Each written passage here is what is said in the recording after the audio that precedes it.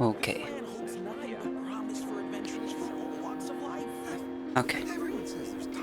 Needed some time to set up. Okay. Hello. Long time no see. I've been kinda busy. But also there wasn't much else to do on Genshin until... what is it, 2 weeks ago? I wasn't able to stream last weekend. I had some stuff to do. So... but I'm here now. That's what matters. So... we're going to start the Archon quest. But... thoughts before that? Mainly, I can't wait to fight the Tori.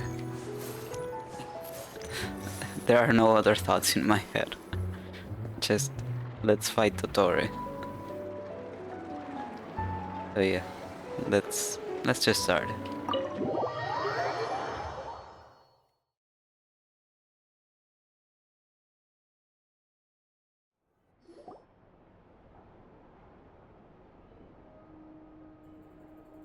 Hello.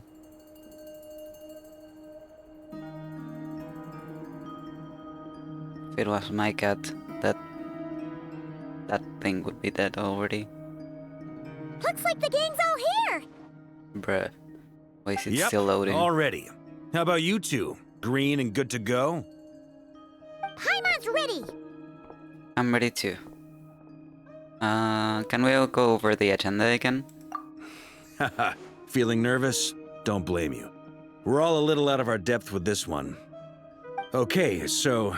some time ago, Columbina was ambushed by the Doctor. It all happened pretty fast, and the last thing you saw was her vanishing into the moon's reflection.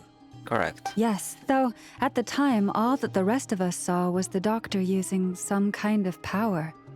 The next moment, Columbina had disappeared, and you were falling into the sea.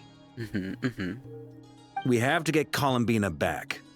And whatever the Doctor's plan is in seizing the Three Moons Authority, we have to stop him before he succeeds. The Frost Moon Scions consider it our duty to rescue the Moon Goddess. I wasn't expecting so many others to come to our aid. So I want you to know that you have our utmost gratitude. Great. Well, first things first.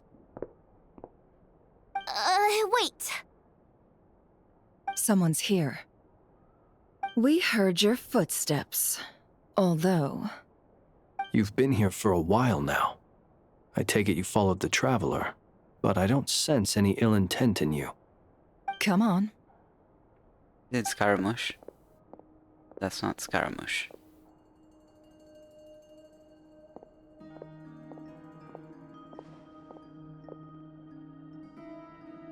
I figured it wouldn't take you long to notice me. I come bearing news from my lady, the Knave. Dottore went through the motions of returning to Snezhnaya, but it was obviously a facade. However, he has not returned to the Kuvaki Experimental Design Bureau, nor has he made an appearance in Nasha Town. Well, in that case, he'll be in his lab way up north. I always wondered why he applied for his own private pad. He was planning this all along. Tell them that Sandrone and I will go on ahead. If they still intend to pursue this matter, they should meet us at the research center in the northern tip of Nod-krai. Nice of Columbina's two best friends to think of us. We appreciate the heads up. Our sincere thanks to the Fatui for your aid. Lady Damselette may have left our organization, but at least some of her colleagues remain genuinely concerned for her well-being. Not to mention that the Doctor's increasingly cryptic conduct gives us great cause for alarm. We have crossed swords many times before, but it's not personal. We're just on different sides. We don't lack humanity. And so, as fellow friends of Lady Damselette, it's only right that you should be in the know about this. Arlecchino's situational awareness has saved us a lot of trouble. I'll leave the map here with you. If you do decide to head to the research center, please proceed with caution. And remember, at least while you're in nod-krai, Lady Arlecchino's subordinates are your comrades if you want them to be. This is very accommodating of you. We can't thank you enough. Just doing my duty. I shall take my leave now. If you need us, you'll find us at the Experimental Design Bureau. Thank you, Jedi Minas. That's very helpful. So, the doctors left the Experimental Design Bureau and headed to some research center up north. Marionette seems to think he's been planning this for a long time. But when did it start? Before he even arrived in nod-krai? Most likely. It seems his loyalty to the Tsaritsa is lip service at most. Behind the scenes, he may even be working against her. Whatever his motives, we know that he's decisive and incredibly ruthless. Facing him unprepared would be a recipe for disaster. At this stage, it's difficult to predict his next steps. I suggest we split into two groups. We need some people to stay behind and guard Nasha Town. Well, as much as I'd love to help, infiltrating research labs isn't really my area of expertise. But at least take Cool Your Jet's Ducky with you. It should be some help during the battle. And as for Miss Inefa, I suppose you will stay to protect Miss Aino? Detecting operational logic. Protect Aino. Priority. High. Just in case, Servarka, I think it would be best if you stayed behind as well. You can leave the research center to us. I mean, I would have said the Knight of Berea should probably be out on the front line, but okay, fine. Leave Nasha Town to me. Be careful out there, okay? If things get out of hand, fall back right away. Yehodo will be on hand to assist you. In my absence, she can handle any intel gathering work. You got it, boss. You guys make sure to get back here in one piece, all right? We will. Things are moving fast. We'd better head off soon if we hope to keep pace. This is going to be a very dangerous mission. Paimon, you should stay behind to help everyone here. We're telling her to stay behind. So, it's infiltrate a secret research facility, or... Yeah, alright. Paimon will help out here instead. Sounds like it's gonna be a pretty intense fight. We all have to bring our A-game here. So, anything you need to wrap up before we leave? While the Archon quest is in a special phase, certain systems and functions will be unavailable. To ensure you have the best experience, it is recommended that you experience the next part of the story when you have ample time to complete it. I do have ample time, so... Nope, I'm good to go. Then you'd better get going. Very well.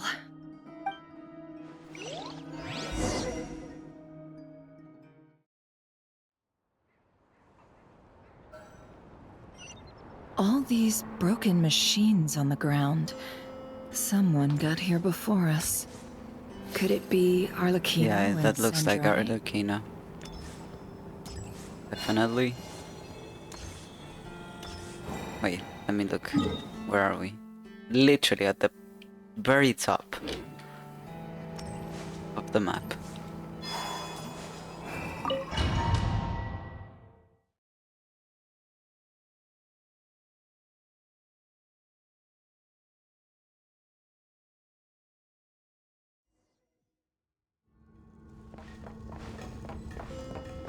Oh damn, you're forcing a team on me.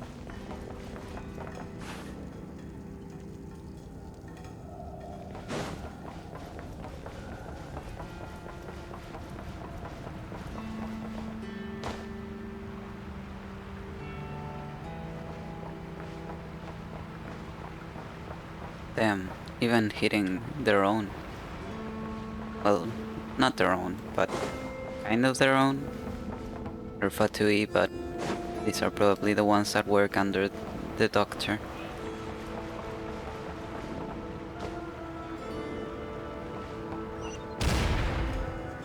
Yo. That's quite a welcome party.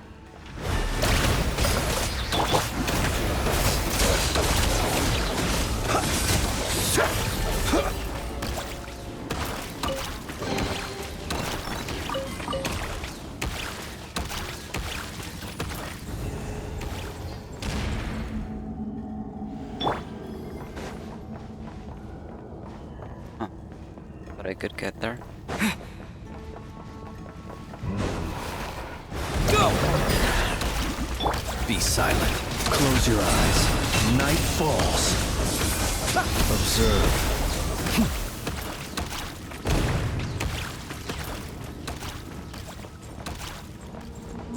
Get back! I said get back! Do you hear me? What? What are bishops Why doing isn't it here? working? No! Don't come any closer! Don't!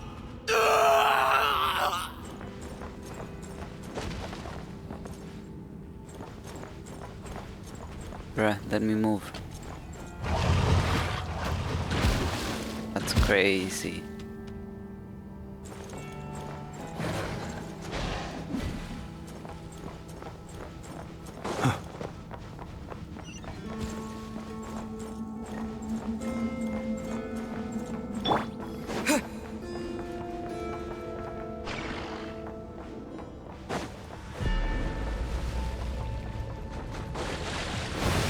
Are you guys stuck? Be silent. Observe. You poor lost lamb. Can't hide the truth. You poor soul. May your spirits find peace. Grab that key on the ground. We'll probably need it at some point.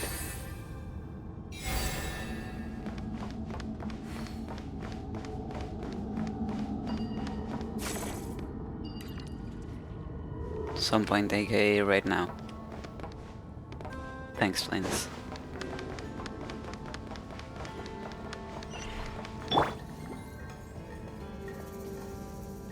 Watch out. There's Damn. no way through. Let's go around. Convenient that there's a ladder right here. Ah, fell down.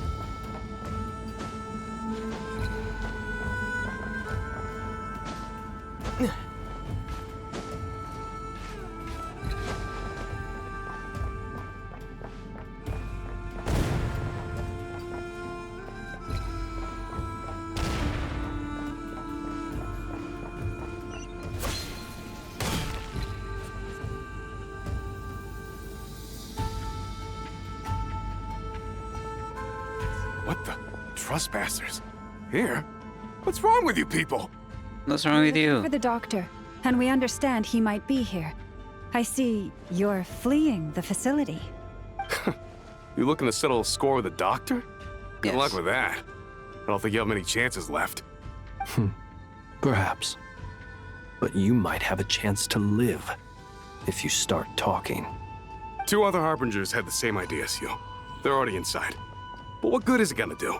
The doctor wouldn't do something like this unprepared. Seems to me that you're not too thrilled about being his subordinate. Also, is it just me, or do I sense monsters nearby? If you'd prefer their company to ours, that can easily be arranged. Man, We never need so to know good. what the doctor is up to. Please, if you know anything at all, tell me. This is about more than us versus the doctor. His actions could have consequences for all of nod-krai, and perhaps even your homeland, Snezhnaya.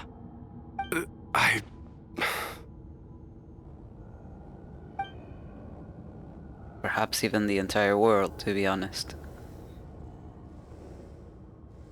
He's building something. Ambitious doesn't even begin to describe it. Feels like this could be the big one. God knows how long he's been planning it. A while back, he told us he'd be returning to Snezhnaya. We weren't expecting him back so soon. This time he brought some gemstones with him, or something. 2 of them. The Moon Moon arrows, yeah. Marrow spheres. He stole them from their rightful owner, Columbina. Oh, Lady Damselat? Last I heard, she left the Fatui. Before she went, she told us she'd finished what Her Majesty asked of her, and wished to focus on some personal matters. I remember thinking that leaving us might not be the best choice. I mean, I always looked up to the captain the most, and Yo! The captain. back when this all started, the higher-ups dispatched 3 units to nod-krai to execute their plan. They were led by the Doctor, Marionette, and the Damselet, respectively. I was a part of the Damselet's unit to begin with. She never really interacted with us much. In fact, she seemed sort of detached from everything. Not because she was distracted, just felt like she was indifferent to the world around her. Like she had no stake in anything that happened. She always seemed like she was staring off into the distance. Almost as if she didn't see anything worth living for in the present, so she had to look further afield. That's right. She always used to stare up at the sky. Yep. The doctor used to stand nearby and watch her. Apparently they got along well at first, but somewhere along the way, she grew wary of him and started avoiding him as much as possible. After she left, everyone in our unit merged with the doctors. He's similarly indifferent to the world, except when it comes to the moons. He seems to have big plans for them. Right now, obtaining the 3 moons is his #1 priority. He even said if he can only get his hands on 2 of them, he'll create a 3rd one himself. How would he create an artificial moon marrow? Maybe the knowledge he gained from the Hyperborean phantoms has something to do with it. Thank you for cooperating. We appreciate the level of detail. I get the sense that you'd serve under Columbina again if you had the chance. Would that be fair? No, she's no longer a Harbinger. As a member of the Fatui, my loyalty will always belong to the Tsaritsa. I'm only telling you all this because I don't completely trust the Doctor. His actions do not align with the goals that first brought us to nod-krai. I understand. We'll do everything within our power to stop him. The Knaves unit is based at the Kuvaki Experimental Design Bureau. Maybe you can seek refuge with them. Well, now we know what's going on here. Artificial moon marrow. He's likely well on the way to completing it. Dottore's technological capabilities are far more advanced than I thought. I fear this could get ugly. Everyone, prepare yourselves. Could. I think it will. I don't think it's a could. It's just a matter of time.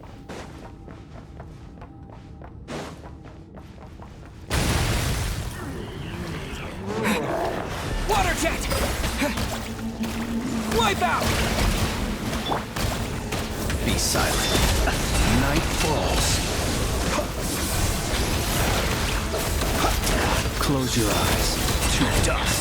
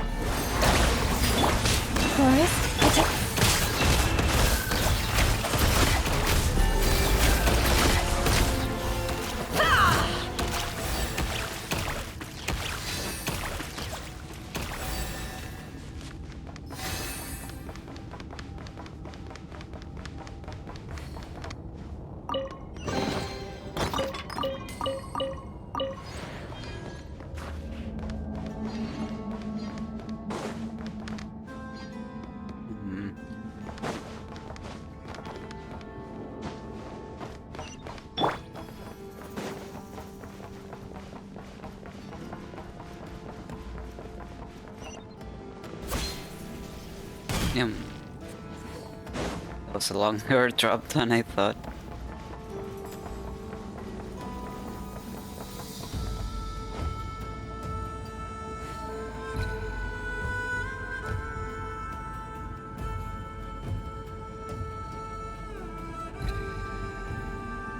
Huh. It appears he's doing really well on this. Hello. Don't look at me. Welcome, one and all. Oh god. I've been expecting you. I hope my humble research facility is to your liking. Shut the Yeah. fuck up. We really appreciated fighting our way in through a horde of monsters. The gall! You expect us to believe you've just been patiently waiting for us? Of course I have. Should I be worried about something? Everything seems to be going quite smoothly so far, and you've shown up right on schedule. First Sandrone and Arlecchino, now you. Ah, quite a surfeit of guests I've had today.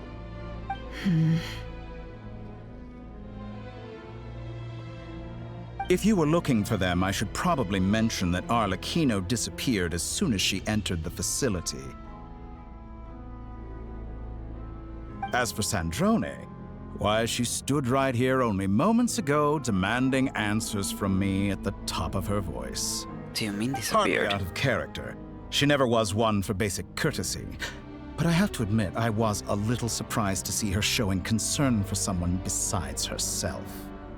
Does everyone you associate with undergo such a change in temperament? Speaking as a researcher, I have to say, it is not a change for the better. It threatens one's ability to remain objective. Where is Sandrone? Well, since you ask... So you've got your hands on the moon marrow, and now you're claiming godhood. Don't you think that's a bit of a stretch, Dottore? I must protest what you are insinuating with that phrase, claiming godhood. I am not claiming anything. I am stating a fact. You're a researcher. I'm sure you appreciate the distinction between the two. Huh? Wait, you really think you're all that? You'll excuse me if I'm not being a polite little lady for you. We're colleagues. We both know what kind of person you are. By the same token, I knew you'd respond along those lines. You and I both understand that facts speak louder than words. To that end, I've had my people send you a small gift. It should go some way toward helping you understand my present position. What gift?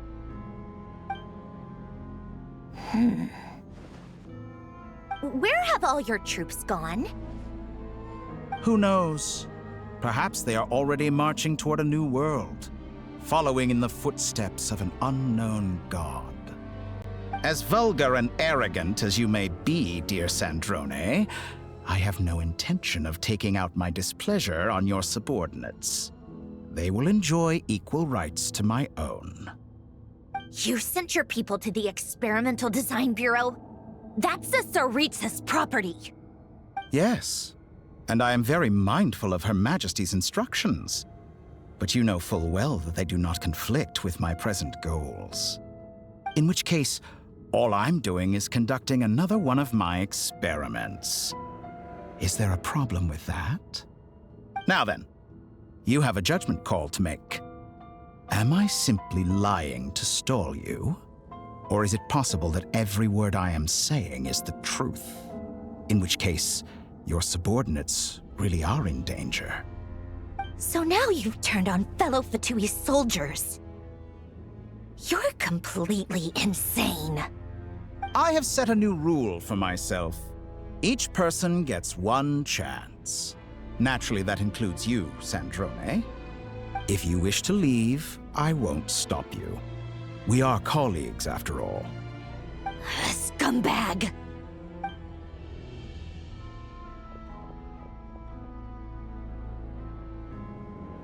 Still, I hadn't counted on Sandrone sparing any thought for the people of this world.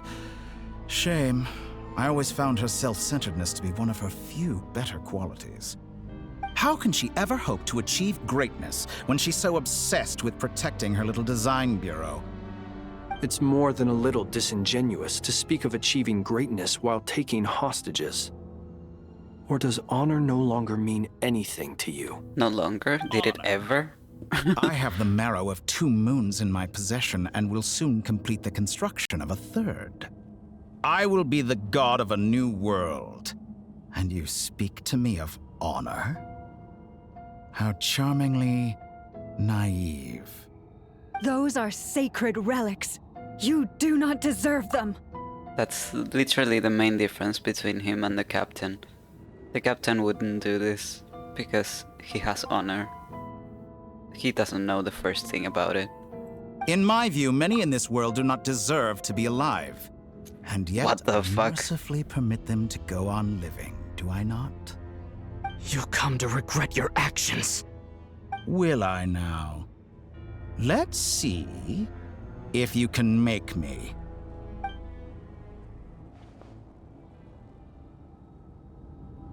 Are we fighting me now? Wow. Crazy. You won't This fuck-ass team. Be silent. By the Frostmoon of old. It all adds up. It all falls into place. Your actions betray fear of me. You won't feel a thing. Can't hide the truth. Close your eyes.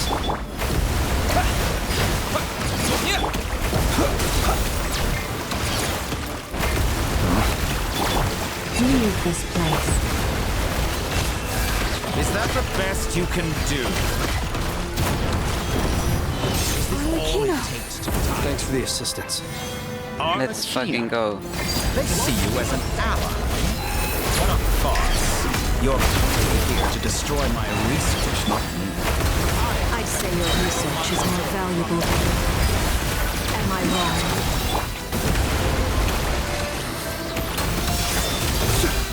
Fear the dark. Observe. Night falls. Go! Wipe out! Your actions betray your fear of Just lost. It all falls into place.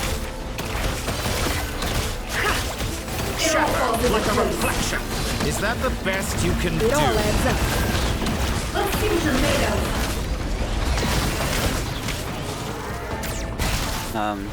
What? Close your eyes. Be silent. To dust. Bro, what? Get lost. Interesting. Leave this place. Go! Observe. Get lost.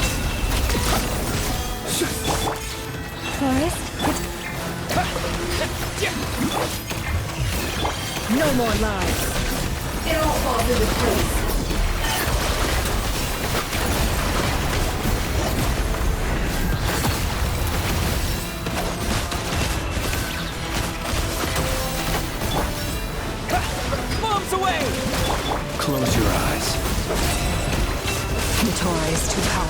artificial moon marrow in his arsenal. Fighting him is futile. Quickly! I can move my camera. I can do anything. Let's go. I've always thought it is wiser to flee than surrender.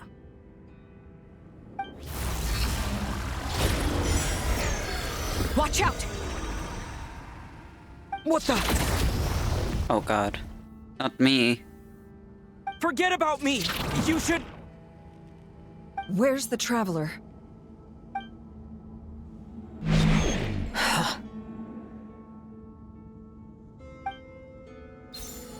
But I'm at the center, what the fuck is he gonna do with me? Holy...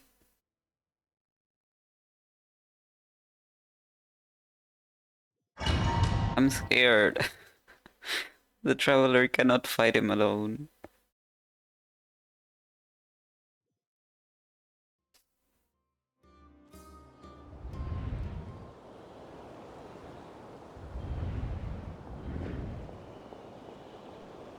What?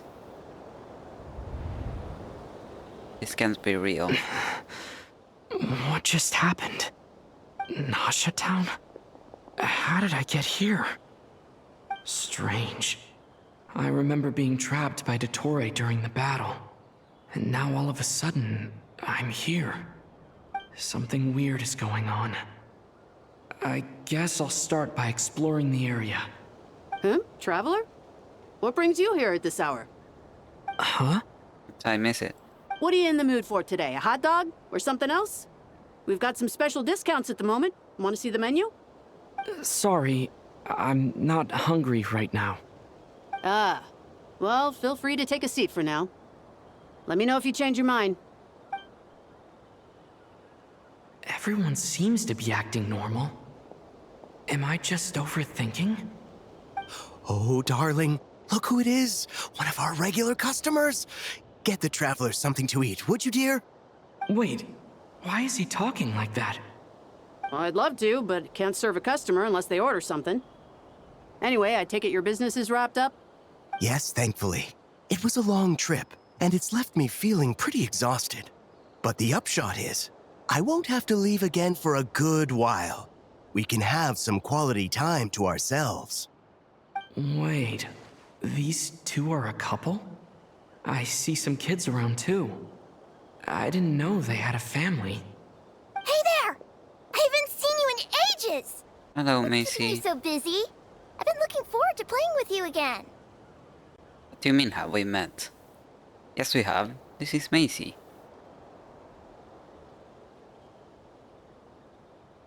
But, to be fair, I don't remember playing with her. You forgot already? You're silly. Daddy brought you over to our house recently. We had some snacks together. What is she talking about? We've had a lot of customers over the last few days, so we've been real busy. And like my mom always says, some people are more than just customers. They're friends. Oh, another customer's arrived. I better go see what they want. This is all wrong. I never once heard the owner of this restaurant talk about their family. It certainly isn't a family-run business. And that child? I don't recognize her at all. Could this be a false memory? Very good. I knew you had it in you. Dottore? Aren't you going to try the house special? No. When did he show up? No. None of this is real. Yeah, no, it's not. You don't seem to like it here. That's fine. We can change venues. Show me the real venue.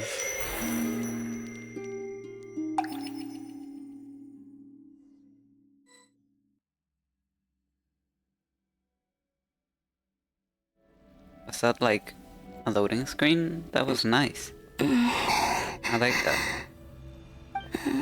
I'm still alive. Where is this place? It took all my strength to open the moon gate, and then I leapt into it. So this is His reflection? The mysterious realm beyond the gate?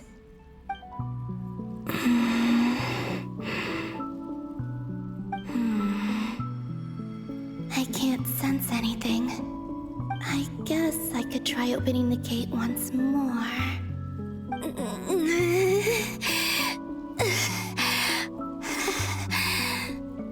No response. Maybe this space can't be opened from inside. If this was the space that killed both Revier and his lover, then why am I unscathed? Or... no, I'm not unscathed. Even the air here feels... frozen in place. There is nothing here with which I can restore my power. I should conserve my strength and proceed with caution.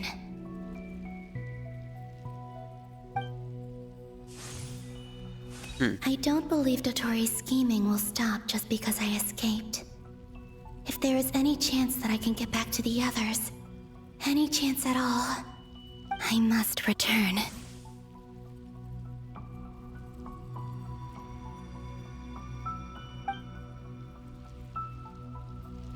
Emptiness, silence. What is this place? Or maybe the real question is, what is it for? What's this? Looks like it responds to my power. Where our space and time intersect, huh?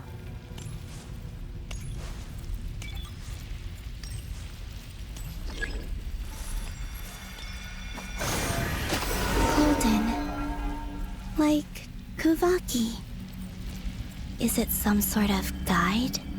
And why does it feel so familiar? I might as well follow it.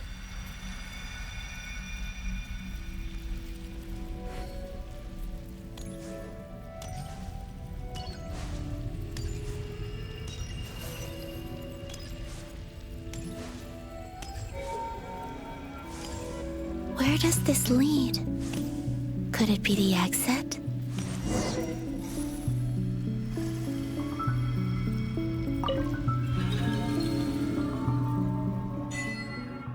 Traveler on a winter's night. Welcome home, Moon Goddess.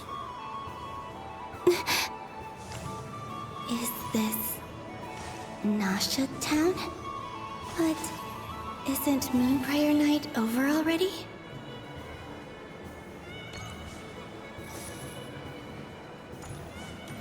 Huh. So is this a memory?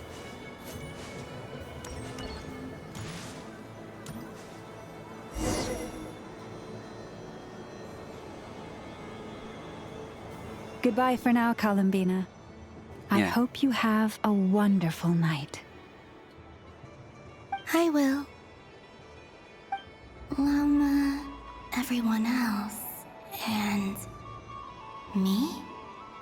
Are these my memories?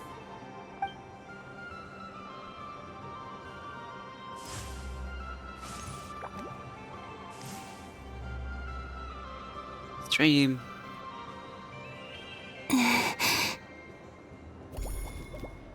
I can't touch them. It's as if we're separated by some impenetrable power.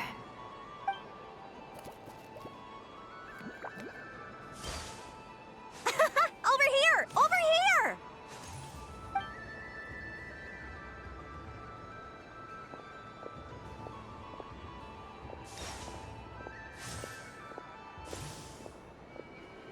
But the people in these memories pass right through me. Just like when I disappeared. If only I had known what would come to pass after that. Even so, I should still take a look around. Just being back here. It gives me the strength to keep going.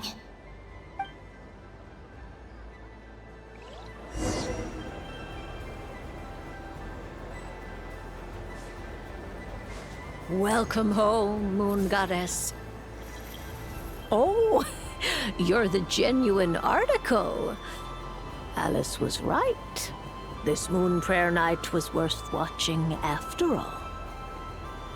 Oh, yes. That was the fortune-telling stall run by Barbaloth from the Hexen Circle.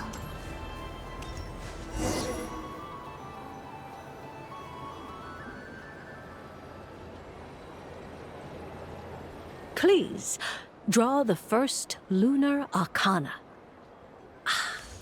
This represents destiny and is the foundation for the divination as a whole.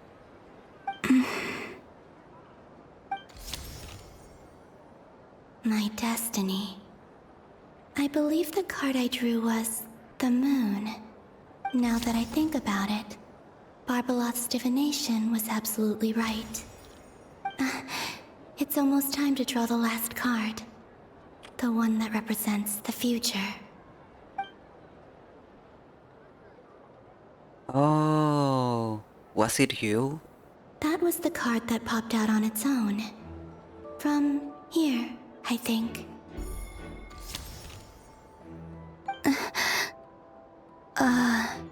Kuvaki Pulse? What? Fascinating. I've never encountered this before in my role as a diviner.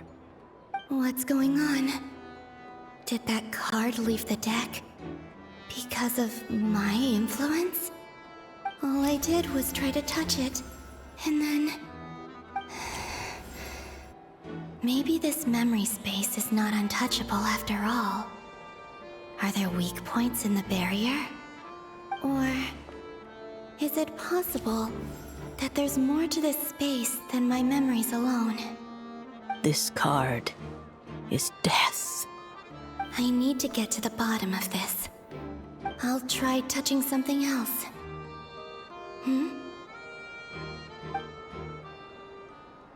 Is this... the wind? No, it's gravity. It's pulling me outwards. No, Traveler! What do you mean, traveler?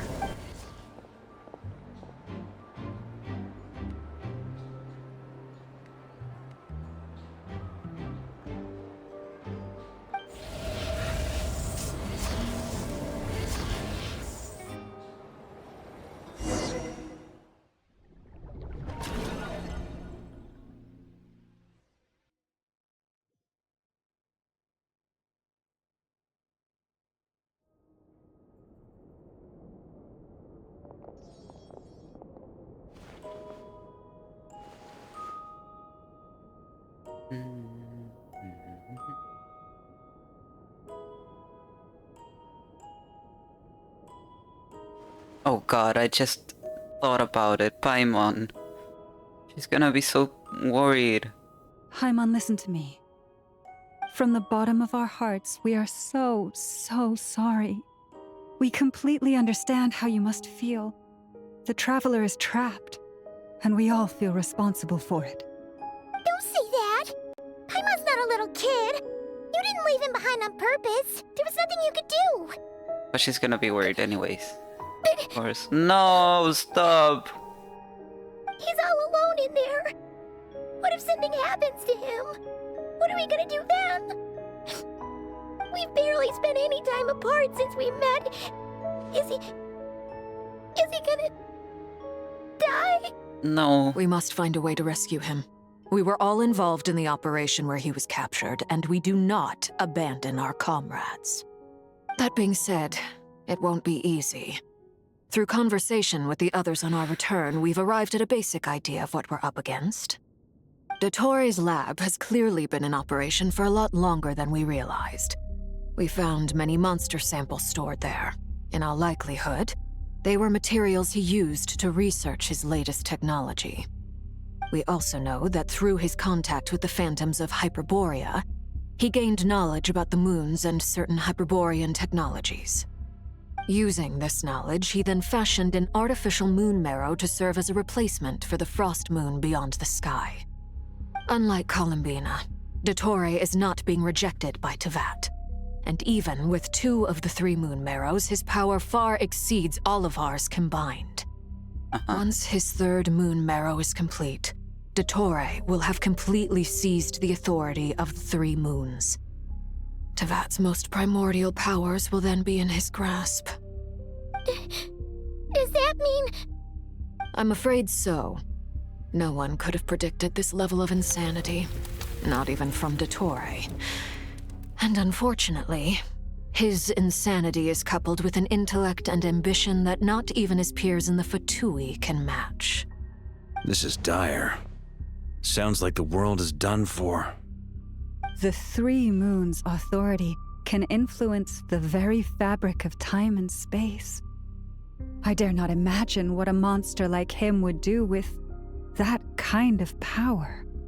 The trouble's already begun, I'm afraid. On our way back, we discovered that part of nod-krai is being enveloped by an unknown energy.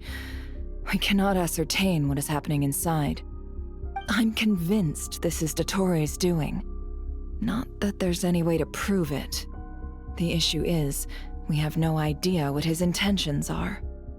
The only thing more frustrating than facing down evil is knowing that it will surely come, but not knowing when. I'm sure you're familiar with that, Lance. The Doctor is guilty of numerous crimes in Mondstadt as well. Yep. One of our knights, well, former knights. No. His father was murdered by Dottore. Are we talking about Krepas? Well, his ideology and methodology are a danger to everything in his path, from individuals to entire nations. He does not feel guilt, even when he acts against his own people. He doesn't see them as his own people, that's why. People like him see everyone else as beneath them. Of course. Right. He views other people only in terms of how they can benefit him. That's the basis of all his social connections. Granted, he's hardly the only harbinger to pursue their own interests. We all do. And Her Majesty is gracious enough to permit it. Still, her mercy has its limits. Dottore's actions have gone beyond even what the Fatui could have imagined. Usurping divine authority to become a god. For a servant of the Tsaritsa, that goes beyond being disloyal. It's treason of the highest order. Okay, so we can we can't get expect her? him to heed the Tsaritsa's will once he gains the Three Moons' authority. Even we Harbingers consider him the most self-interested among us. Can we get the Tsaritsa's help? Of all the people to get caught by... We have to go save him right now! Please! We gotta find a way! Paimon, I promise you, we are with you all the way. I get how you feel. I do. But it's gonna take more than strong emotions to take down an enemy like Dottore. What we need now is more information. Right. We can't even guarantee he's still at his research center. Before we can think about mounting a rescue operation, we need to confirm the traveler's location. I'll find a way. Paimon knows, but... Stop. She's so scared. You're gonna make me cry. The traveler... He might be the strongest person Paimon knows, but he's still human. He feels pain and bleeds just like anyone else. Then think things through before you stick your neck out. Unless you want to lose your head. Sandrone. Miss Sandrone, you're okay? Put the stuff over there, and be gentle with it. What stuff? Am I okay? As you can see, I've had to move my whole livelihood out of the Experimental Design Bureau. It's been swallowed up by Dottore's energy field. If I'd left it any longer, I probably would have gotten stuck there. Ugh, Dottore always goes a little loco when he finds a shiny new toy. Not that he'd ever admit that. But this time, he's gone full psycho. Stop. Just go ahead and cry already. She is already. Sorry. Paimon's not trying to make it seem. It's just... She can't. Oh, Paimon.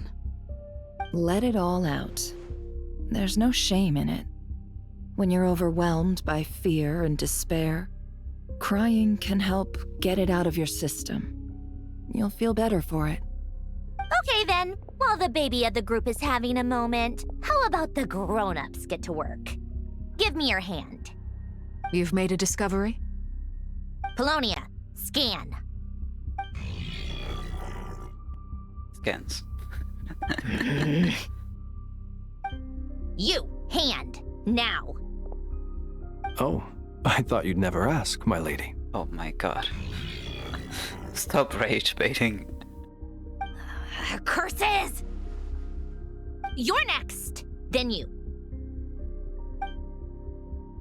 Androne scans everyone who took part of the battle, face contorts. Ray, you son of a...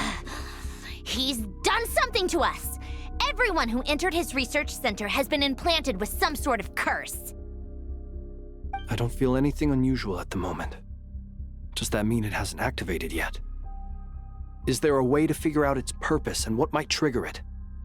My best guess is Dottore created it using the Moon Goddess's powers. 1 second, analyzing. Could it be? Ugh! That friggin' maniac! So, what twisted game is he playing this time? The moment I analyzed the energy composition, some encrypted text appeared in my mind's eye. And when I deciphered it according to the Fatui standard encryption protocol, I got the following message. Feel free to run, or you will perish in nod-krai. He's mocking us. Yep, he loves to toy with people. Only in this case, there might be more to it. But I didn't detect any murderous intent or malice either in the message or the curse's energy. As if this is him at his least malicious. Or perhaps all people are cowards in his eyes. Maybe he thinks the threat alone will be effective. What a despicable I don't think so. person. And he has the there's traveler more in to his it. grasp. If I may, as unhinged as Dottore may be, he has always exercised great patience with the objects of his interest. I remember a comment he made when we first arrived in nod-krai. He said, "This world is, on the whole, an exceedingly dull place. But at least there are a few intriguing features, such as the gods or the traveler. Presumably, they interest him because they're unknown quantities. He wants to understand as much as he can about them." Agreed. The traveler is Tevat's fourth descender. All harbingers are aware of this. Yep. Since Dottore took such pains to capture the traveler, he is unlikely to kill him right away. Okay, but we still have to do that rescue operation. Of course. I also think we need to read between the lines with Dottore's message. If he's encouraging us to run, that means we mustn't leave nod-krai under any circumstances. My guess is, his curse will only trigger if we leave. Oh, that's a good thought. Turin. We've discovered multiple energy fields. Albedo is still attempting to analyze their structure. He told me to report back first. Each field is slowly growing, swallowing up more of the surrounding area in the process. And the pace of their expansion has increased since we first examined them. He's probably trying to swallow nod-krai whole. His nefarious ambition knows no bounds. If this continues, the whole of Tevat will be in trouble, not just nod-krai. The loss of Columbina could not have come at a worse time. Do we think she's truly gone for good? She entered the space beyond the Moon Gate, knowing what became of Rerir and Thalindus. I'm sorry, but I fear the odds aren't good. Don't be ridiculous. If I know her, she's busy finding a way back as we speak just so she can annoy me. She isn't dead. Whatever has become of her, the fact remains that we are two comrades short on the eve of a decisive battle. We need to find out the Traveler's location. But there is also other work to be done. Agreed. Whatever Dottore's planning, we have to get the local populace somewhere safe. So, as well as a rescue mission, we have to organize a mass evacuation at the same time. It would be best if someone could approach leaders of neighboring nations and negotiate emergency asylum for nod-krai's inhabitants. Can anyone handle that? Snezhnaya is one option. I'll see what I can do. This would be so much easier if the Traveler was here. No! Stop thinking like that, Paimon. Paimon will join you. She's pretty well connected thanks to the Traveler. Maybe it'll come in handy. Either way, can you go to what the Nodland? Traveler would do if he was here.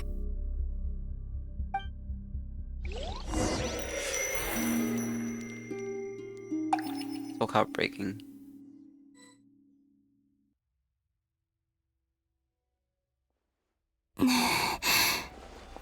Back here again.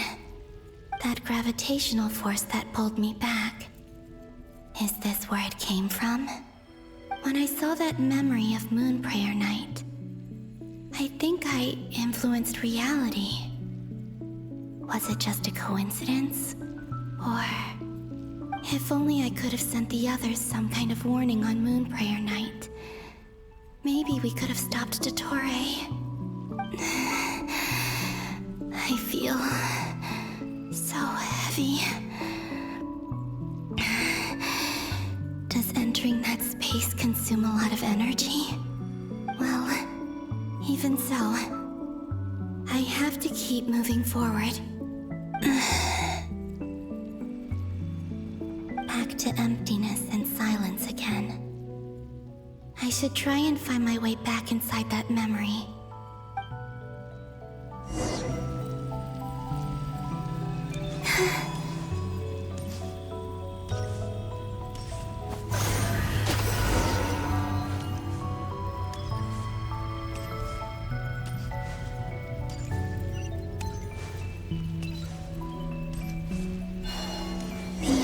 From last time isn't showing up.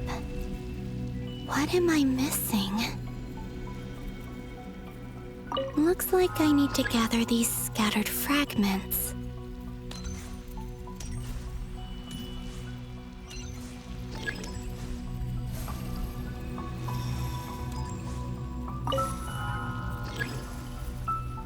To channel.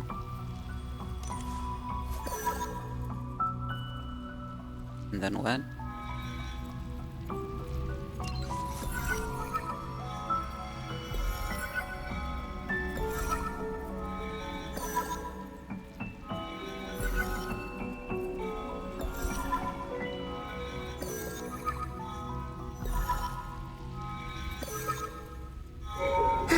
It worked. Is it gonna be the same one? Inside for a bit longer this time. No. It's a different one.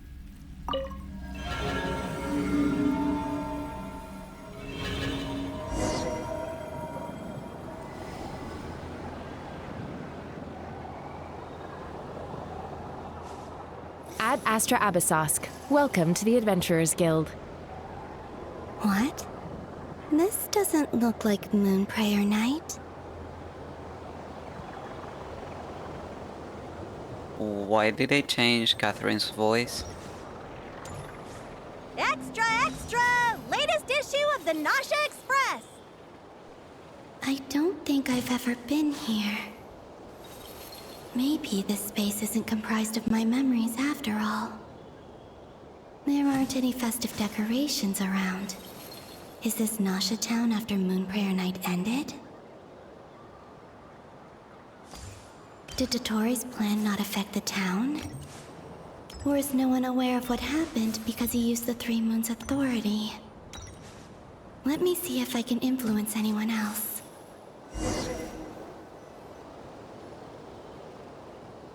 So, what do we do next? Wait, that voice. Paimon? The most important thing right now is to find that mage. Lauma, the Traveler, and Mr. Varga are here too. I'd better go pay the Fatui a visit. Traveler!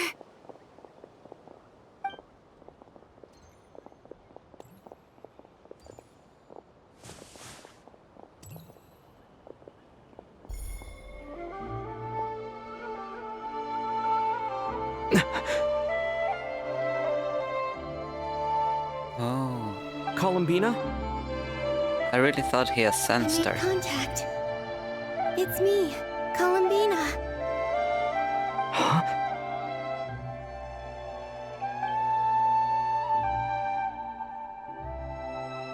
Traveler?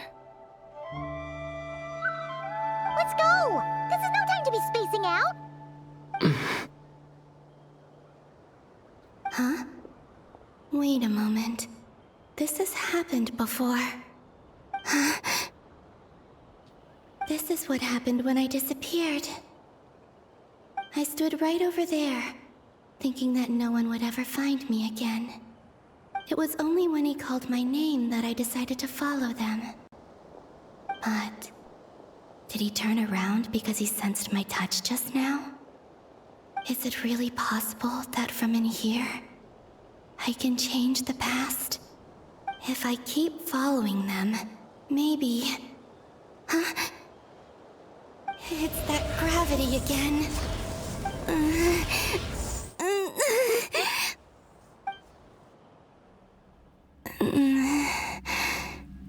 Every time I influence reality within that space, this force intervenes and pulls me back. It's as if it's trying to stop me from leaving.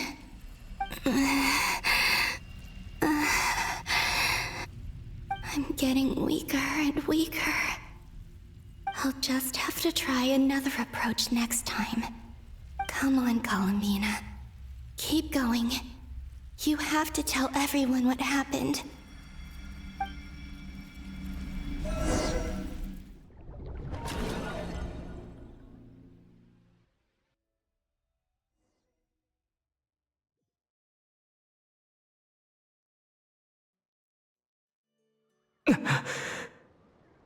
Suddenly, I've been plunged into darkness. Alone. It feels strange. As if something has grabbed hold of me. Is Toray now powerful enough to interfere with space itself? Look at you, standing so still in total silence. I almost didn't recognize you. What do you mean? Hello there, traveler. He seems to be in a good mood. Wait, what's that behind him? Ah, so you noticed. This is the completed Trilune. 2 primordial moon marrows and 1 artificial specimen. You are wary of it. Good. Maintain that reverence. You performed well in that recent battle. Brave and reckless as always. Courage is the sign of a true hero, and impulsiveness is the hallmark of those who strive to advance. I say this not to belittle you. Most creatures are far more timid by comparison. 3 moon marrows? Does that mean the artificial one is now complete too? Well spotted. What do you think? For a replica I built myself, I dare say it looks the part. No, it doesn't. Are you planting illusions in my mind? I have no interest in fooling your eyes. On the contrary, I hope to show you the true essence of all that you see before you. Is this not a beautiful city? People live in peace and find joy in their work. The streets are safe. People can even leave their doors unlocked at night. You might say it is the Elysium everyone dreams of. All available data indicates your values and worldview conform with the mainstream. This kind of society should be quite to your taste. False beauty is deceitful. Lies are to no one's taste. I wonder, is it your moral standards that are too high? Or your expectations of reality? Answer me this. If someone existed in a sweet dream from the moment they were born, a dream in which they never once felt pain, which do you think they would consider superior? The dream or the reality? That's pure sophistry. It has nothing to do with your actions. As I suspected. You have yet to understand all of this for what it really is. What do you want from me? You sound impatient. Do you think the only reason I'm keeping you is because I want something from you? Yeah. If it's not, then why haven't you killed me yet? No one can stop you if you're as powerful as a god. I'm delighted you recognize that fact. I believe we last squared off in Sumeru. Ah, the memories. How time flies. You and I have both grown. I'm not surprised that Arlecchino and Sandrone worked with you.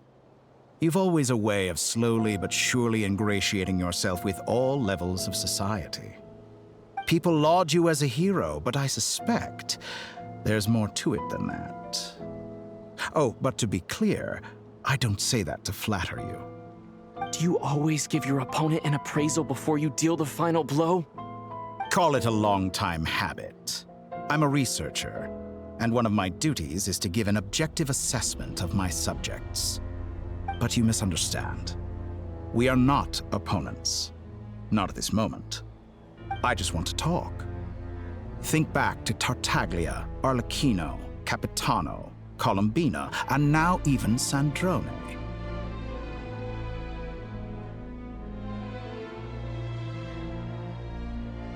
You've worked with each of them in the past. Yes. I believe you can work with me as well. I don't think so. What makes you so sure?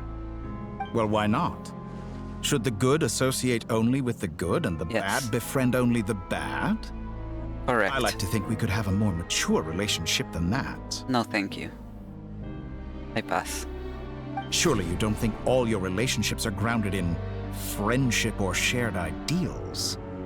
People come together because it benefits them to do so. Yeah, and I would like to not benefit you. If you think of the people you admire, you must surely admit that they have provided some benefit to you.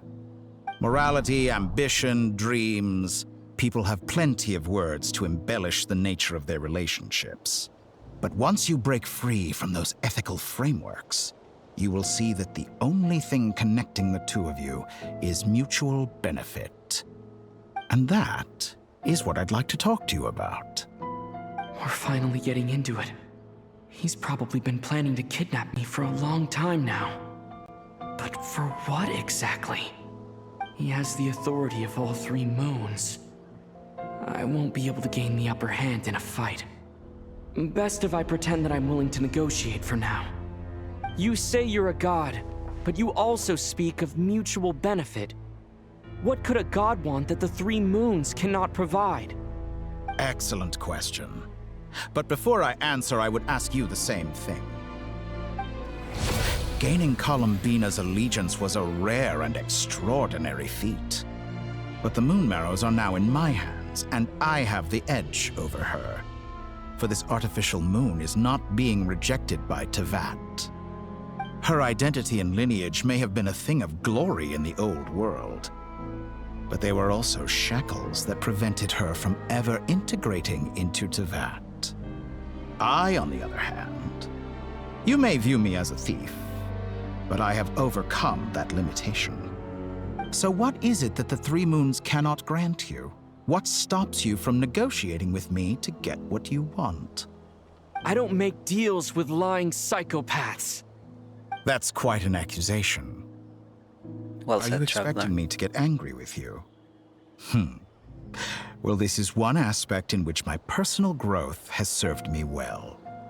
In the past, my less mature self might have been disappointed, perhaps even angry, over a small setback like this. Like when you and Lesser Lord Kusanali joined forces to oppose me, for example. But things are different now. Just as the rich do not quibble with the poor, I no longer find myself perturbed by these trivial affairs. Human relationships end with conflicts of emotions and interests. But relations between humans and gods are different. And ours is even more unique. I have ascended to the highest heights and laid claim to unprecedented horizons. And you were no ordinary person to begin with.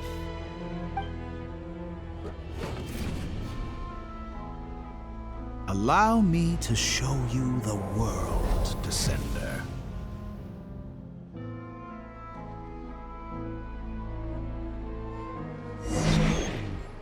I can show you the world. To stand, walk, jump, sit, and lie down. These are the most common of behaviors. Have you ever wondered why we were born following such laws? Who stipulated that we could not fly instead of walk?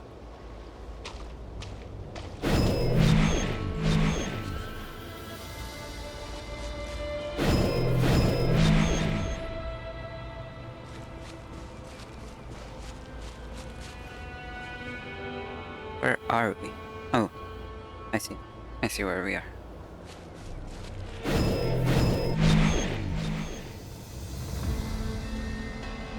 That not Oshkanadlan over there?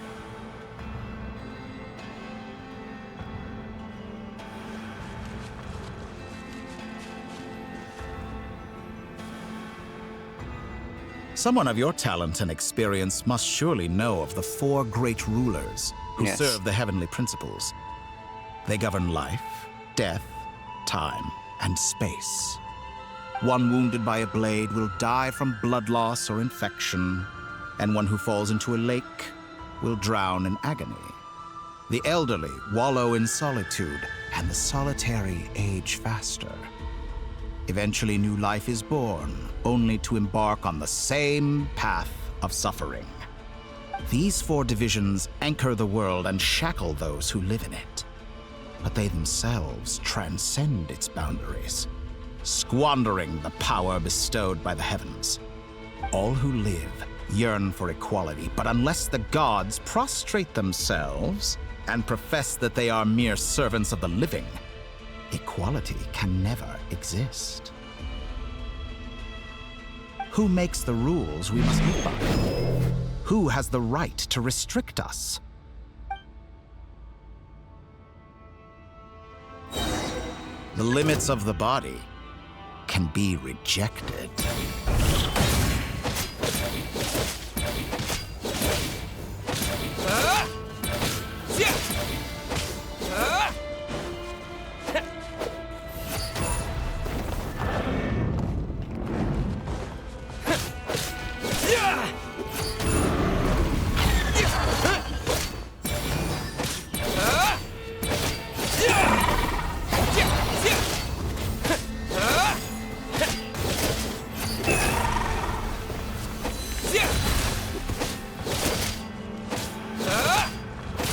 How does it feel to be among those with absolute power?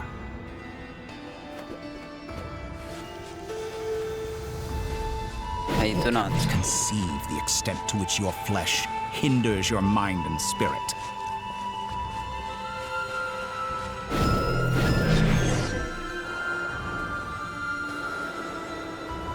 Only by discarding our useless, primitive eyes can we perceive a new world.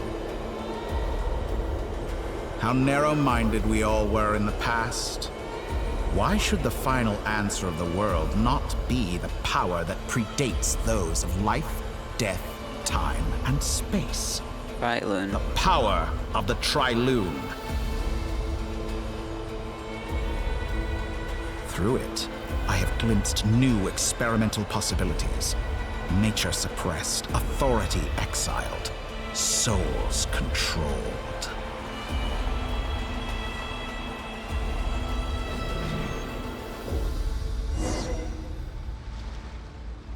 You know, I heard recently that a group of critics reviewed countless stories and drew an interesting conclusion.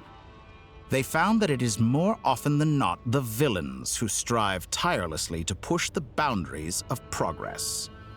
In fact, long before this, someone voiced a similar idea in an academia editorial. I felt a great affinity with this perspective. I have never been afraid to step up and play the role of the villain. Fanatics are trampled down for their transgressions, and those who transcend are rebuked for their audacity. And so, the majority of creatures are too timid to follow my lead. But all sacrifices made during my experiments have been worthwhile, as you can now see. I can offer you something new, something unique, precisely because I am a villain. Think about it. We are eternally bound through mutual interest. Can you truly say you would never turn to malice if it could give you the life you dream of? Yes. After all, what value do perfection and purity really have? They are fragile and feeble things, utterly tedious. I say, better to be governed by a flawed humanity than a gnosis. The true seeker of knowledge is the villain who undergoes countless tribulations in pursuit of their goal. I'm sure many people have told you that you're different. Because I'm a descender? Exactly. Very clever. But what has that got to do with you? I do not conceal my wicked deeds, my selfish desires, or my greed. A true researcher must act as I do if they are to understand and speak of the truth. And yet, a knowledge seeker like myself will inevitably grow tired of studying Tevat beyond a point. You have traveled to all corners of the world and met many people. Along the way, there have been moments when you were misunderstood or even became a wanted criminal. And all the while, you have spent your days doing some of the most mundane jobs in the world. So? Fight and toil, claim minuscule rewards from my friend Pantalone, then you fight some more, winning some battles and losing others as your search goes on. And this cycle continues, with no end in sight. Surely you must sometimes grow weary of being stuck in this same loop day after day. We're completely different. I embrace everything that life throws at me. I am engaged in every step of my journey. Yeah, How does tell that him. make us different? I too embrace what life brings, researching everything that interests me. Think of all the novel things I've managed to create, like the artificial moon marrow. Don't you see? As unique a specimen as she was, even Columbina is not irreplaceable. Take that back. She's gone because of your actions. I didn't say that to anger you. Though admittedly, I don't see what there is to be angry about. Anything Columbina could do for you, I can do better. Ayo. I know what your ultimate goal is. You wish to walk the path your sister walked, and seek answers from her at the end of that journey, don't you? Someone like you could never understand what it feels like to care about another person the way I care about her. Perhaps not, but that doesn't mean I can't help. I could find your sister right now, bring her before you, and make her give you the answers you seek. Don't be so presumptuous. You'll never begin to understand the situation between us. Oh, no.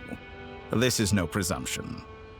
I'm only offering what I know is possible with the power of the Trilune. But it seems like you would sooner continue with your journey through this world. Why? Do you truly desire this journey? Or is it simply a necessary process from which you cannot escape? Think of all the time and energy you have spent, everything you've had to endure just to make it this far. Is this really what you want? Or has your hand been forced by the promise of that final answer? Yes, you have made many friends. But do they ever spare a thought for the void in your heart and what it yearns for? What you want is not friends. It is family. But do they know this? I, on the other hand, am far more considerate. Join my experiment, and in return, I will bring your meaningless journey and all its struggles to an end. Not This meaningless. is a malicious attempt to manipulate me. But at the same time, he's stating some very human truths. Of course he's right about my predicament. How can I deny it? I have faced ungrateful strangers, never-ending troubles, an endless quest for answers. I want to see her. After everything I've been through, words can't describe how much I miss her. How much I want to be reunited with her, wherever you are right now. Do you miss me too?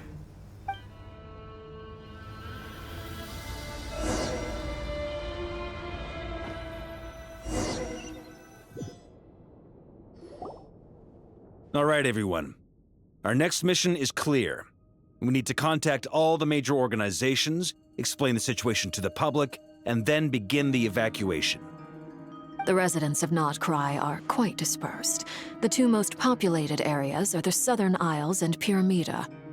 Miss Lauma, I will leave Hisi Island and Nasha Town in your hands. I will liaise with the Fatui and Pyramida. Agreed. We will reach out to Natlan and Snezhnaya. Anyone found north of the Experimental Design Bureau should follow the Fatui to Snezhnaya. As for those dwelling south of that line, I will ask the Voynich Guild to help persuade them to leave. Then I, Mr. Varka, and the Frostmoon Scions will escort them to Natlan. The Voynich Guild has dealings with the Curatorium of Secrets. I will send them a letter vouching for your credibility. Yehoda, you should help Lauma. This is too big of a task for one person. My wish has come true. You're willingly lending me your most capable employee for the day. Yeah, I remember that. You mentioning this. Good for you, if all this only takes a day. Of course, if it takes any longer, I'll be charging a fee. Boss, wait! Don't I get a say in this? Oh, I'm sorry. Something to add, Yehoda? Well, no one's more important to me than you, boss. And remember how Lauma healed your eyes after that big battle? I think that's worth at least 2 or 3 days' work for the Frostmoon Scions. Are you completely incapable of acting in your own self-interest? Or do you simply devalue your own labor? Are you sure you don't want to come with us? Who will see to our other work if we're all busy evacuating residents?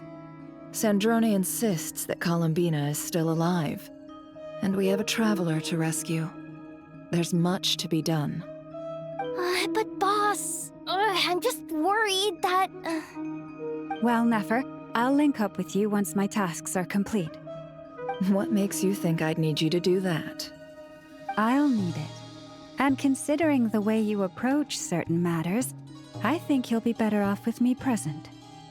That's quite enough. Just focus on your work first. I bet we're in for an uphill battle here. But we can help out too. Inefa and I are gonna help Nasha Town's residents carry their stuff. Loading schedule. Store essential local research data and technology samples, then escort the people to Natlan. Understood. I will execute this to the best of my abilities. Great stuff. Thank you, ladies. I've contacted the Lightkeepers. A colleague of mine will join us shortly. I will persuade them to conduct a thorough search of the region to ensure that no civilians get left behind. As for me, I guess I'll be making an early return to Sumeru. I think it's important that someone informs the Dendro Archon of what's going on in nod-krai. Roger that. Someone should inform Mondstadt, too. Mr. Duran, can I trust you to handle that? I think you fly faster than any of us can run. As an added incentive, get there fast enough and I'll see about getting your gliding exam waived. Really? Ha! Mission accepted, sir! I intend to stay behind and help Miss Sandrone with her research. She has some alchemy-related questions that she'd like me to explore. She recognizes your expertise, then. I wish you a fruitful collaboration. Thank you. In truth, I was surprised to hear her express an interest in subject matter outside of machines. I believe she has been investigating some Fontanian technology recently. She made a point of bringing the relevant materials with her when she left the Experimental Design Bureau. She's sorting through everything in her room as we speak. I should mention that we have one other friend who isn't present. He hasn't made his position in all of this clear. Oh, yeah. But if we know anything about him, he's likely investigating on his own. Paimon's been very quiet today. But I know how close she and the Traveler are with the Natlanese. She should come with us to the border. Okay. Paimon will do her best. Make sure to heed Sandrone's warning. Many of us have been cursed by Dottore. As such, under no circumstances should anyone cross national borders. Remain within nod-krai. That aside, personally, I have faith in Columbina. Things look grim, sure, but who knows how it'll play out. Same goes for rescuing the Traveler. Both of them are important allies and friends. We'll be counting on you to gather intel on them, Miss Nefer. Oh, wonderful. You're all here. Nicole, finally. That voice We need some help. Nicole? Whoa, that was loud. And it came out of nowhere.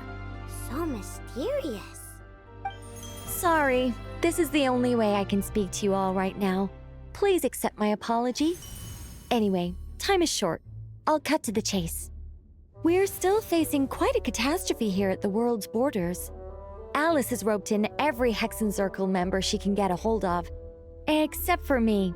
She told me I had to come and help you all out as a matter of urgency. I quote, "You love talking, don't you?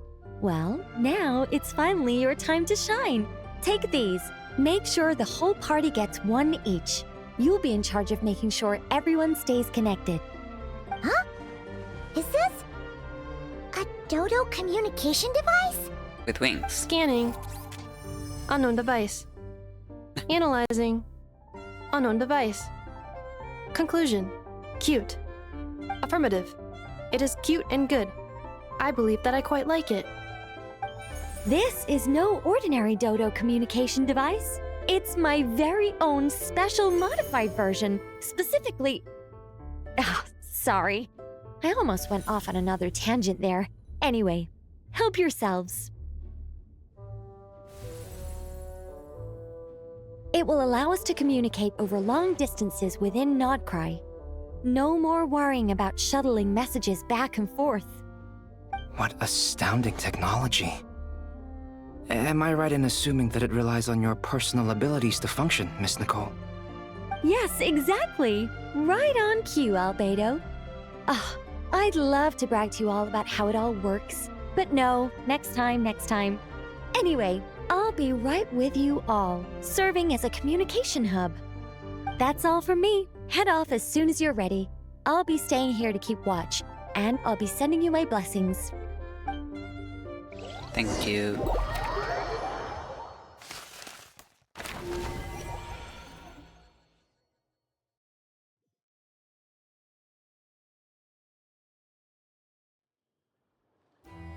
Okay. I've been needing to pee for like 1 hour, maybe. Or half an hour, something like that. So, give me one moment to go to the bathroom and I'll be right back.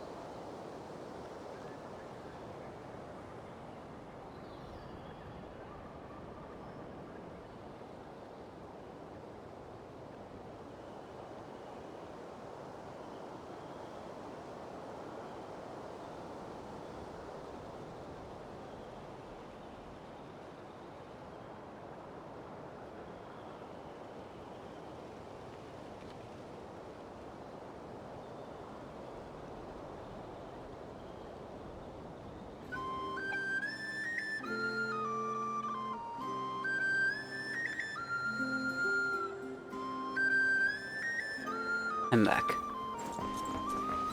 Hey, Lua.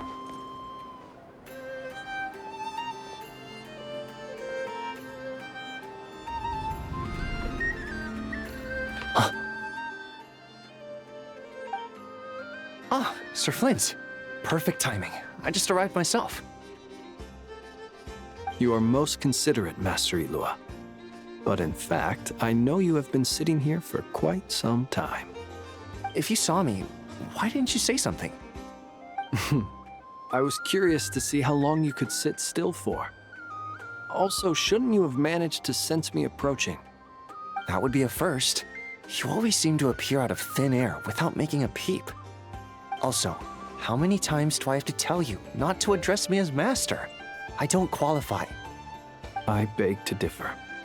Why should a young man so well versed in social graces as yourself not be worthy of that title? Please, Lord Flint's... Sir Flint's. I'm begging you, don't flatter me into complacency like you do with everyone else. You understand me better than most. My newest acquaintances tell me I love complimenting others. What do you think? I think they don't understand why you do it. You just love puffing people up till they're a big, happy ball of hot air that floats away into the sky. In all sincerity, I can only hope that they bring good tidings when they come back down to Earth. Is the situation that bad? We just held a strategy meeting. Let me fill you in.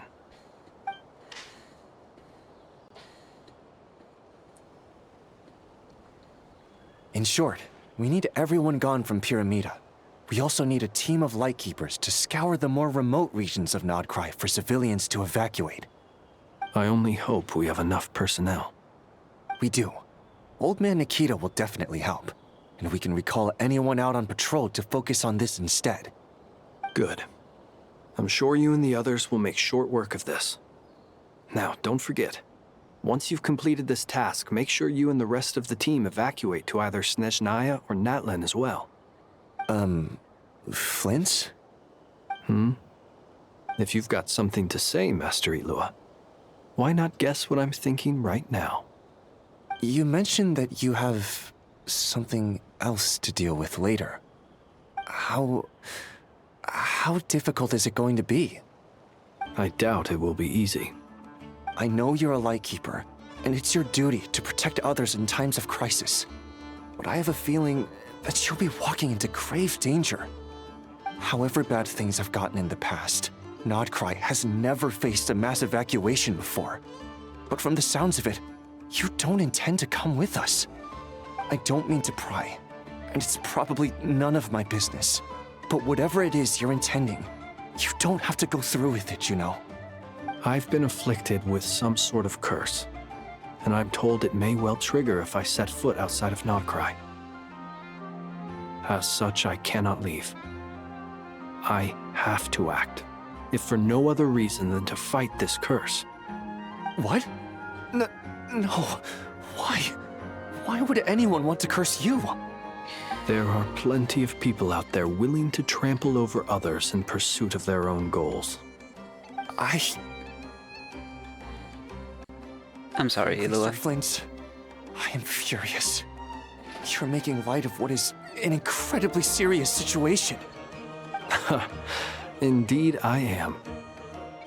And? And what? I told you I'm furious about this. Nothing I can do about it, I'm afraid.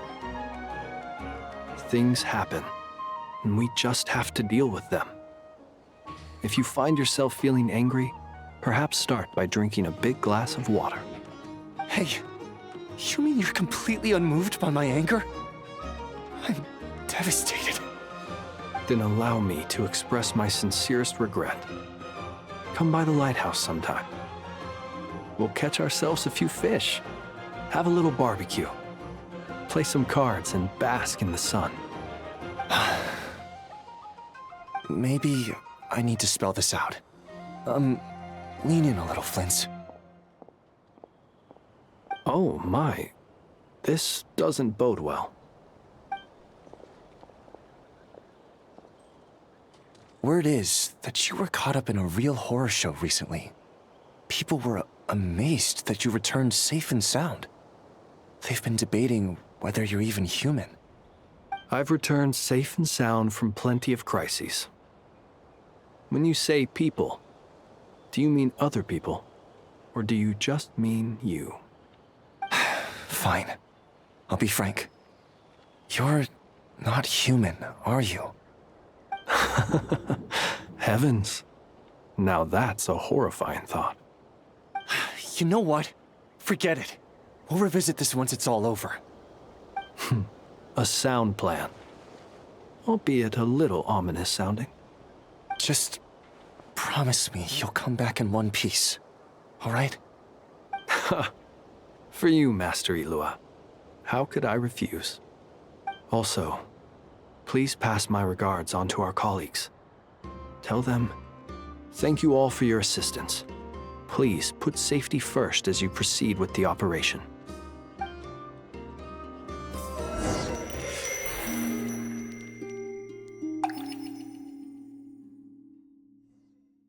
Huh.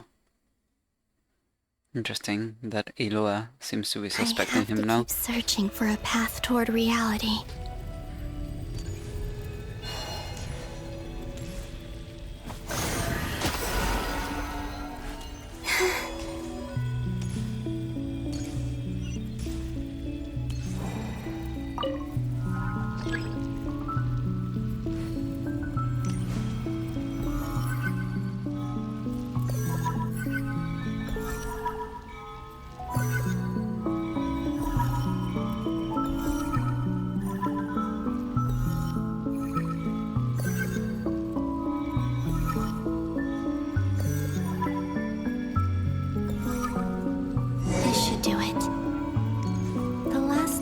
I tried to influence reality in this space.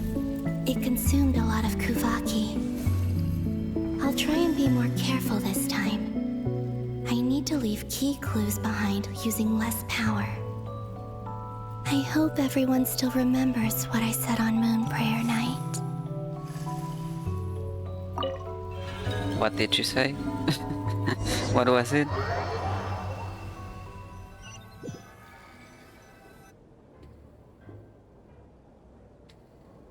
Oh. Nothing here either. Will this explain the sound?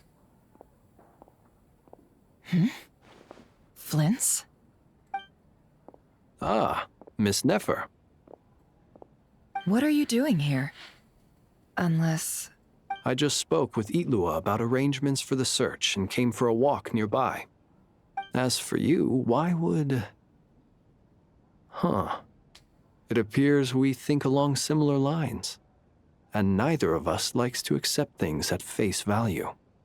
As well as figuring out how to gather intel on the Traveler, I wanted to confirm some of my own suspicions. Also, we'll need to bring a lot of force to bear against Ettore, even if we're only looking to rescue the Traveler. We can't leave anything to chance.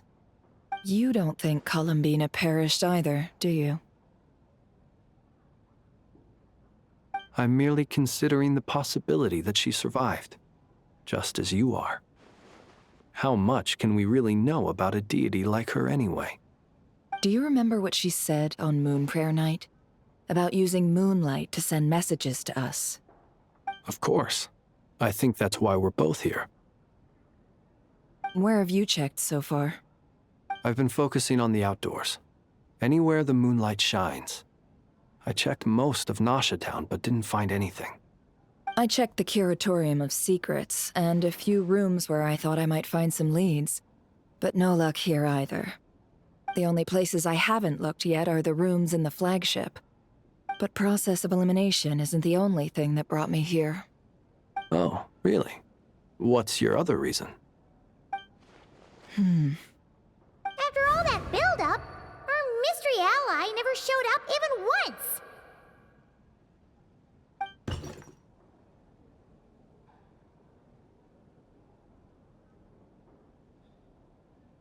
Huh? Am I imagining things?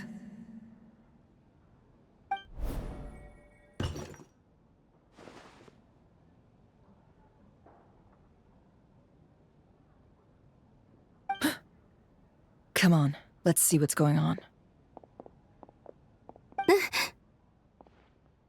Oh no.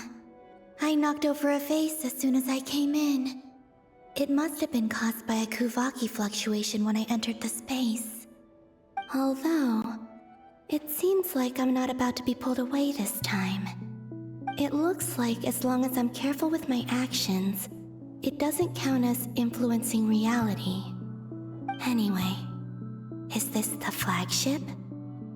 The Traveler mentioned that's where he was staying. I only went into the lobby last time, so I've never actually been here before. How does this space work? If nothing else, I can now be sure that it is not simply memory. He mentioned where his room was. I think it's this one.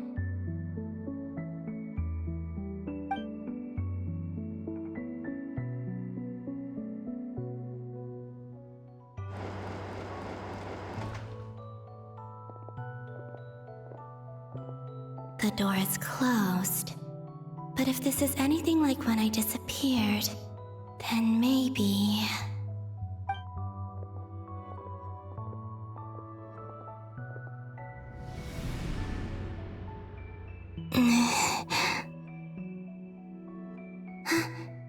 I'm in. He and Paimon aren't here at the moment. I hope he's okay. I wonder what happened to him after that battle with Dottore. Best not to dwell on that for now. I need to try and leave them some clues.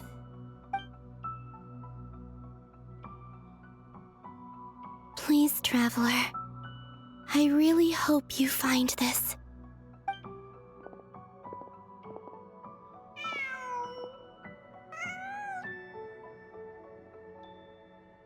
Huh. Just a cat. Nothing else here strikes me as noteworthy.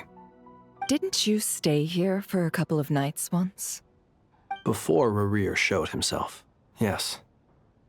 It's also where the Traveler and I first met. Did you notice anything unusual during your stay? I remember thinking how much noisier the flagship is at night compared to the graveyard. Other than that, no. The Traveler and Paimon were most congenial neighbors. This is where they've been staying, yes? Over here? That's right. I wouldn't usually condone breaking and entering, but we can make it up to them later. Focus now. I have to write a message on the wall using Kuvaki, just like I said on Moon Prayer Night. Simply open your windows on nights when the moon shines bright, and the moonlight will naturally flow towards the words I have written. Here goes. I'll need to carefully control my strength.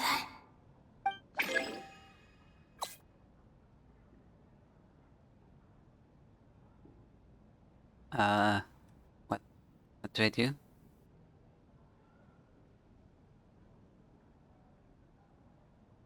Nothing's happening.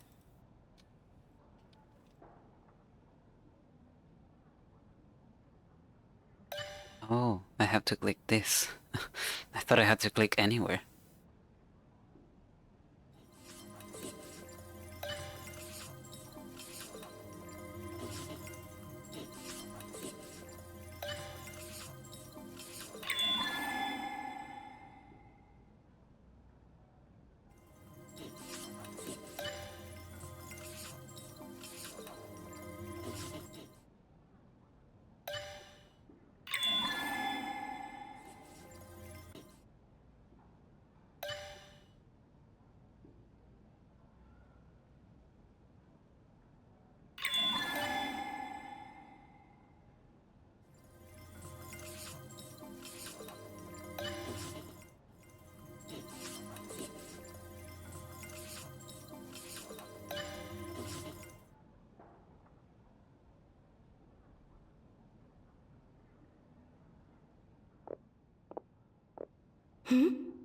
There's a noise outside the door. Is he back?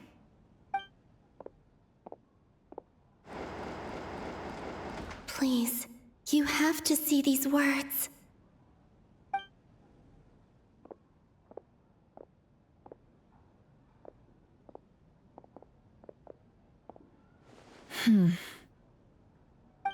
Well, do you sense anything? Unfortunately, no. And this place was our last chance. Not necessarily. We've only looked in Nasha Town so far. Miss Columbina said she would leave messages at her friends' dwellings. It's still worth checking where Miss Lauma lives and where I live. Let's try and make some time to look into those then. Wait. Please notice. What are you waiting for? Oh, Paimon might have overeaten slightly. What's that look for? This is a victory feast. It's normal to eat a little more than usual. The Traveler in Paimon. It's really you. But why are they talking about a victory feast? Huh. You worried Paimon's sick while you were out there fighting Rare. So this is your chance to make it up to her, alright? Wait. So this is the night after the battle against Rare. How did I end up here? That's quite a long time ago now. Wait. Time. That's it. Every time I've entered reality within this space, it's been at an earlier point in time. Every one of those points has been before I fell into the moon's reflection.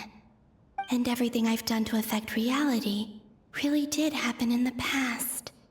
Does this mean that within the moon's reflection, time flows backwards? Starting from the moment I fell in? Not long till Moon Prayer Night now.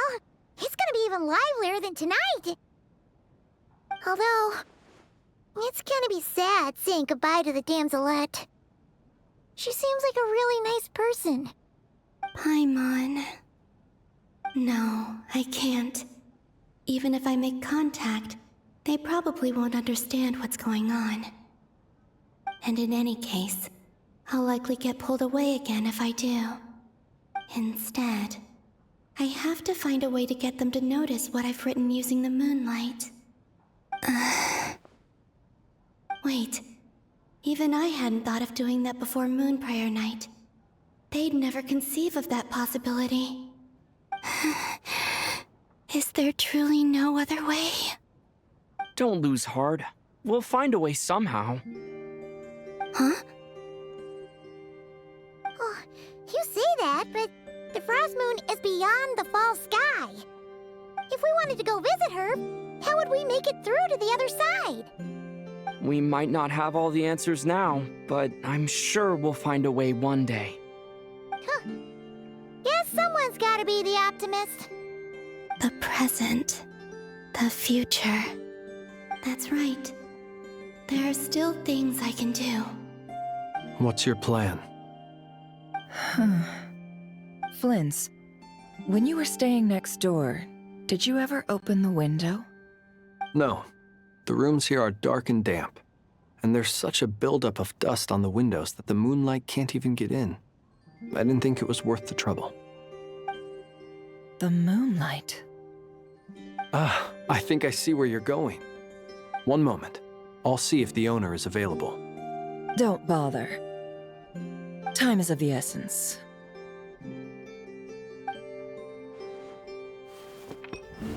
You're gonna throw that to the window?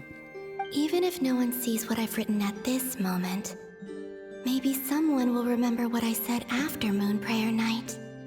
I need to write down as much information as I can. And maybe one day...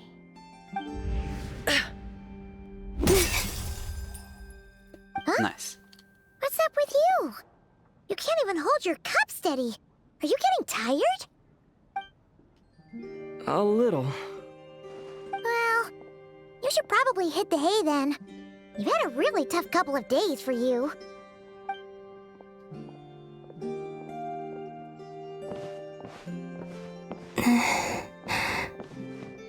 You truly have. You helped defeat Rerir, helped me reclaim my name, and you helped the others organize Moon Prayer Night. Wherever you are right now, I'm sure you're still fighting against the injustices of fate. This is all I can leave for them. How I wish I could stay here. But it's time for me to go. I hope to see you again in the next time. And if the opportunity presents itself. I will surely return to your side. Huh. Columbina. She's alive. Not only that, but she's left us an entire wall's worth of clues. She even wrote down what would happen on Moon Prayer Night. It's just a shame we found it too late. I am here. Time in this place flows backwards. I am constantly moving forward. It sounds like she's found a way to influence the past using Kuvaki. But her future is our past. So, these words have been here ever since we defeated the Reikir of Solnari. We just never discovered them. Which came first, the chicken or the egg? Do you ever mull over questions like that? Only when I'm in a good mood, and at leisure. Well, I never do. Everything that has happened already belongs to the realm of fact. As a business person, and especially an intel broker, what I do is extrapolate from those facts to try and read the future. An admirable philosophy. It's a means of survival. Let's go. We have a wall's worth of clues to share with the others.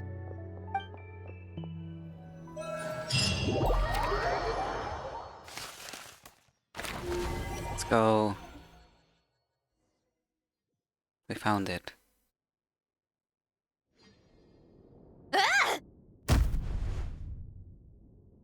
It appears that the doctor's energy signature has changed to something similar to Kuvaki, but not like the Kuvaki we're used to.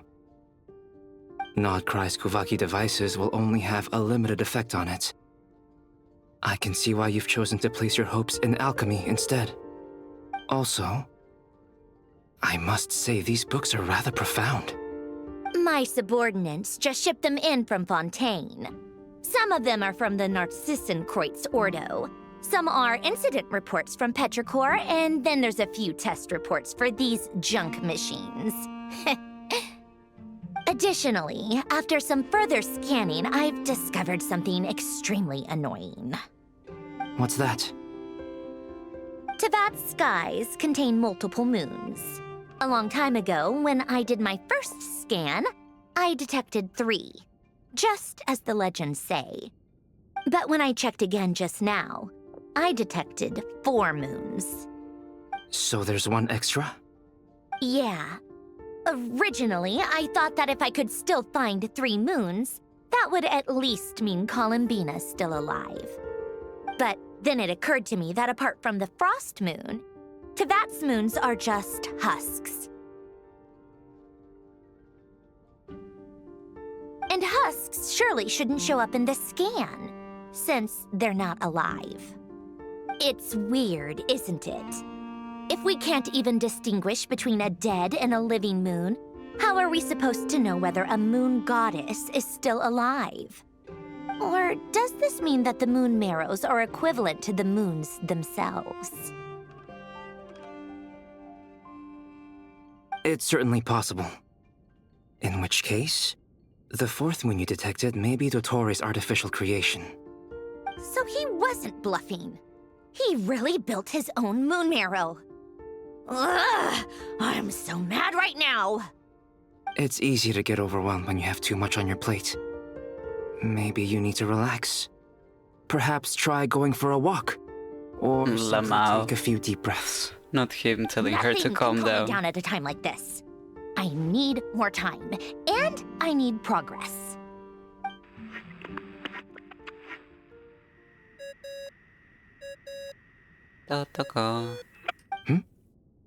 It's Mr. Flynn's. I really hate that ringing tone. Ugh. First the 4 orthants of the Narcissenkreuz, then moon marrows. Now what? Oh, sorry if we're disturbing you. Might I ask what's troubling you? What do you want? We're busy. Are you still at the Curatorium of Secrets? Yeah. Look, everyone else is still out, so there's no hurry. Plus, I'm busy, so I would appreciate if you gave me some space. Even though we have crucial intel to share? Fine. I'm listening. Do you intend to share it via the Dodo communication device? Ordinarily, I would, but this is a unique situation. I think it's best that we discuss it in person. See you at the Curatorium.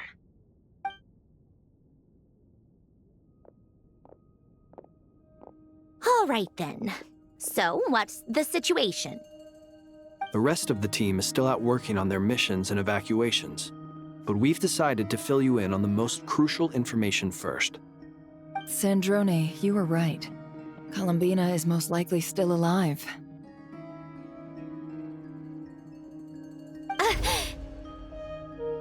That's the best news we've received in a while, by a long way.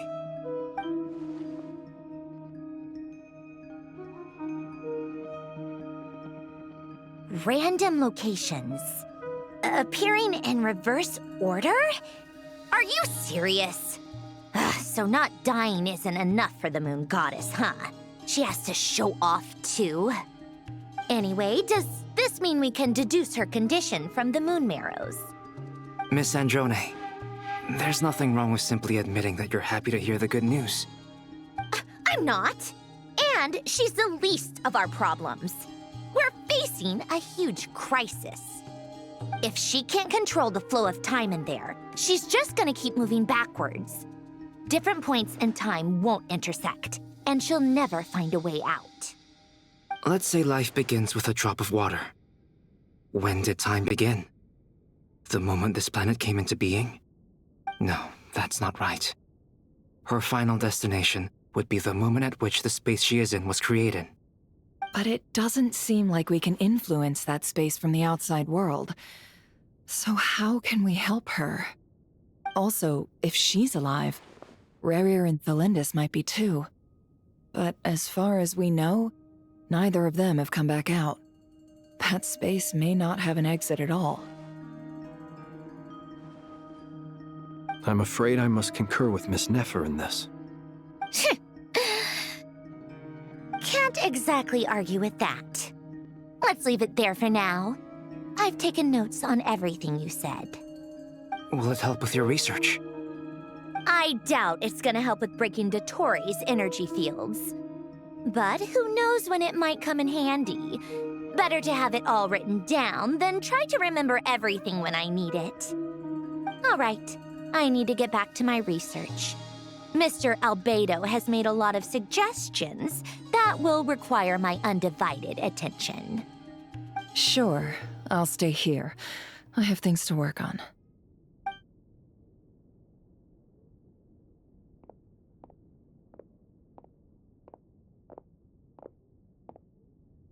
Paimon, are you there? Oh, right. She went with Varka to Natlan, didn't she? Good thing we've moved her and the Traveler's luggage in here.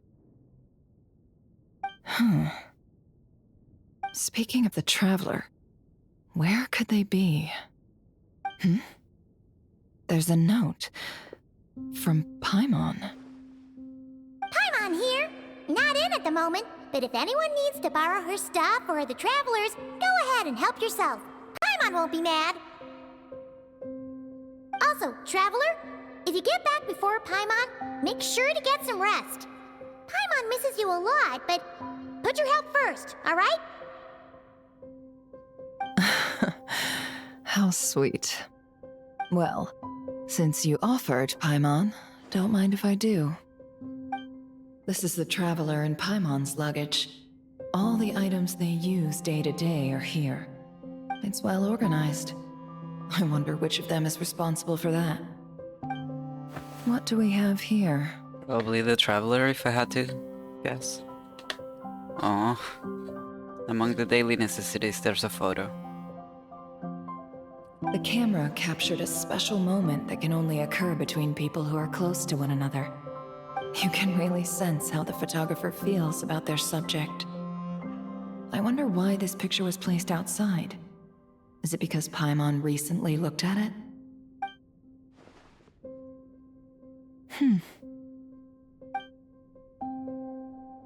There's also a thick adventure handbook here. A record of the traveler's achievements and memories in Tevat. This must belong to the traveler. Perfect. I'll use this. Hang in there. We'll find you. Oh, that's a good idea. Thank God we have Nefer. Wait for the next directive. Search keyword world formula and bring me all relevant books.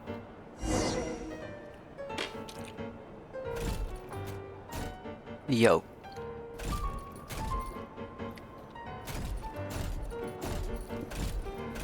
Are we researching more of Rene's stuff?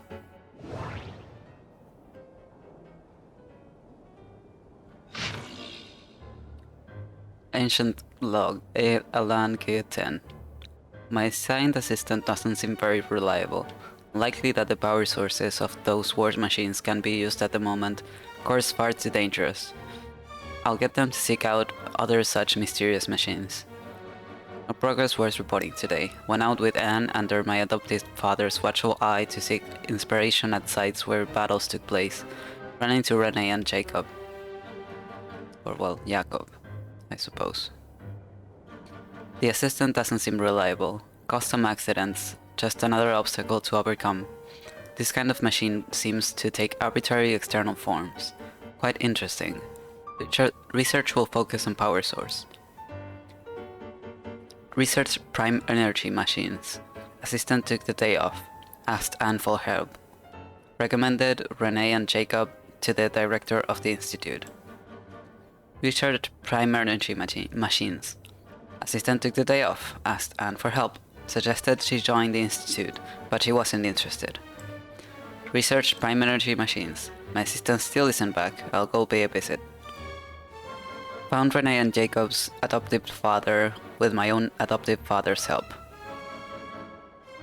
Supplementary prime energy machines have arrived. Should be able to make progress now. Assistant seems to be in good spirits, probably just a minor illness. Research prime energy machines. Renee and Jacob joined the institute. They've been assigned to my project. Field research today. Interesting machine statue. Research prime energy machines. God, there are too many sh sounds. Research prime energy machines. My adoptive father visited, but I was too busy to host him. Anne scolded me. I'll remember to apologize next time I see him.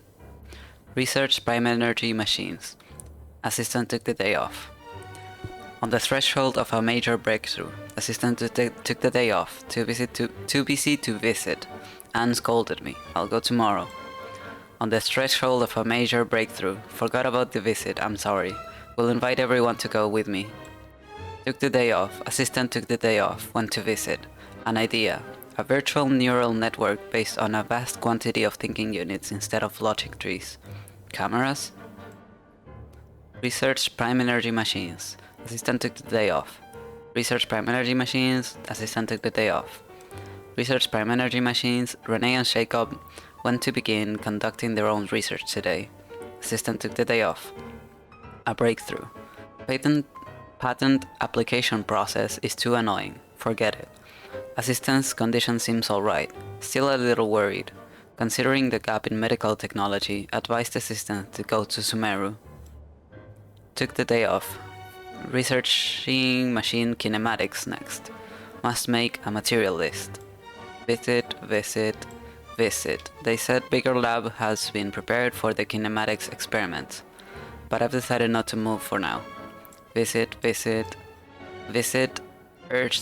Been urged to move the lab several times, but if the lab is moved, my assistant might not be able to find it. A pain. Visit, move my lab. Okay. Keyword not located. Of course not. Ancient log. Cutter Sherbius. I don't remember seeing his last name ever. That's interesting. We were assigned to the same lab. I was nervous at first, since everyone said that he was a child prodigy. Since the disaster, such people are more precious than ever.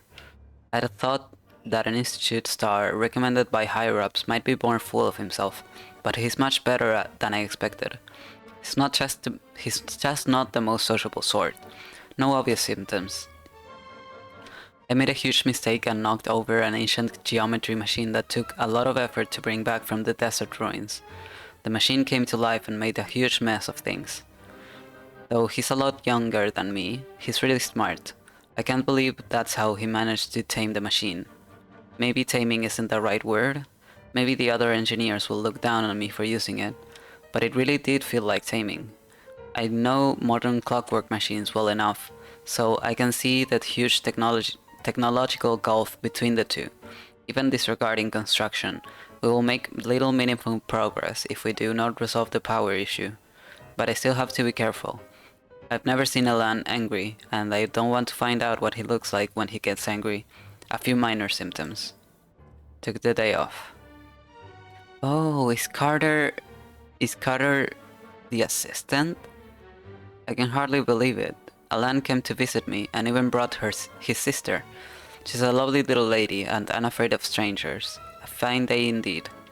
We discussed the idea of thinking machine based on jams and tape circuits. I used the word discussed, but actually I just said things like, oh, or that's really amazing, or how will you do that? Whenever he paused and didn't make any real contributions. He was really into it though, and he behaved very differently than he usually does in the lab. His little sister is probably way smarter than I, a research assistant. It seems there are interesting upsides to having my disease flare up, but I'd prefer to return to the institute and help as soon as I can. The additional machines got here. The previous ones are no longer usable since they were completely dismantled, but it did clear up a lot of things, at least according to him. Something about it being driven by the elements in the ley lines, an interaction we cannot recreate with our current level of industrial precision and material science. I helped to compile the report, but there's so much I don't understand. Apparently, lots of people are secretly unhappy that Alain is getting more research resources than they are, but if you ask me, everyone's smarter than me, and they should all get along. We'll make the world a better place that way. His sister said that some of their friends will be joining the institute. I'm looking forward to meeting them. No obvious symptoms. Joined the lab as new partners, but now their conversations are doubly confusing. Oh, I understand every word and it sounds just fine, but once they string them all together, I can make heads or tails of it. Jacob is really the only one even close to being on the same level as me. I feel ashamed just writing that. An adult looking for reassurance from a child as young as he is. I feel like I've lost all the self-respect a grown-up should have. Based on their research on prime energy machinery, seems like they decided to adopt this name. Alan and Renee are thinking about trying to use the characteristics of Usia and Numa to construct a new kinetic core. A few minor symptoms. I may have contributed. Well, maybe. I went on a picnic with Alan, his sister Renee, and Jacob. It was technically supposed to be field research, but the idea came from Alan's sister and me. We thought they lived all too little outside of their research, so we asked the institute's director to arrange something. Petrichor is not exactly the most exciting place, but the scenery is quite lovely, since you can see the great waterfall. I brought a camera from the institute to take photos for them. I do hope we'll have more outings like this one, especially since that means with more opportunities to take photos of his sister. After all, Alan is always working. Given how he will not be with his sister as she grows up, these photos will come in handy later when he begins to regret not spending more time with her. Then he'll be able to see how she was at different times, and it won't sting quite so much. If only my family had enough money for a camera, and if only things hadn't gone so wrong, I'm sure my mom would have taken lots of photos of me. Renee and Jacob like Alan's sister a lot too. When the four of them hang out, she sometimes acts like an older sister to them, despite being the youngest. A fascinating dynamic. Seems to be interested in the ruins and the stone statues here. Renee also mentioned something about a troop and seals. Even though we went out there to have a bit of fun for once, they were still thinking about research, no obvious symptoms. Took the day off. Alain's sister came to see me along with Jacob. Alain and Renee couldn't make it because their experiment is at a critical stage. They didn't have to tell me any of that, of course. That I was able to help at all, despite my limited abilities, is already fulfilling. I heard that Alain and the Institute's director came to see me separately, while I was unconscious. I feel bad that they came all this way for nothing. I wasn't even awake. Still, taking time off, but I hope to go back and help them again soon. I found out that they were graduates from the nod-krai Institute, and that made me really happy. They talked about the director and the vice director, as well as their adventures, and it made me feel like a kid again. The only detail that didn't make sense was the cake the vice director made, because it felt like punishment when we had it. After the disaster, I lost contact with pretty much all my friends.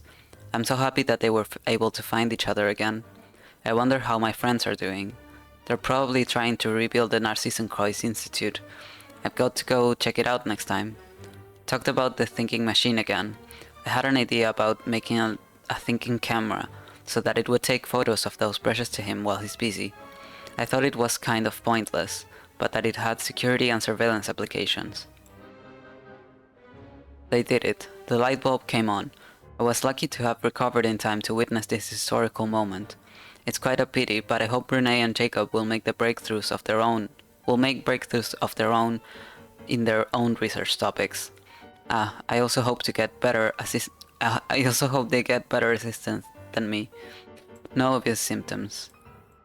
Took the day off. There were several visits while I was unconscious. It's a shame. All I could do is read the letters they left behind. Jacob left me a note, inviting me to his and Renee's lab. There's something they want to talk to me about. I hope I can get out of bed soon. Anne brought flowers for me, but they had already wilted by the time I woke up. Took the day off. I was able to get out of bed today. This is where I first met Alain. For a time afterwards, I documented the experimental procedures and phenomena based on his oral descriptions while standing here for the first time. He was trying to start up the machinery below in an ill-fitting lab coat. Renee and Jacob later entered through that door, and Alain would temporarily forget to act the young genius, rushing towards them like an energetic child.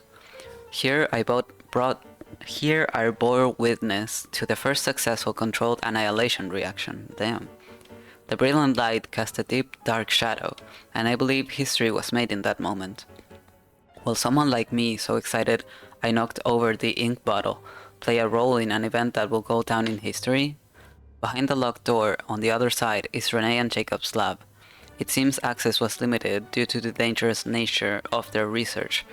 They are destined to become towering figures in history. I guess Alain moved to another lab. Based on his plan, once the energy problem was solved, he would study kinematics. I'll go greet him later. I wonder how Anne is doing now. What manner of beauty will she grow up to be? I'll stop writing here. I don't have much time left. I hope everything goes well. Okay. Keyword not located. Sure. No! Don't locate it. Okay. I hope I can read the other book. Okay. Give me one moment to catch my breath, and my food is growing cold and I just have a little bit left, so give me one moment.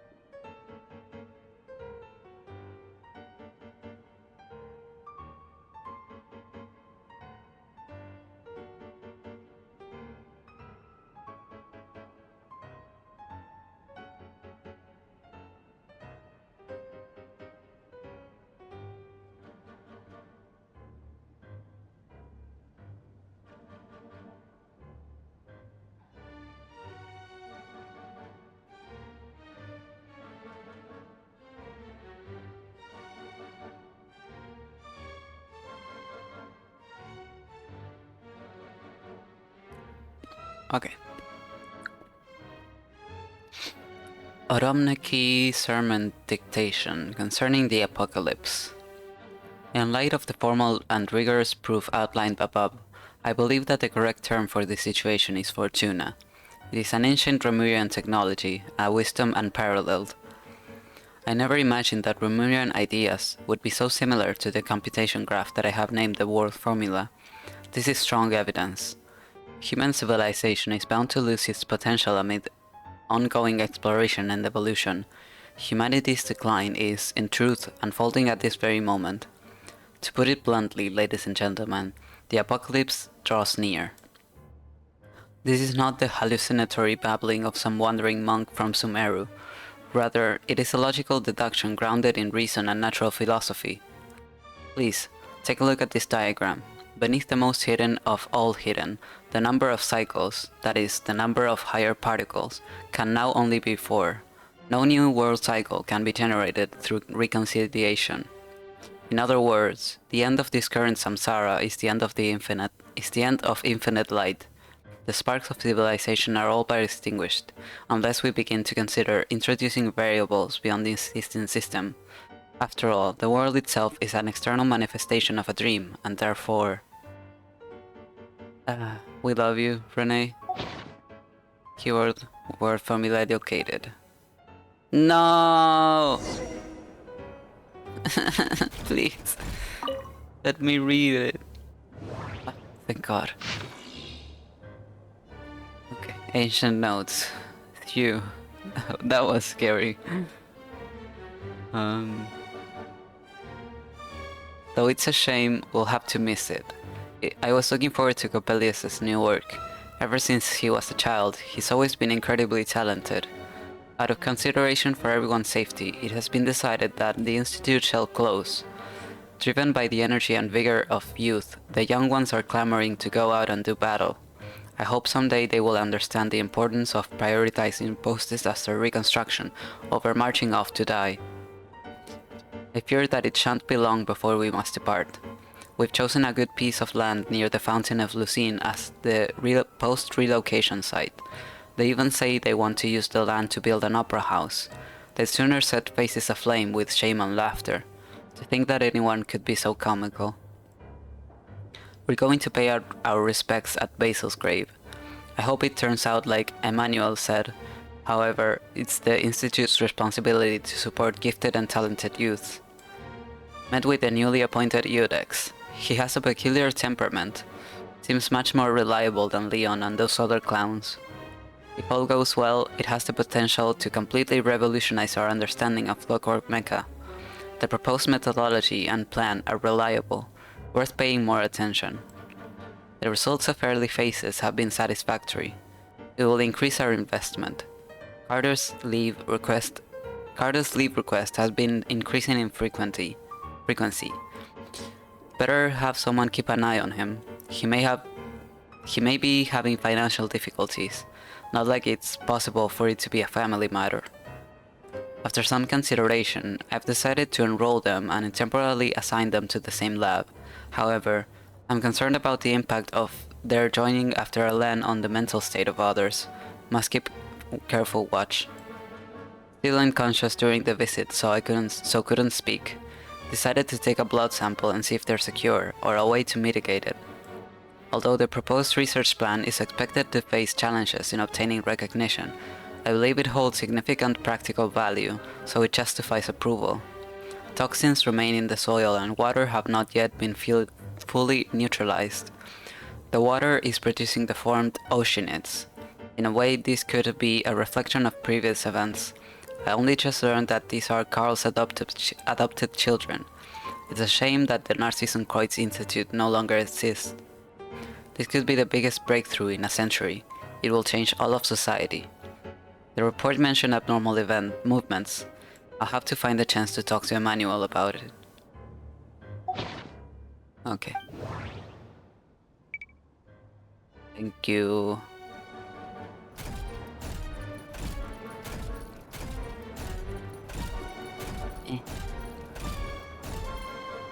Here you go. Let's see. This one is on Tonki's sermon dictation concerning the apocalypse.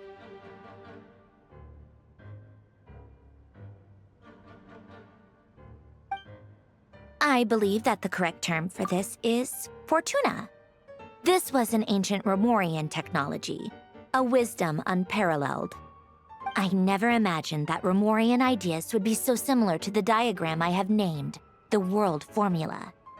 This is strong evidence that human civilization should gradually shed possibilities as it continues to explore and evolve.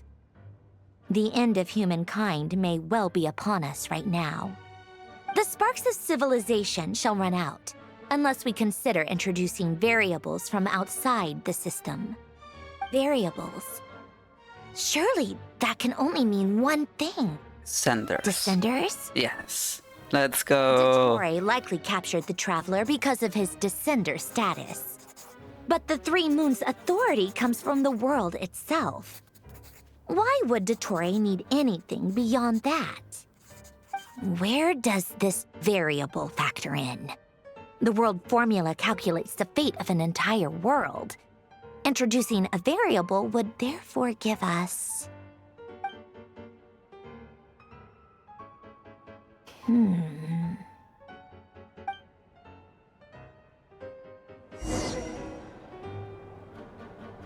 Polonia, search keyword pathway and bring me all relevant books.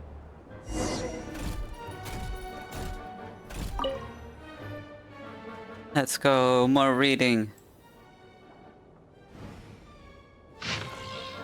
Following Geo-10's instructions, the research went well. We created a clockwork mecha that can release energy. To be honest, we no longer need to call it a clockwork machine as it doesn't rely on elastic potential. It'll be compelling to see what results he achieves next in kinematics. There's no way old-fashioned clockwork mecha can withstand such power output. Even young geniuses must stumble now and then. The thought of using this sort of unstable energy source is impressive. Though we have long observed these unique energies in Fontaine's atmosphere, water and organisms, it has always been regarded as a latent threat rather than a potential resource. Aren't there a few young geniuses too many nowadays? The director is pleased, sure, but won't someone spare a thought for us ordinary people? I mean, not all of us are as simple-minded as Sherbius. Fuck you. Harold is the best. It received a very high rating. If the patent were to be granted, the potential financial gain would be considerable. However, I decided to decline the opportunity because the machine was practically all Geo-10's work, and I can take no credit there. My family was quite angry about it, but as an engineer, one must have at least a little dignity and self-awareness. Still, making improvements and output efficiency has increased. Seems to have been specially recruited. That's good. Had he continued that line of research, who knows what horrors he might have unleashed. At this stage, we have to pull out. The director says everyone will be given a position and research resources after reconstruction, but I'm afraid if it were me, I would use this as an excuse for a major shake-up. People like me won't get recalled anyway. Never mind, I've been pretty happy this past few days. I guess I'll consider it my retirement. I'll go to the city and open a small workshop, repairing watches for folks. Cameras too. Right, I'll see if I can make a waterproof clock. With the way things are going, I might make a killing in the future.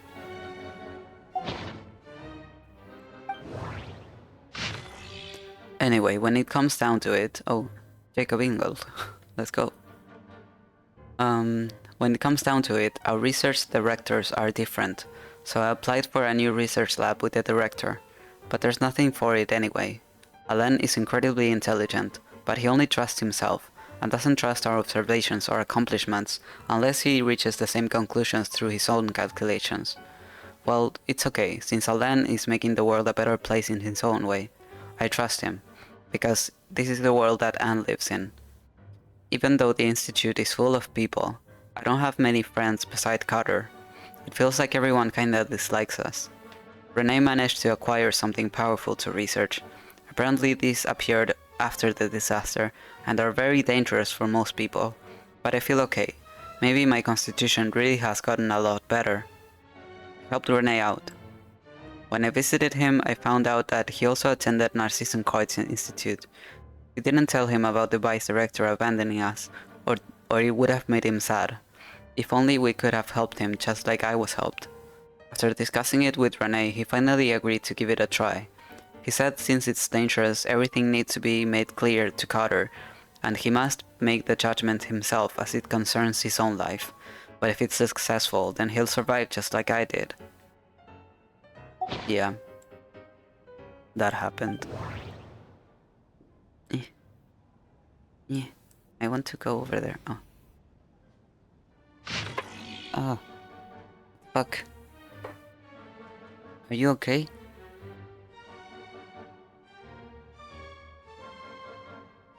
Sorry, my gut just jumped out weirdly from the chair. He looked disturbed. All good? Okay. Seems like he's good. About the Golden Troop. Comparatives... Oh wait, this is Master Ruggerio. I remember that name, but I don't remember from where, unfortunately. It's been a long time. Comparative studies have been conducted on the surviving ruins of the ancient orders from across the land. While they all had different names, the scripts and images left behind support the conclusion that they share the same origin. Ancient scholars believe that all arcane arts originated from a pre-Remurian civilization, a belief that now seems to be much more than mere speculation. Fortuna seems to be the name of a symphony. Remurian musicians call it the musica mundana, or the music of origin. In their eyes, the rise and fall of civilizations, as well as the fates of mortals, are all orchestrated by the movements of a symphony, and when civilization perishes, a new one is always born in its wake. Their philosophical system is complex and enigmatic, bearing almost no relation to the modern Fontaine's natural philosophy. However, this is hardly surprising. According to historical records, after Remuria was brought to ruins, the refugees fell under the Lock Knights' Irenaeus' sway. They willingly forsook their ancient faiths, tongues, and writings, embracing a life of devotion to the gods as our forebears once had. I hinted at the matter to the Golden Hunter in an oblique way, since the Marichose hunters who first pledged themselves to his cause were all descendants of the Lock Knights. Praising the benevolence of Irenaeus seemed like the safest approach, and inquired about his knowledge of natural philosophy from that era. He was silent for about half a minute, then told me not to probe too deeply into those ancient philosophies, saying there was a reason they had been forgotten. Still, as a gesture of gratitude, the Golden Hunter was willing to tell me the names of these patterns. Wait, I remember seeing this. But where? I know, in Fontaine, but that doesn't narrow it down, does it? The seal of chemical marriage.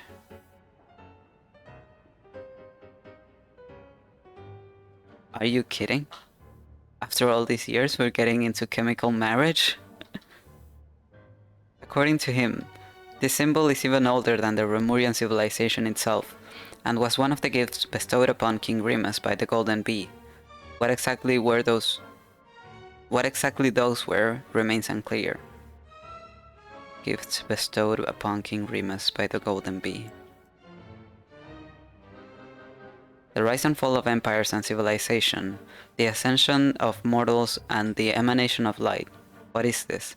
Even dreams of surpassing the gods. What is this?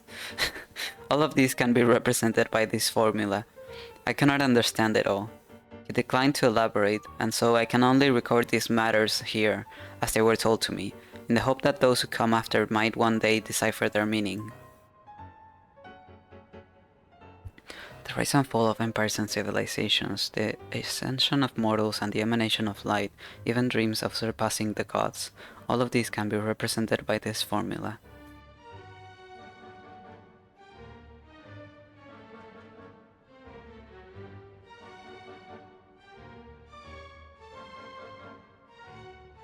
Interesting.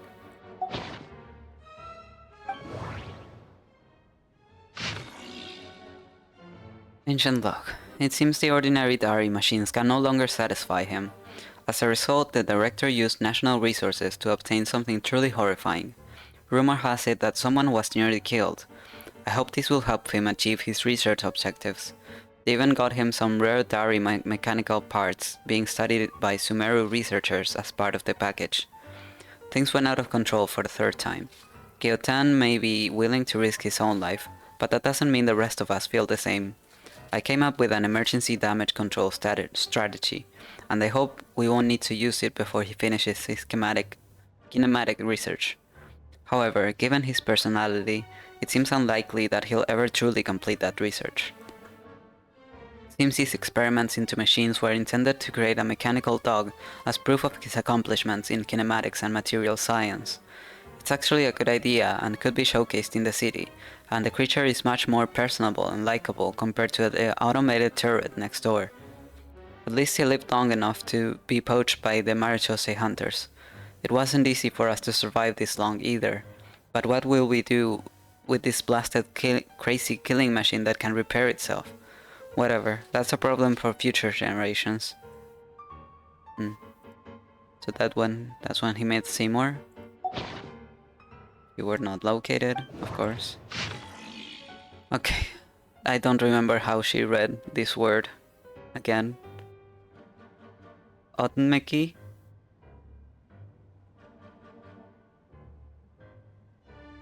Sermon dictation, explications of the chemical marriage. Fundamentally, what the ancient orders designated as marriage was in essence an interpretation of ontologically distinct orthans. As you can see, it is a magic set in motion by the three particles above the kingdom, yet its metaphysical origin lies in the emanations of the 4 particles beneath the firmament. 3 particles above the kingdom, so the moons. The origin lies in the emanations of the 4 particles beneath the firmament. Would that be the shades? The alchemists of Kandri are prone to disregard metaphysical sentiment and affect, pursuing instead the gold of the ignorant within the material world. It is for this reason that their crude inquiry cannot be compared to the great undertaking we are to achieve today. What the fuck? You okay? My other cat just bobbed his head on the chair. What is wrong with them? What happened to this chair? Is it cursed? Anyway.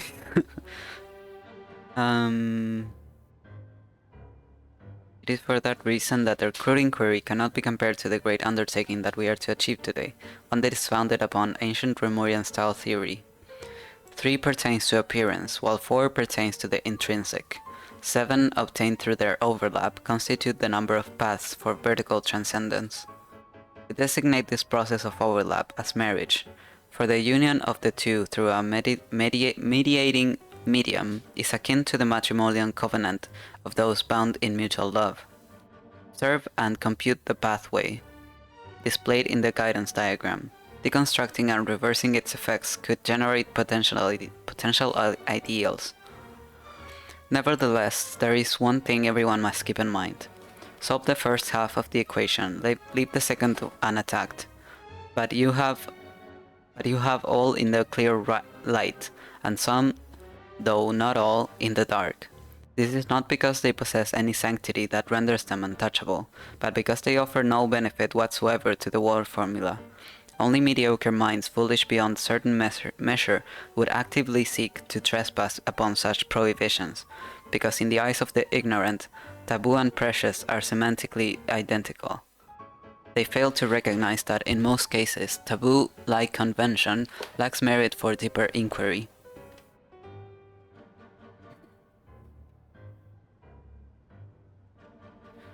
Take heed.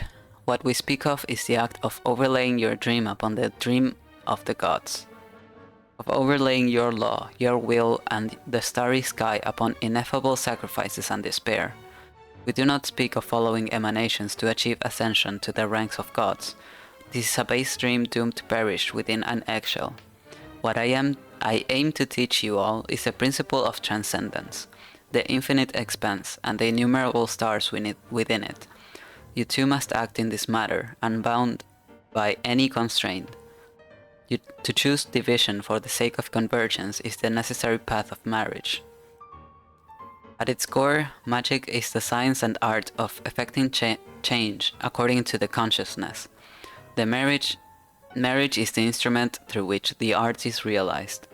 It is neither the subject that creates art, nor the object that art is created upon. The subject is always, and can only ever be, consciousness itself. One who is free from the weakness of consciousness bows neither to the gods nor death.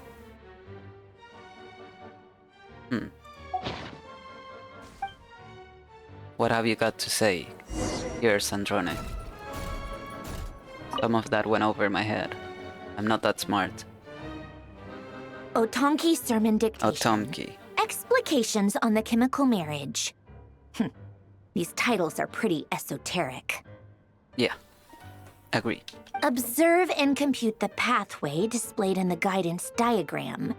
Deconstructing and reversing its effects could generate potential ideas.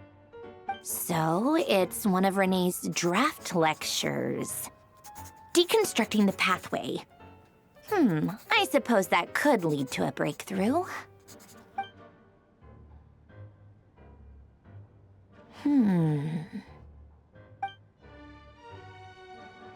This is so long. This guy sure loves showing off his knowledge. He sure does. Polonia. Search keyword tree model and bring me all relevant books.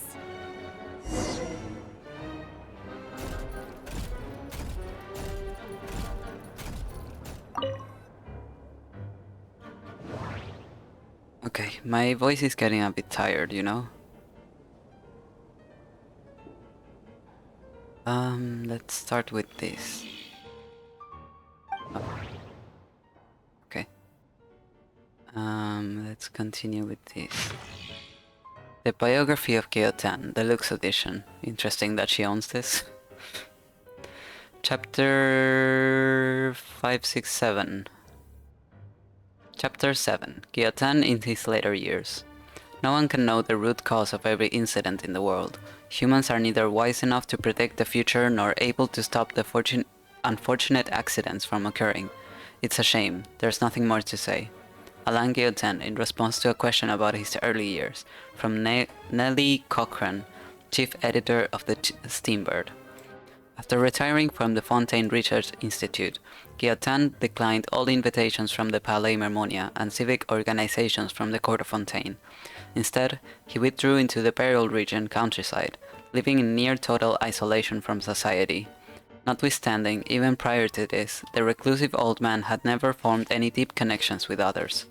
If we were to make Madame Nellie Cochran at her word, take Madame Nellie Cochran at her word, then Alain Geotan was at heart a lonely shut-in, always burdened by a profound sense of insecurity. My god, can you stop?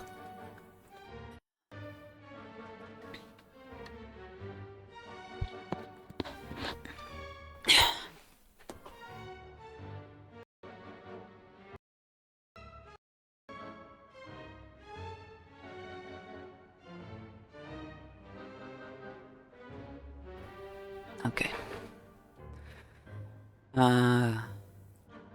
It was for this reason that he maintained a detached attitude towards others, as if by pretending to be unperceptive he could hide the keen sensitivity of his spirit. He could not ease his own pain, nor share it with anyone. All he could do was enclose it like a pearl within the shell of his heart, shaping and polishing it with his very flesh and blood. Of course, Geotan's students would not accept such claims, dismissing them as attention-seeking nonsense, and nothing more than a smear on their master's reputation. This was the main reason why Rogier Cotes, the third director of the Fontaine Research Institute, filed a lawsuit against the Steambird. He never employed any servants to tend to his daily needs. There were rumors that in his youth He had created a mechanical device capable of independent thought and has used it to assist him in his work with Marianne Guillotin at the Marechaussee Phantom.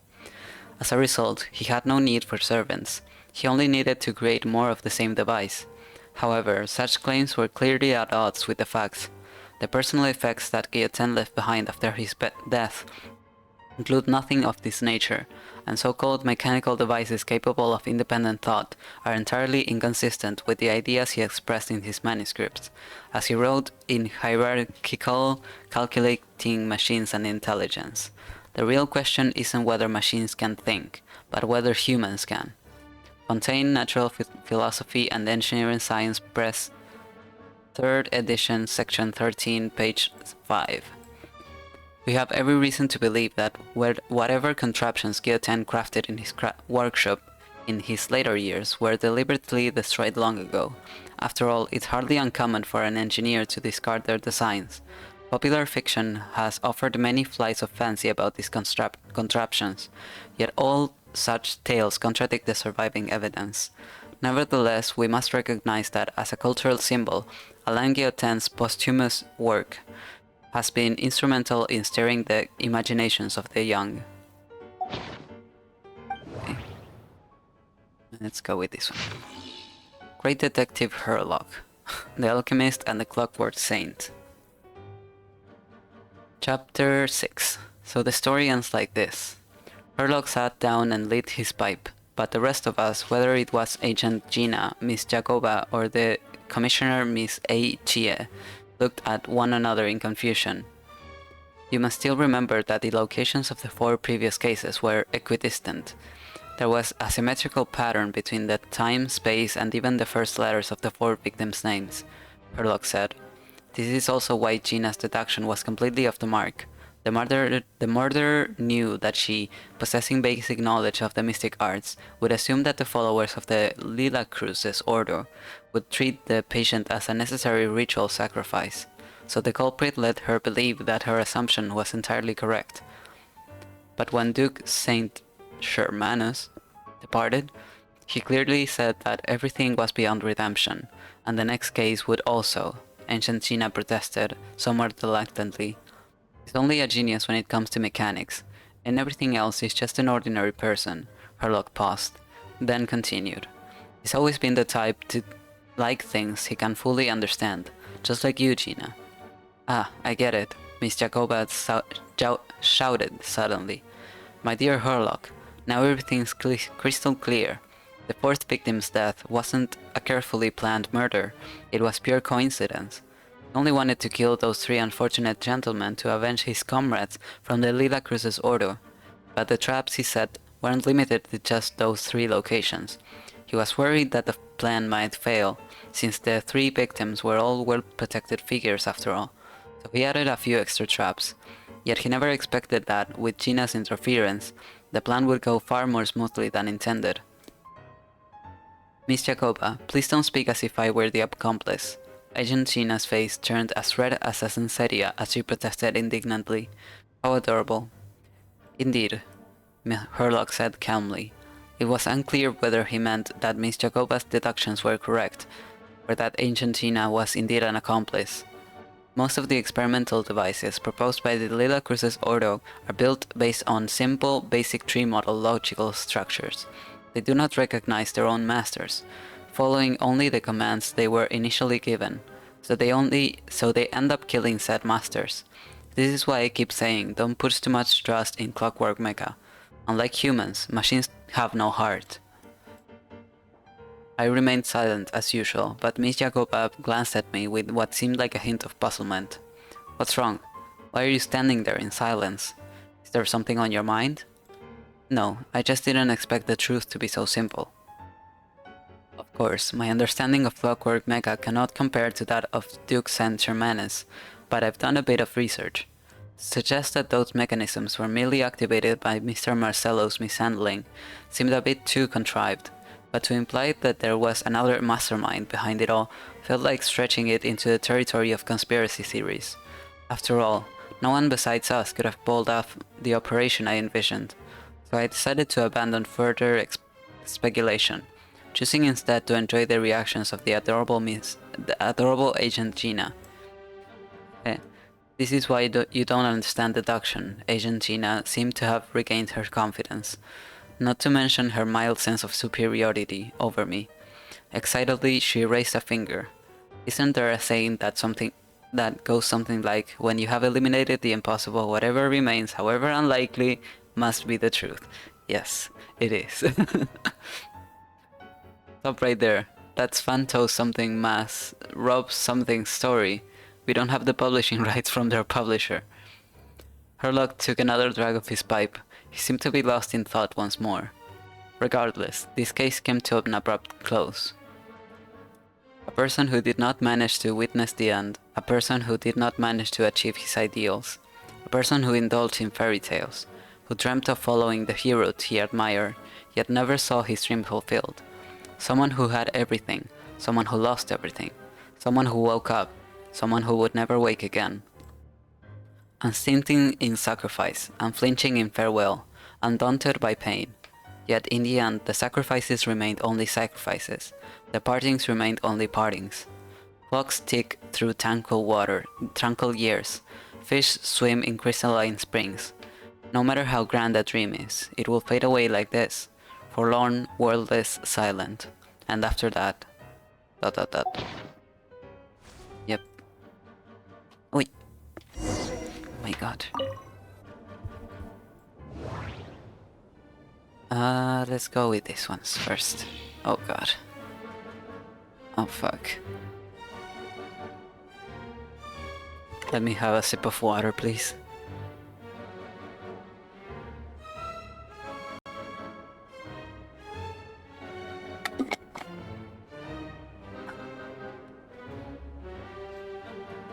Holy. Okay. The History of the Decline and Fall of Remoria Collected Edition. Isn't this like a book that's already in the game? The ocean gave birth to all, yet also devoured everything. Legend has it that in the First Era, the earliest peoples were self-supporting in their virtue, needing no laws or authorities. The envoys of the Heavenly City walked the earth, and with their guidance, the people enjoyed enduring peace, prosperity, and abundance from the ancient days. This heaven-blessed reign lasted countless generations until people grew tired of their inscrutable eternity. Their offspring ceased to listen to the oracles. Instead, they desired things never promised to them by the divine, trying to break free from their fate. Enraged by their behavior, heaven sent gigantic waves to smash the settlers' cities. 100 days of rain came afterward, and the roaring tides drowned all sin and arrogation, and thus were the early peoples brought to an end. When the tide receded and the earth was revealed again, no cities nor civilizations now stood above the high waters. Survivors and the newborn alike lived amidst the forest and rivers, shorn of all knowledge and wisdom.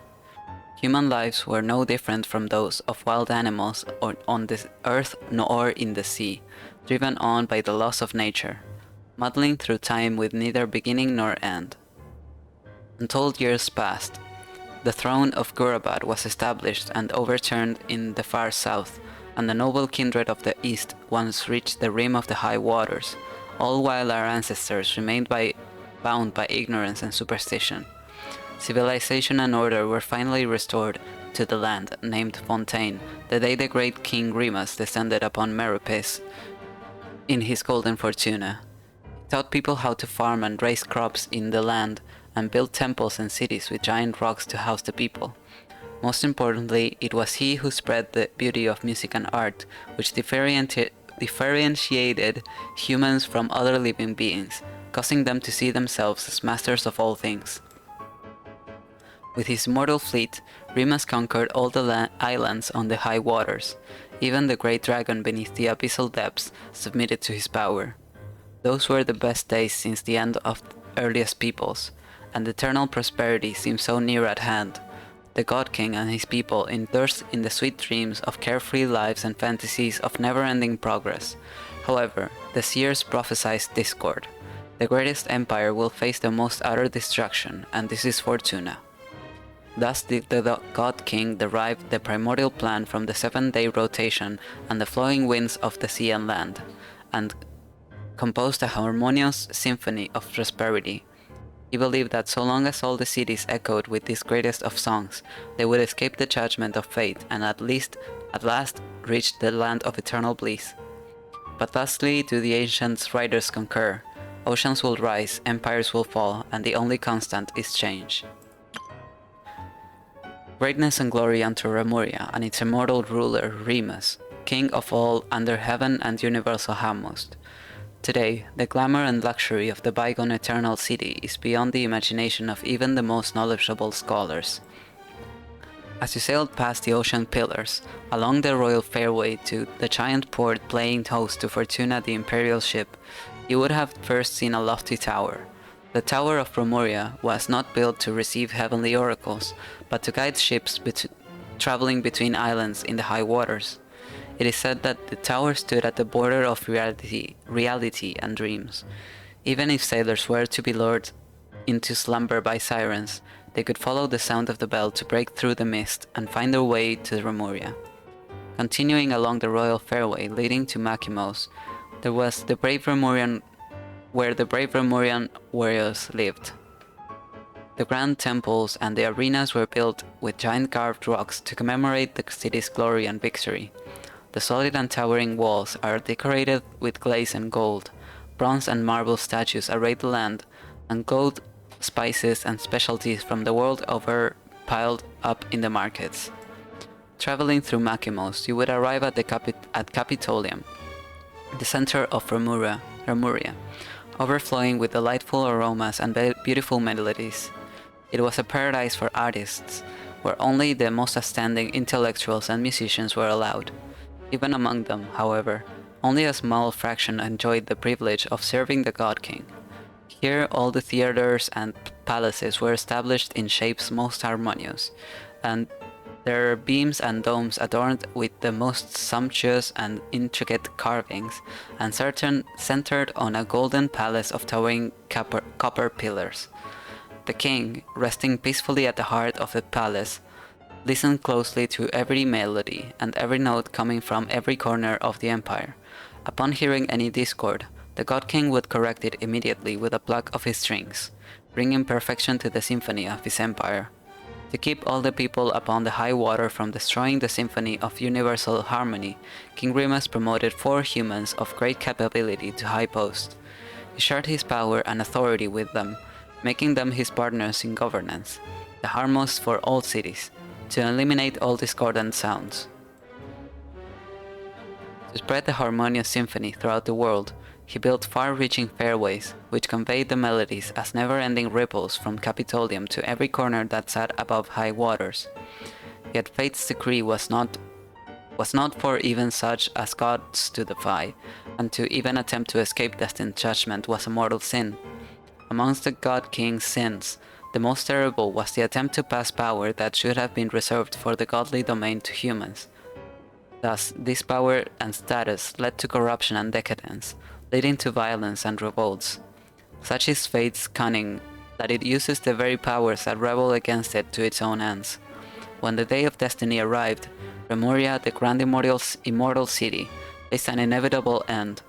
Today, the God King's melody is played only in Capitolium, and his mighty reign has ended. Thusly do the ancient writers concur. Oceans will rise, empires will fall, and the only constant is change. Final one. My throat. Humans, in their naivete, once believed that the reign of the King Remus and his eternal city would surpass time and fate to last thousands of years, just like the giant rocks comprising the ritual sites. Until that day, when the earth collapsed all at once, the tall tower was uprooted and drowned in the titanic waves alongside the great hall of pillars. Until that day, when the royal fairways and temples were reduced to ruins, and the city, along with its residents, warriors, intellectuals, nobles, and even the Golden Palace, as glamorous as the shining sun, fell into a chasm of eternal darkness. That was the moment when the absurdity of their eternity finally dawned on them. Glory to a noble navigator, the ruler of rivers and seas, and the queen of all waters. May she defend the law, may her reign be long. Peace be upon all the realms of Fontaine, and all the people under the heavens. When the royal city collapsed, the great power shattered, and the people above high water were perched on the precipice of barbarism and annihilation. It was our noble queen who settled the conflicts between the tribes. Around the flowing springs were established cities new, and started a world guided by laws that has endured to this day. The tragedy of Remoria occurred merely a century ago, but its history has already become concealed in legends and superstitions. This does partly come down to the fatal catastrophe that destroyed it. So ruthless and swift was the disaster that all the researchers and literature capable of passing down said knowledge now sleep beneath the waters within the Eternal City. Another key reason is the purposeful distortions created by the mysterious researchers who claim to be descendants of Remuria. My job is to extract and reproduce the true, essential shape of this magnificent ancient civilization with the universal rationality of history. In certain folklore that exists today, even the greatest of ancient scholars have been painted as soul-stealing magisters who entrapped mortal spirits within specially made magical golems, binding them into service. To be sure, the Remorians did make such terrifying golems, which to this day may be found ruined out in the wild, but this may only be blamed upon the moral degeneration that came upon them in Remoria's latter days. Its people had forsaken their noble duties and embraced hedonism and debauchery, accepting the violence they inflicted on others, and thus were they also violently destroyed. Just as the ancient writers concur, oceans will rise, empires will fall, and the only constant is change. Okay. Last one. Oh god, it's long too.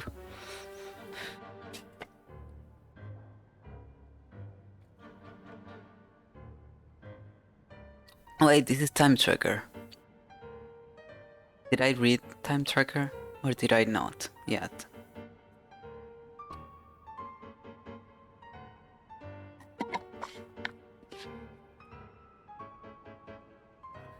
Okay, this is a story from many years ago. After the evening banquet, Miss Aviva, who today would be Lady Nenonen, was, as always, theatrically grousing to us about the all-too-swift march of science. Though her grasp on engineering is even less firm than her knowledge of Watatsumi Island's soil quality, and of course she knows nothing about the latter either, but self-proclaimed interest in engineering was in vogue among some ladies and gentlemen at the time. Our ancestors had already conquered this land thousands of years ago, she said as she cleared her throat, twirling her jade plume and blue gem-encrusted folding fan while endeavoring in vain to wear a visage of despondency. And a few hundred years ago, they conquered the oceans with ease using new diving equipment. Today, some noble young folk have suddenly got it in their heads to use a so-termed gravimeter to break free from the Earth's shackles and conquer the skies, and surely I fear their dream may yet become reality in the near future. Indeed, it is just as you say.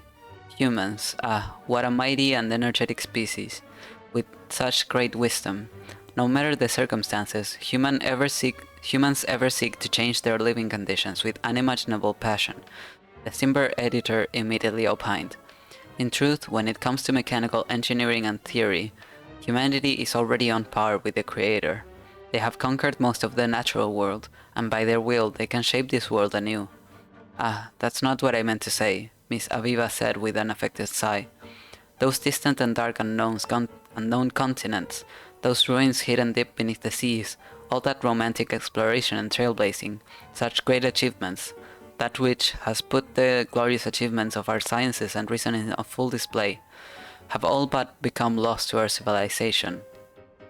Our forebears reached too high and achieved too much, leaving too little for us to explore and conquer. Could there be a sadder fate to befall those ladies and gentlemen amongst us who were born to crave the exploration of the unknown? Here, her pretentious invocation of the legendary King Argeadai's words seemed an attempt to prove how truly the state of affairs hurt her. However, everyone simply sat around lazily, at most giving polite nods. Lady L lightly yawned. Seeing how no one answered, Miss Aviva's enthusiasm faded, and she proceeded to switch the topic to next week's ball. This was evidently a more popular topic, and the stiff atmosphere once again grew lively. Monsieur Ratar was just about to regale us with a tale he had heard in Sumeru regarding a tower, a mage, and a glass ball, but before he could begin, Mr. Sirik, who had remained silent till now, interrupted. Good Miss Aviva, the things you said certainly left an impression on me. He lit a cigarette. However, you need not worry. There is still one space that had yet to be subdued by humanity. Indeed, if the required techniques do not emerge, I fear it will never be. Where's that? Ratar asked, a sullen look on his face. He had been so confident about his monkey story after all. Time. The room fell silent momentarily before all present broke out into laughter. What preposterous talk, Dr. Rainier declared, trying to laugh. Firstly, how can time be considered a part of space? Can you separate yourself from time and exist independently in space alone? What do you mean? I mean to, at this moment, still speaking to me, and in the next disappear without a trace. Is this possible? He waited for a moment, as if waiting for the others to think. Obviously, anyone with the capacity for rigorous thought would know for certain that, much like length, width, and height, time is also a dimension of space. As such, it is part of nature that and can thus be conquered. Utterly preposterous, the doctor muttered, but did not refute the statement. I have been involved in research of this sort for some time, he continued, and I have come up with a machine that can allow people to travel through time as they please. This machine will be ready in 2 months. At that time, Miss Aviva, I invite you and all the ladies and gentlemen present here to my workshop to bear witness to humanity's next great achievement, the conquest of time. Miss Aviva did not speak. In fact, from her expression, our noble friend did not understand Mr. Sirik's words at all.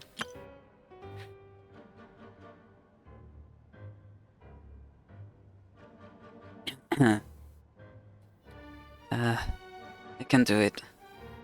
My voice is starting to go. 2 months later, we, the Steambird editor, the doctor, Mr. Revilo Oliver, and others who had attended that evening banquet, came to Sirik's workshop as agreed. Miss Aviva was not there, for she had never much interest in such things, but instead found more meaning in attending a social ball at Salon Caritat. Surprisingly, Sirik had grown older and more frail in just 2 months. In the dim light of the lamp, with his once enthusiastic, arrogant expression had hardened into something indifferent and solemn, almost like the emaciated ascetics of Sumeru.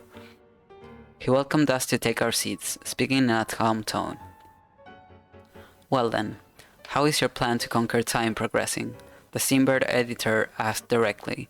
Where is the time machine you spoke of? Sirik did not reply. Instead, he pointed to the desk next to him.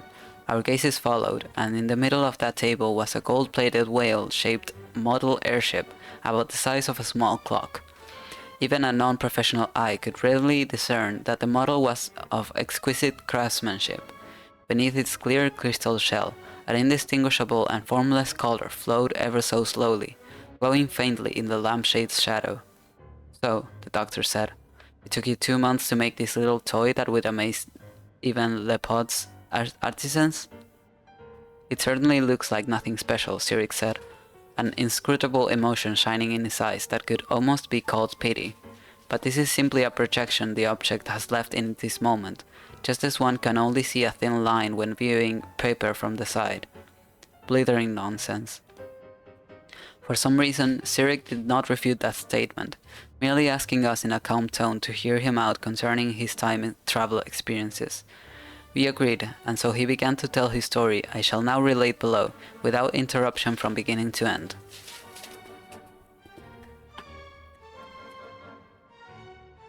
For all of you, it was 2 months ago when I first told you of the idea of a time machine. Similarly, it must have been a week ago when I finished constructing said device and stepped into it, initiating the very first instance of time travel in human history. The strange sensations that came over me as I traveled through time are beyond words, just as there are no words with which one can impress the star's brightness upon a blind person. About 20 minutes after this, though describing time travel by using subjective time is quite meaningless, the machine ceased operation. I looked about me then, and realized that I was in a Remurian imperial settlement. The grand temples and arenas carved of titanic stone would make the opera epicless hang its head in shame, while the creations of a land guillotine would be little more than a child's wind-up toy before the towering Remurian golems. Just as I was beside myself in awe, a few patrolling troops discovered me. Seeing my strange style of dress, they took me to be a spy for the barbarian tribes. They seized me, naming me a lowly slave, a degenerate believer in a false god, and threatened to throw me into a deep cistern to feed the vipers. Fortunately, the local aedile, I later found out that her name was Aidia Anavana, realized that my identity was anything but ordinary, and had me sent before her. She endured my calamitous grammar and catastrophic accent. At the time, I could not even pronounce Remuria, with it coming out something more akin to Emuya, while asking me many questions, which I answered truthfully. Quickly, she accepted the fact that I was from the future, and showed me a stone slate that the slaves had recently dug up. The slate was a perfect square, each line and column engraved with 7 symmetrical sequences of symbols.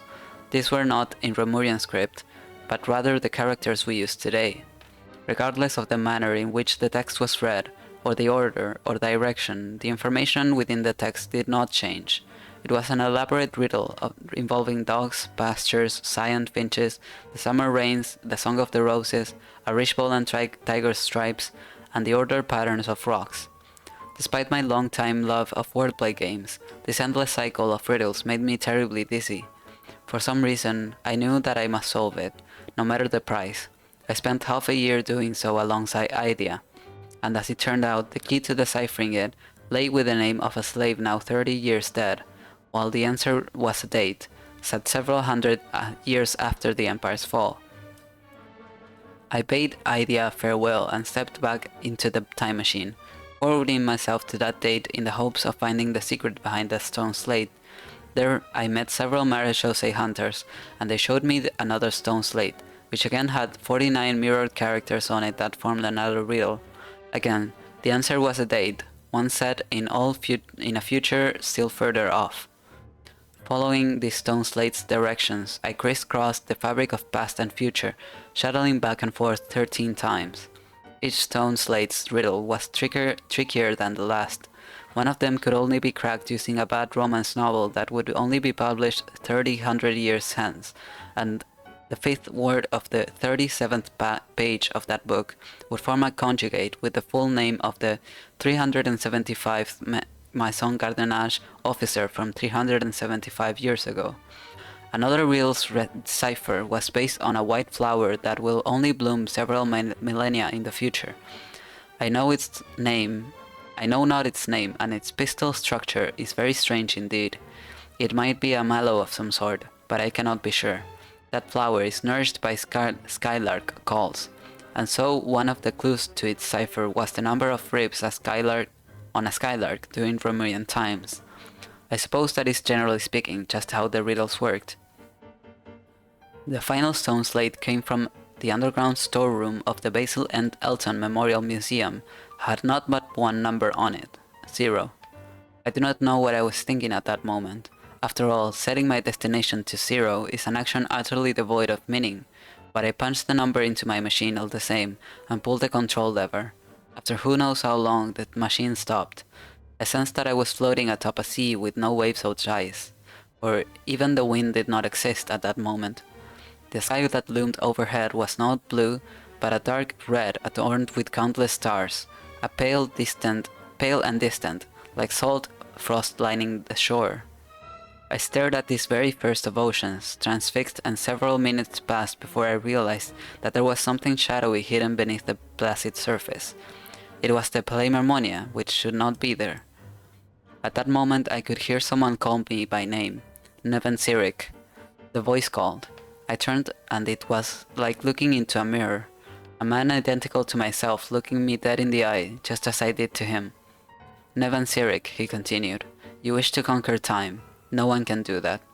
It was you who left those riddles behind? It was you who left those riddles behind. He repeated my question as if it were an answer. Those riddles are part of time, and every matching symbol is time itself. So the final answer to the riddle of time is 0. 0 is not an answer. Instead, it is another mystery, for the answer cannot be found in the riddle. He said, the answer to time's riddle is a mirror, or perhaps I should say that this is the answer that is simplest to comprehend. When two mirrors face each other, time is the infinite reflection of light therein. Countless diverging, converging, and parallel lights form the illusion we call time. There is no past or future, for the past is the future. As you stand here at moment 0 and look forward along the gap between the two mirrors, all beams of light fall along the same plane, and not one may escape. The palymermonia had already sunk long before it was ever built, and the sunken pally will be raised anew. Joy, sorrow, tears, and death must infinitely recur, for this is the nature of a mirror. Similarly, you can never conquer time, just as you can never grasp your shadow in your hand. Perhaps it was horror or momentary frenzy, but when he finished, I whipped out the firearm I kept for self-defense, leveled it at his head, and pulled the trigger. The room was silent. I do not expect you to believe me, Sirik said as he stood up, his eyes sweeping the room. Just take it as a bunch of bunk that I made up to cover up for my inability to make a time machine. Make of it some lame tale, a dream born purely of delusion. In any case, ladies and gentlemen, I shall take my leave of you. My future self awaits a riddle that I must set him. I never saw Sirik Neven again. Damn. Well, I can conclude that I hadn't read it yet. That's good.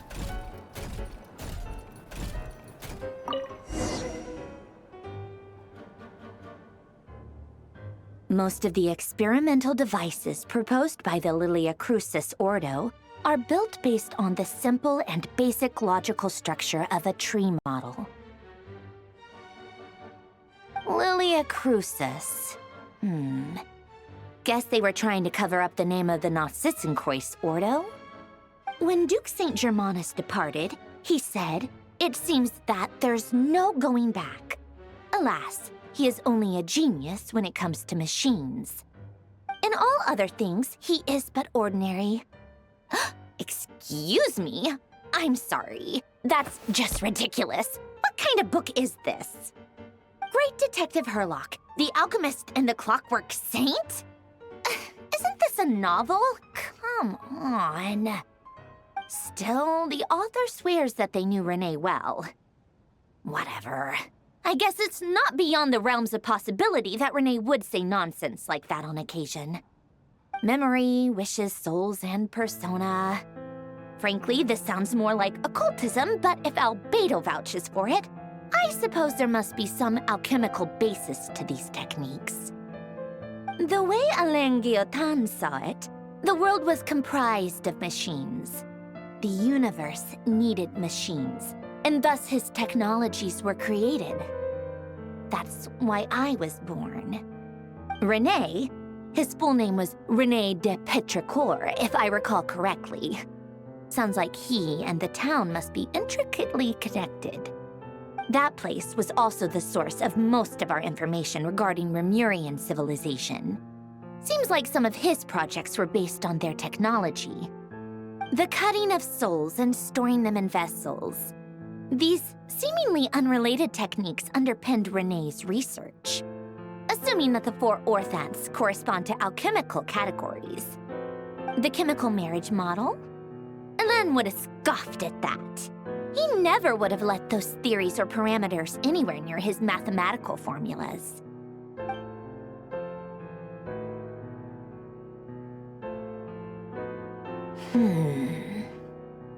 What was Alain's view on Renee? I know he mentioned the name, albeit very rarely. Oh, now I remember. Alain's old notes are here too. They mentioned Renee once. Renee seemed most out of sorts when he spoke to me. A lack of sweet foods has dulled his mind, I should think. Either way, his words are not to be believed. Yep, that sounds like Alain. My subordinates actually did a half-decent job digging out all these materials. Makes a change. Good for them.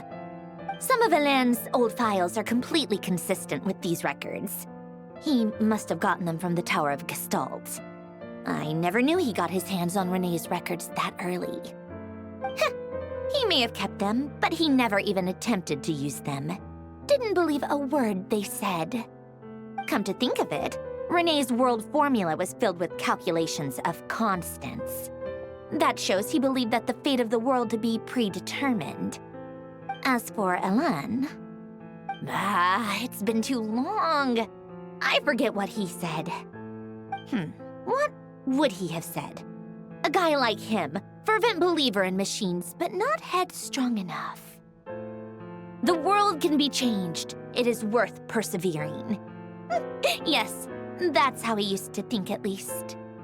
He created that procedure to save this world. Yet the scale of the world's fate proved too enormous. The result was beyond his ability to calculate. He died having never seen the outcome. And there I was, left behind in the ashes of his dreams. Did you really never take a close look at Renee's research?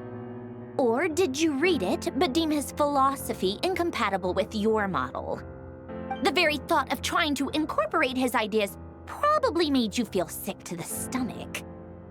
Well, don't worry, because there's a whole new category of lunatic in town. Next to Dottore, every other madman looks sane. You once asked me what I wished for. Should have asked him instead. He's the one pining for things you'd sooner die than witness.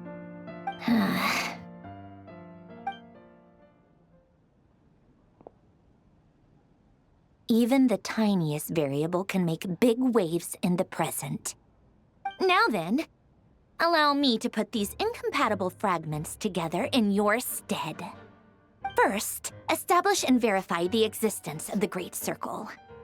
Absolute nihil on one end, absolute reality on the other. Now, search between these two extremes. Then, the construction criteria. Variables. The sparks of civilization shall run out unless we consider introducing variables from outside the system. Input variables. Traverse the world, space-time, and civilization. Then extract the essential nodes from the records to determine which variables they point to. The primordial power that differentiated itself from the void. The power of light. Yes, light. Records.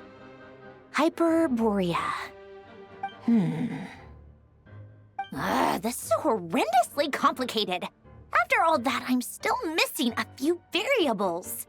I need to think this through again. How do you think it looks, Polonia? Like the frenzied scrawlings of a madwoman? Fine, keep it to yourself. It's not like you can talk anyway. I'll assume you gave it a passing grade. I jest. But true madness does often start with trying to save the world. What would Arlecchino and Columbina think if they saw this incomprehensible hen scratch? They'd probably have me institutionalized. So would Rosaline. She's been dead for a while now. When I close my eyes and think back, I can still see her face. And that enormous dress she used to wear. Such a bizarre choice. What possessed her? Oh, and the clack-clack of those heels used to drive me insane.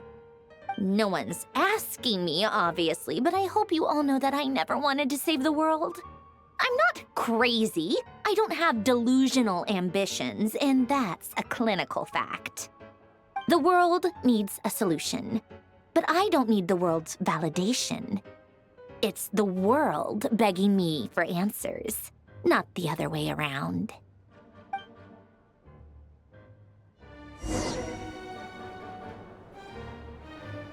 Tea time, let's go. Where is tea time?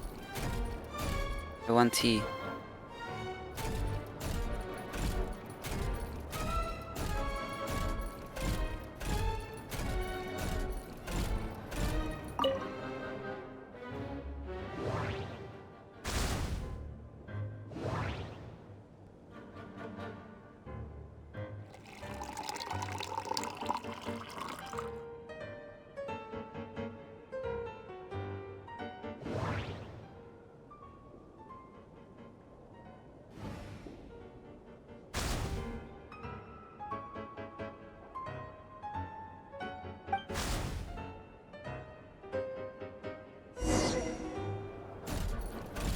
Nice.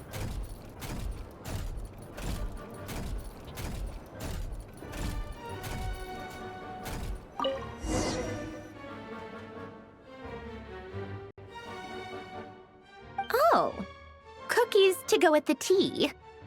Let's see. They must be from that person who brought those documents. I see they're from Hotel de Boer. Something's written on the box.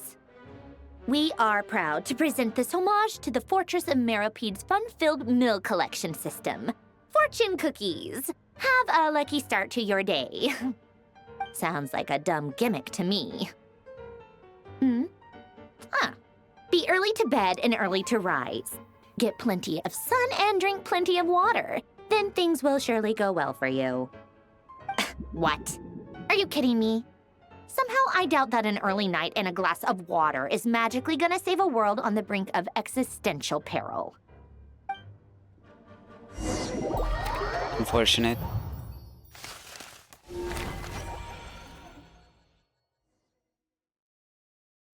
Got a shitty fortune. Lady Arlecchino, word has reached us that Lady Marionette's troops are all in position. They are ready to act as soon as the order is given. Excellent. The only thing is, they are fewer in number than we expected. It looks like many of them must have lost their lives at the hand of the monsters released by the Doctor. Can't be helped. Allow them to join our ranks and keep in contact. As you wish.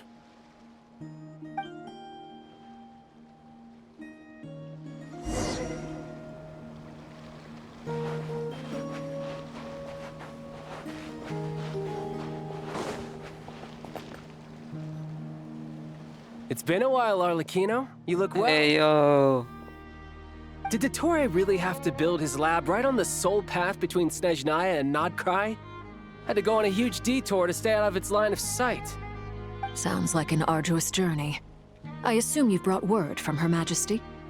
Of course, all part of the job. Firstly, the Tsaritsa has authorized Fatui Internal Affairs to review Dottore's case. They will reach a formal verdict on whether he has turned traitor and whether he poses a threat to Snezhnaya. While they're working on that, I've been ordered to come and receive the refugees from nod-krai. They are nearby. My team will escort you to them shortly. Great. Aside from that, Her Majesty has a message for you and Sandrone personally. Huh? Where is Sandrone? She stayed behind to work since I was making the trip anyway. It seemed sensible to have one person on standby at base while the other came out to meet you. All right, guess that's just how she rolls. In that case, tell her that the Tsaritsa's decree this time is pretty awesome sounding. I think she'll like this one. Still, I wonder what... Wait, what's that? Did one of our troops turn into a monster? Take him out. Who, child?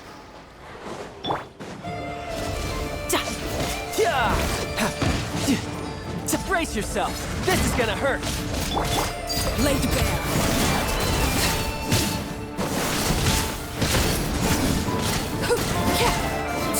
You've gotten stronger, Arlecchino. Nice. Another one? Stop that right now. I appreciate the praise, but I am not fighting you today.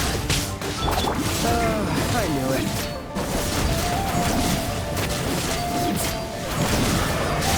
Overruled!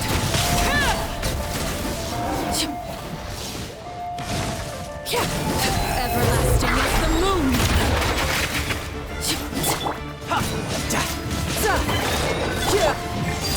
Transfixed!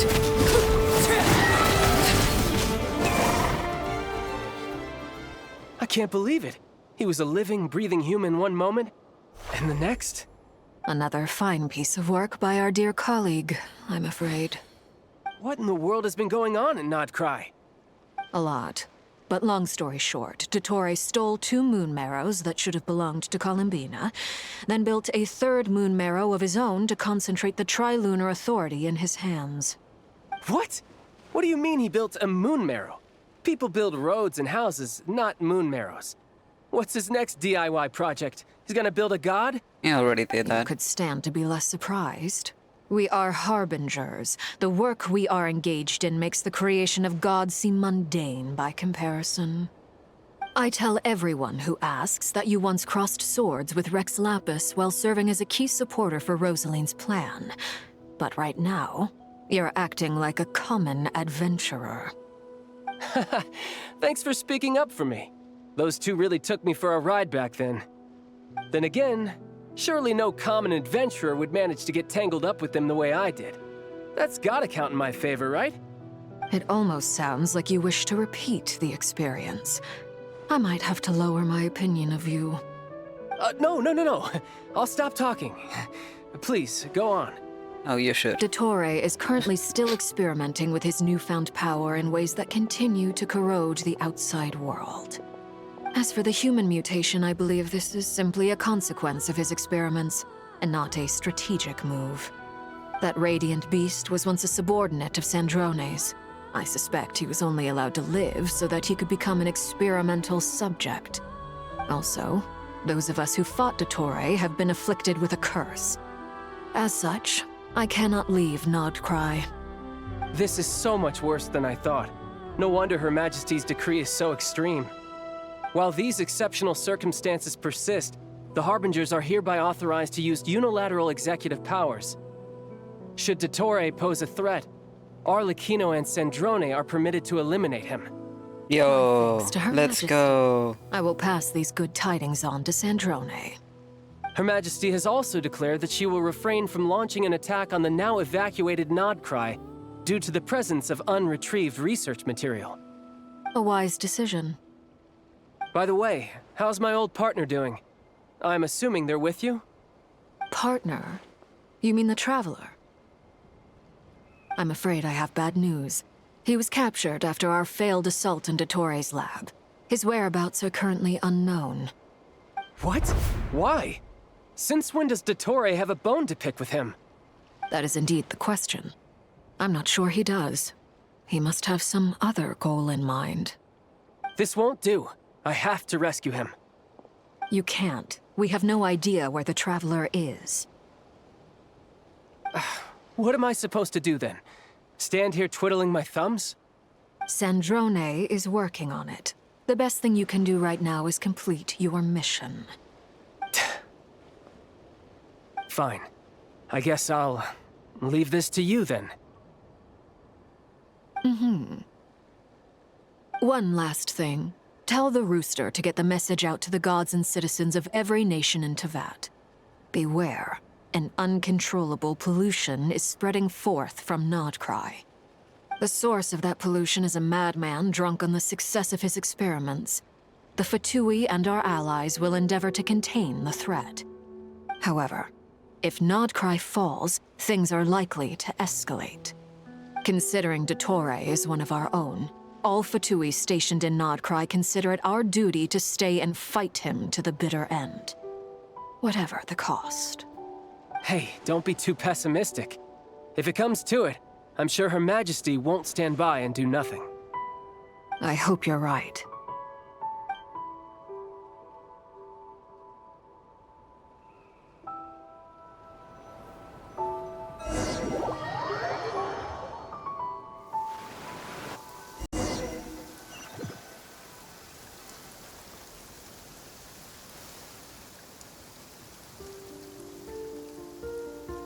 You're right on time.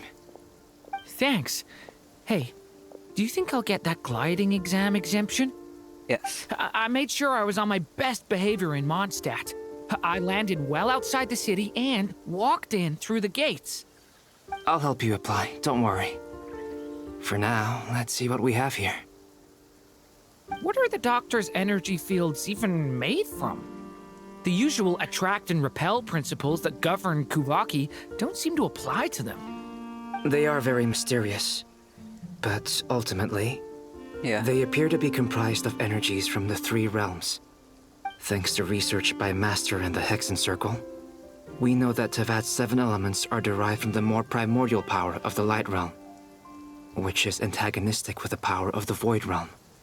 Since you have the power of the Dragon Durin within you, I'm sure you can already tell that this energy field contains no abyssal energy. That's true. It's not abyssal energy, it's something pure, wild, and untamed. I've been thinking about something. Do you still remember the device that Dory supplied from the Academia when you and Miss Columbina fought Rarier? That was one of the most marvelous feats of ingenuity I've ever seen. The design, the craftsmanship, the material selection. I couldn't fault any of it. Not to mention the operating principles. Surely the most ingenious feature of all.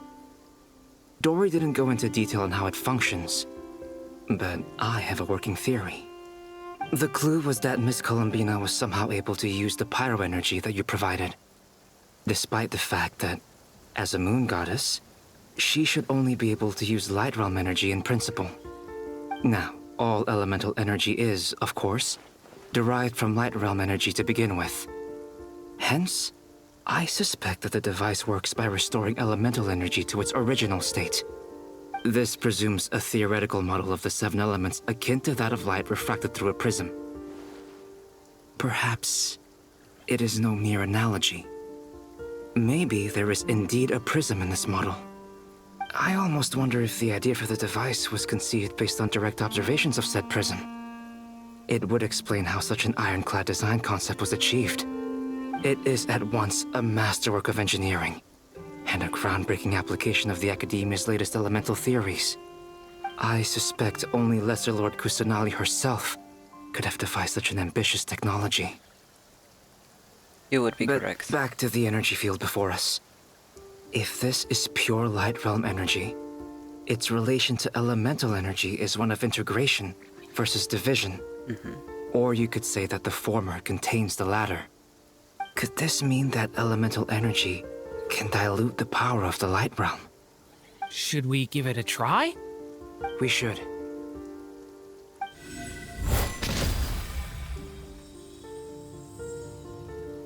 Ha! It works! Clear signs of disruption were detected at the periphery of the energy field. This indicates that elemental energy can disturb or even negate the field. Now you try. All right, here goes. It's working! Switch to abyssal energy and attack again.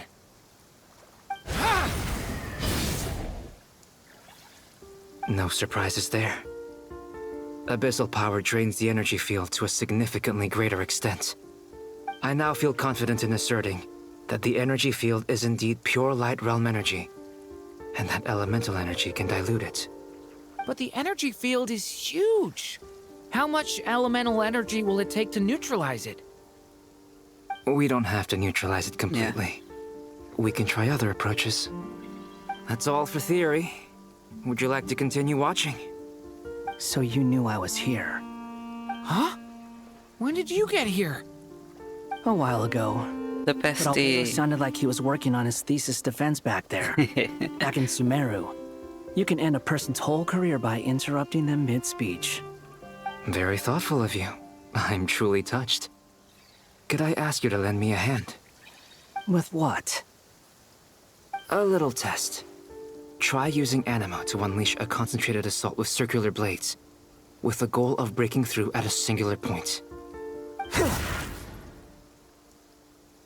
Nice! This time it tore through the field. Tremendous. This is a major breakthrough. Should we go through?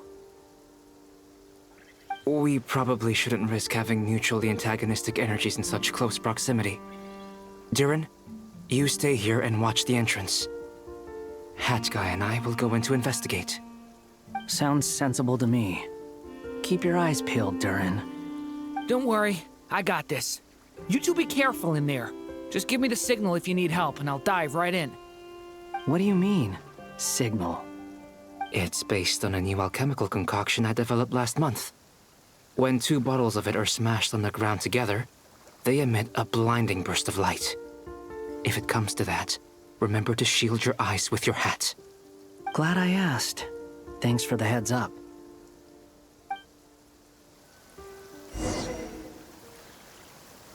Okay, this is crazy.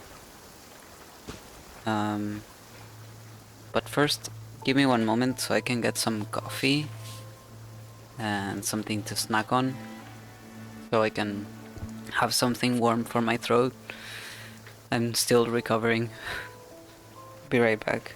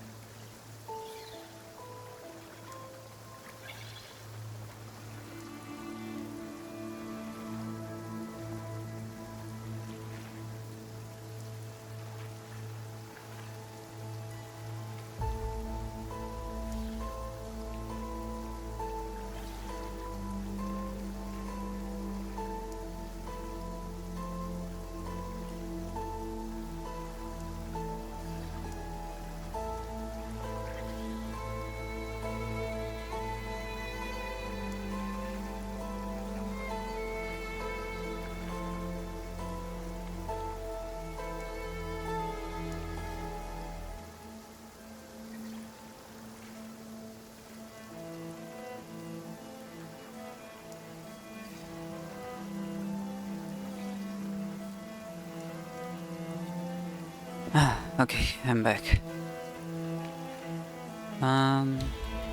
Let's go. Like I thought. Beyond a certain distance, we can't see the opening where we came in. Maybe that's to prevent people from escaping. Sounds like Dottore style to me.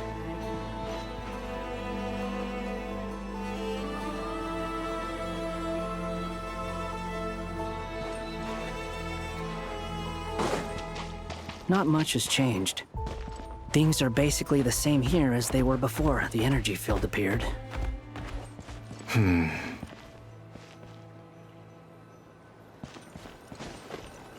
Whoa. They have no heartbeats and they're not breathing. We can only assume they're dead. But there are no visible wounds. Also, there's an animal squatting next to each body. It's watching us. That's not an animal's gaze. What are you trying to tell us? Doesn't seem eager to talk. I guess maybe it's just an animal after all. Let's keep looking around.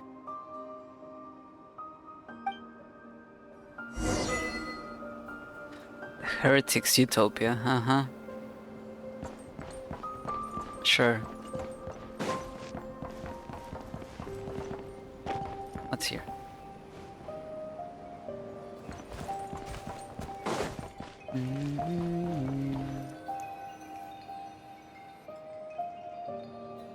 Same situation everywhere.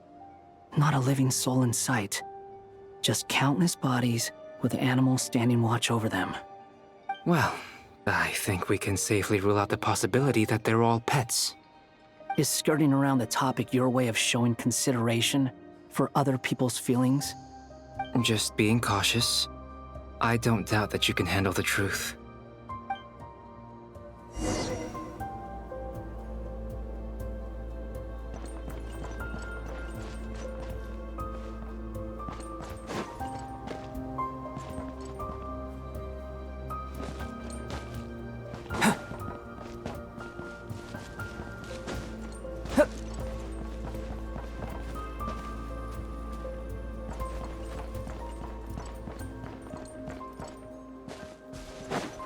Careful. Please. Help us. Please. Over there. I hear a voice.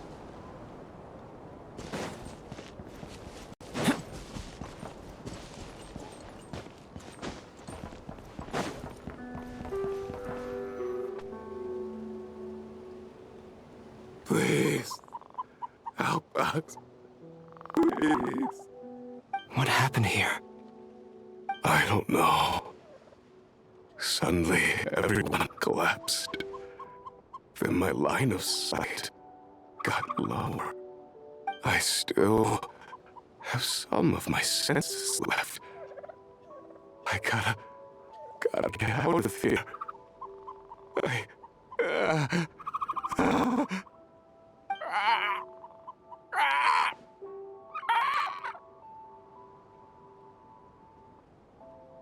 It looks like there's a huge experiment going on inside this energy field. Maybe each energy field is its own giant experiment. Vile. He's swapping human minds with those of animals. Even without the other circumstances, this would be an extremely radical experiment. Those people may have lost their sense of selves, but they are not fully animals either. If they were, they would have left. But instead, their instincts are driving them to remain by their dead bodies. We should go. No sense in sticking around here longer than we need to. Agreed.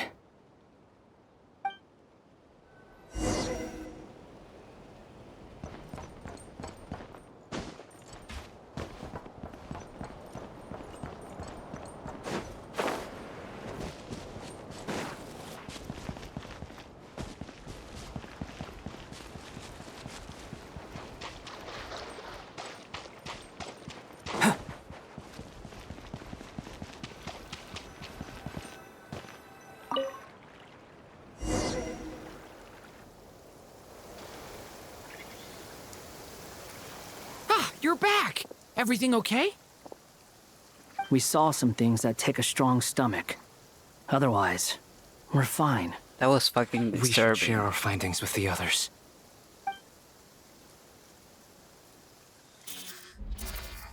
Ta-da, ta-da, ta-da-ka. Yes? Who is it? Miss Nefer, it's me, Albedo. We found a way to break through the energy fields. With enough control, it's possible to tear them open using elemental energy. Also, we managed to take a look inside. Dottore is carrying out his cruel experiments on an immense scale. Any residents who have failed to evacuate in time will likely meet a grisly end. Sounds like he's living down to our expectations. Might I ask how things are proceeding on your end? I'm just about to get started. I'll be in touch once I have a result. Understood. Stay safe. I will.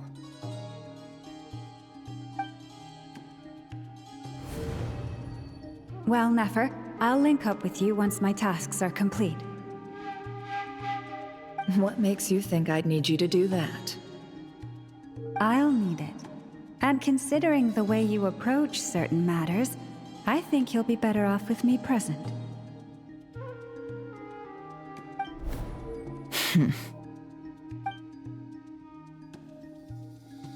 Let's begin. Entering simulation mode. Stop thinking about your girlfriend and do your thing. A vast wasteland. Is this the Traveler's inner world? I was expecting something more vibrant, to be honest. Wait, someone's there. What are you looking at? In that case, I'll look at it with you. I want to know all about everything you've seen and experienced. Is there somewhere I should return to? Or should I stay here and be the hero everyone says I am? I don't dislike my current life. Roaming the land, fighting battles, accomplishing missions, earning a living, looking after Paimon. It's not so bad. I guess the only thing that's missing is that you're not here with me. This is the conscious layer, which contains a person's true feelings. It is filled with both longing and kindness. I suppose anyone who lives long enough ends up wishing for someone who can't be there. Maybe it's the only way we can feel truly alive. Time to delve a little deeper.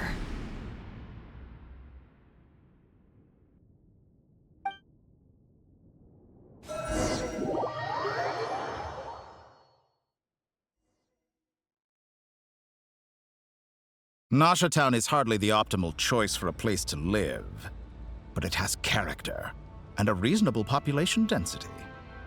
What are you trying to say? Oh, don't be nervous.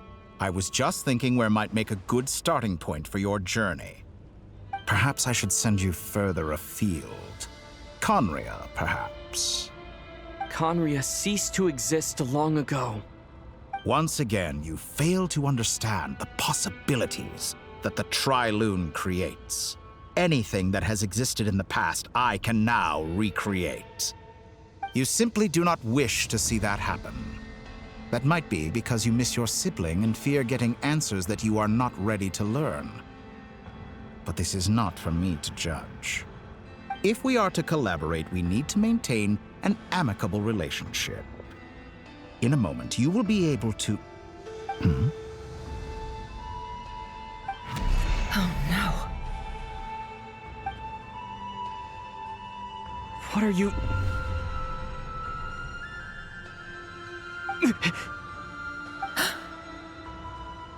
What are you gonna do? Don't move. Something unwanted has crept into... Oh? Gone as quickly as it came.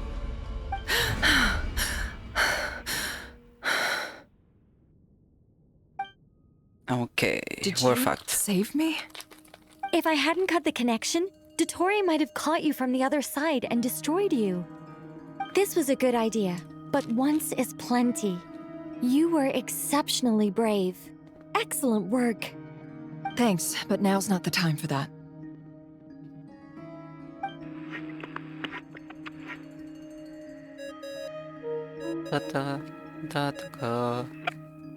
Albedo speaking. I think I know where he is. What is this endless darkness? I can't see anything, even though my eyes are wide open. But why? What happened? Ah, sorry about that. I take it you didn't notice. Just now, a friend of yours took a little peek into your mind. Could it be Nefer? How did she do it? Did she use something as a medium to connect to me? Do you think she's aware of your current circumstances? Well, no. Oh dear. Have I stunned you into silence? I only wanted to slow down your time a little so I could stop your intruder in her tracks. It would have been nice to capture the spy. I must say, I'm finding the ability to adjust the flow of time rather intriguing. The moment you closed your eyes, time seemed to grow impossibly viscous, didn't it? A whole month passed before you opened your eyes again, but only for you. No one else was affected. I dare say this is something only a god can achieve. Point taken. You've proven once again. So I'm 1 month older now? Oh, you misunderstand. That's unfair. This wasn't about proving a point. I was testing things out. I find I learn best by doing, and I have to admit, time is not the easiest dimension to control. I only wanted to make you sleep for a short while, but it ended up lasting a whole month. Clearly some finesse is required to wield the authority over time as I wish. I hope you're not angry with me. It was only a month's discrepancy, nothing too serious. Had I been off by a year, a decade, or even a century, that would have been quite a different story. You could have frozen me for millions of years. So much for collaboration. You aren't showing much sincerity. Millions of years? To what end? I wonder if you don't understand humans all that well. They are very pragmatic creatures who understand only that which they can perceive with their senses. If I had you sit here for a week, I imagine people might sympathize. But if I left you here for 100, 1,000, or 10,000 years, the sheer size of that number would cause it to lose all meaning to them. They would not have the capacity to comprehend your suffering, and thus they could not empathize. Unfortunately, while gods do exist in Teyvat, it is ordinary humans that account for most of the population. Their lifespans are so limited, their bodies so fragile. Did you ever really hope that they could begin to understand someone like you? Your long life and unique origins make you fundamentally different from them. How long will it be before they start to treat you like the alien you are? Before you are ostracized, outcast? Alien? Even I feel bad for you sometimes. This world has made you into a slave. So many times you have served its will, and not once have the powers that be ever thought to grant you the one simple thing you wish for. You have been treated most unfairly. I can change that. I will grant you special privileges and give you back the status you rightly deserve as a descender. Status? I don't think he's after status.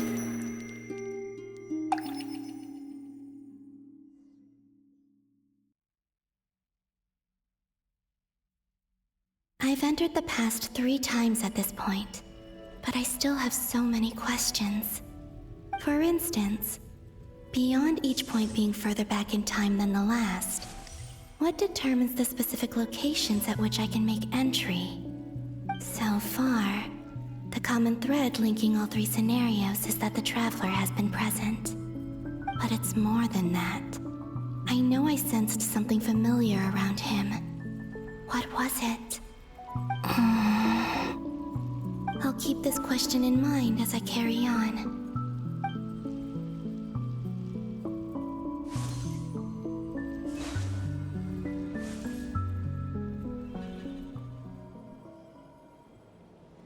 Humans, you never change. Always trying to use powers you neither comprehend nor control. This looks like Star Sand Shoal. Was this before Rerir regained his physical form?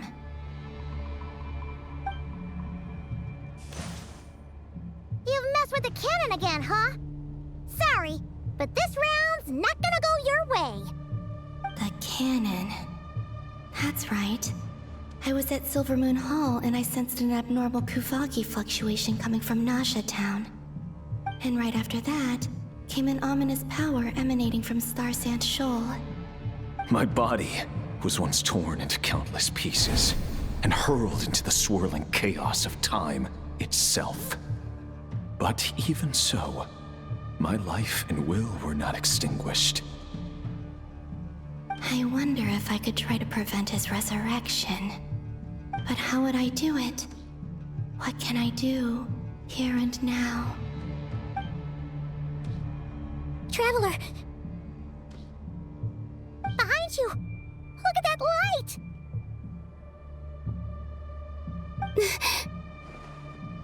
No, I won't make it in time. He's using the Kuvaki shield, like I taught him. Is he going to use it to block the cannon's beam? He's strong. I'm sure he can manage. But the force released when the beam impacts the shield might lead to collateral damage. Easy Island. The Frost Moon Sun Finally. exposed to lethal levels of Kuvaki.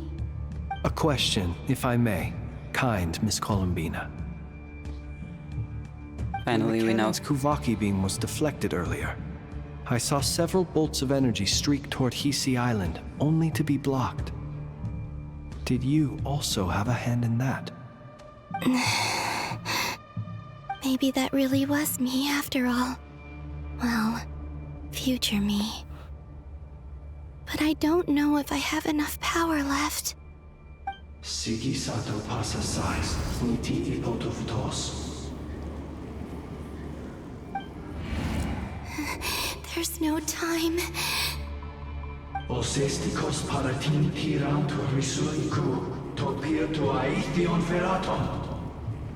I have to make it. Oh, Frost Moon. Oh, great land. Oh, slumbering moonlight of nod-krai. If you can hear me, if you can sense my call, then please, heed me once more!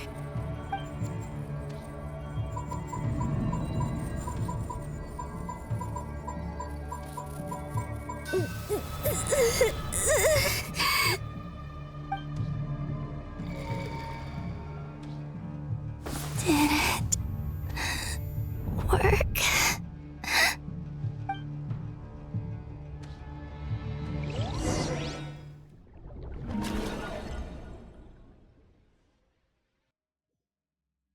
Girl, you're gonna disappear again. Please. Hey, wake up. Hey, did you hear me? Columbina, I said wake up now! Why are we playing this song? Oh, good morning, Sandrone.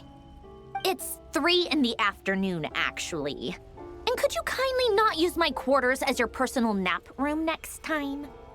But I feel so safe here. And your coffee, right?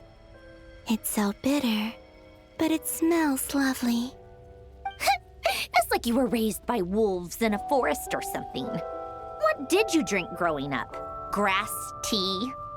The Frost Moon Scions certainly led a more frugal existence than the Fatui.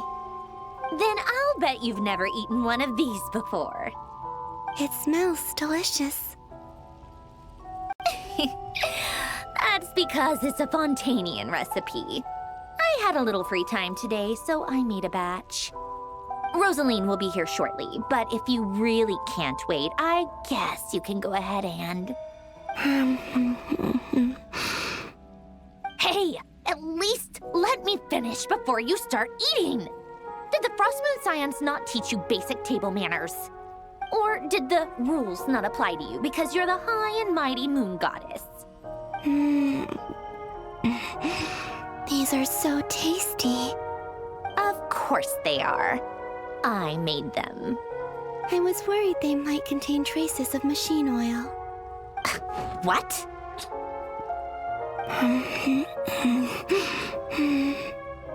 You know, there's something I've always wanted to ask you. Why did you leave your old home and join the Fatui? I mean, I'm sure their food was awful. But there's gotta be more to it than that. Well, life there didn't go quite how I imagined. What were you expecting? You're a god. Your followers are gonna make some demands of you, right? Surely you can just answer a few prayers here and there in return for the free food and drink. How bad can it be? Well, would you help other people just for free food and drink? The doctor told me that you were created by a great mechanic, Lord something Fisher. The Lord Artificer. Ugh, some people can't keep their mouths shut. Oh, Lord Artificer. And didn't he have something to do with the, narcissist? Narcissenkreuz Ordo. Yes, that was it. Narcissenkreuz Ordo. So, would you try to fulfill their wishes? You must be joking. I wouldn't go even if they paid me. I don't even know them. Exactly. Well, I felt the same way. I did not know the people who made demands of me. What do you know? We're on the same page for once. In his later years, Alen did ask me if there was anything I wanted to do. If I had any wishes of my own. Well, I don't. And I'm not in any mood to fulfill someone else's either. Who's Alen? He was the... You know what? Never mind. You're not gonna remember. Anyway, the point I'm trying to make is, neither of us is the self-sacrificing type. Let me ask you this. What sort of place would you like to live in, if you could choose? A place where people don't ask me for things I cannot give them. Where they don't worship me, or fear me, but just want to chat with me like a normal person. I'd also like the freedom to come and go as I please. And ideally, it would be somewhere with the smell of coffee and snacks. Not to burst your bubble, but no such place exists in the world. Now, take your snacks and scram.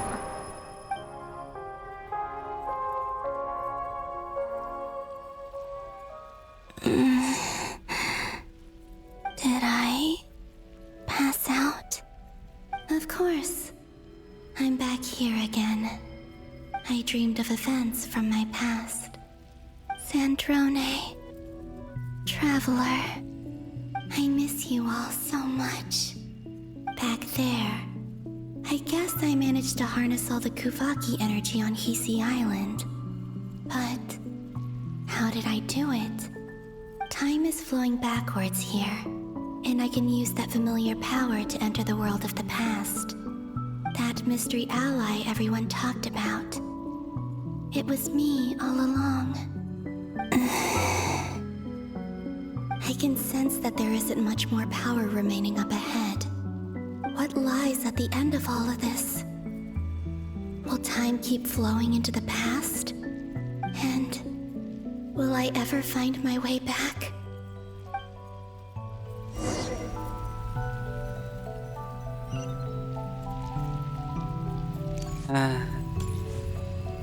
This sucks. I really still don't know how she's going to get out of this.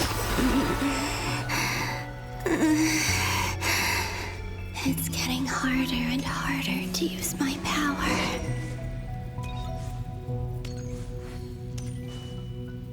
And that as well. I'm no match for the Abyss in this state. I need to avoid the contaminated fragments.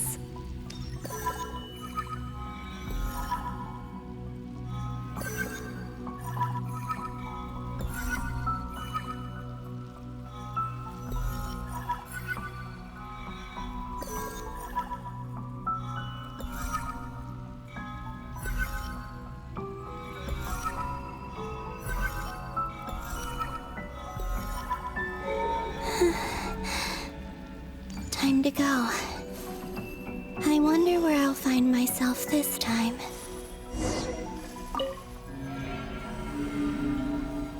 The books.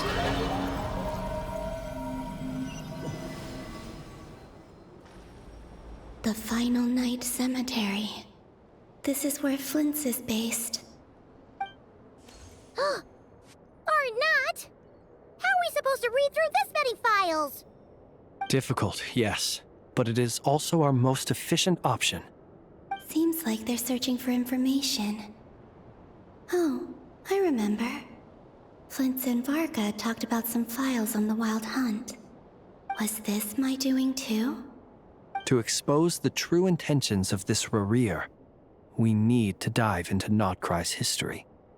Are my actions changing the past?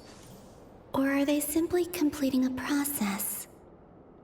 Is all of this inevitable? Or am I the one making these decisions?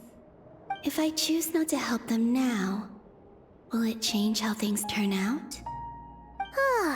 Hope we don't land on our heads then. They're my friends. I can't not help them. That's the issue with Bootstrap. Paradoxes. Ghost! And the other one was... here. Hey! Another file's moving!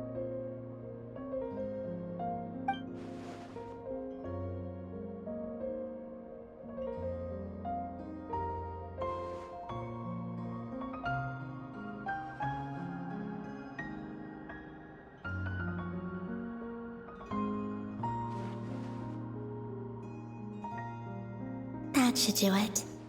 Hmm? Luanatar? You can sense my presence? Wait!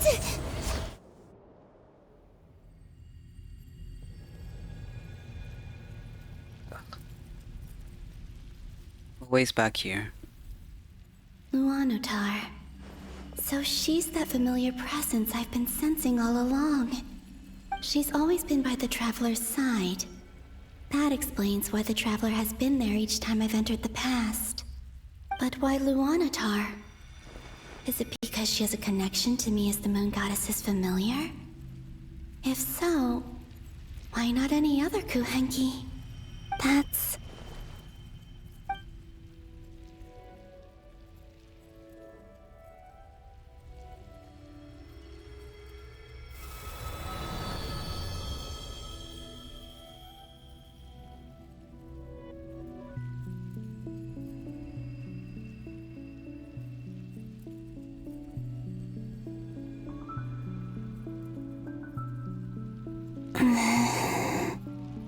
I cannot sense any power up ahead. Just a void, stretching out into infinity. This is likely my final chance to enter the past. It's now or never. I have to find a way back.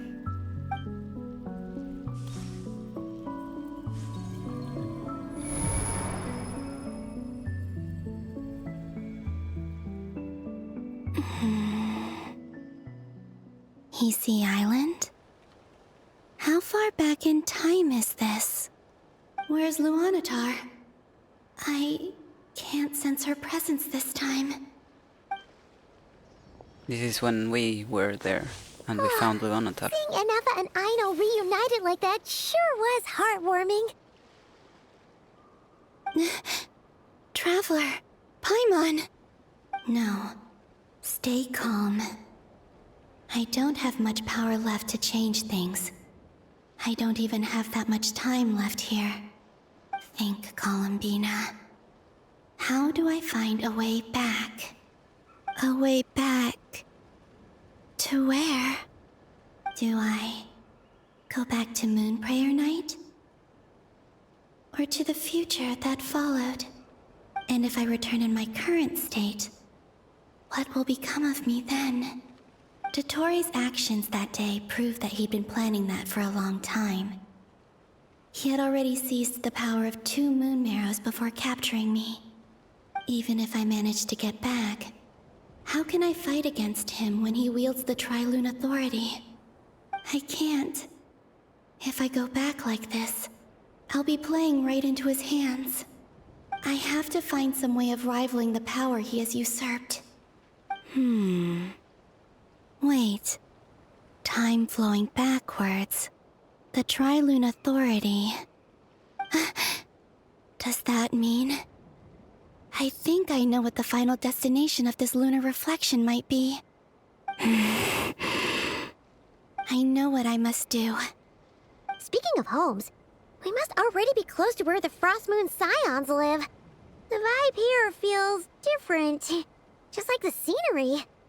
But how do I communicate my plan to my friends? Should I write it down here? No, someone else will see it.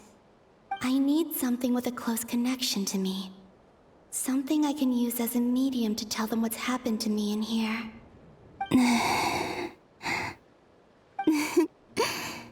Now it makes sense.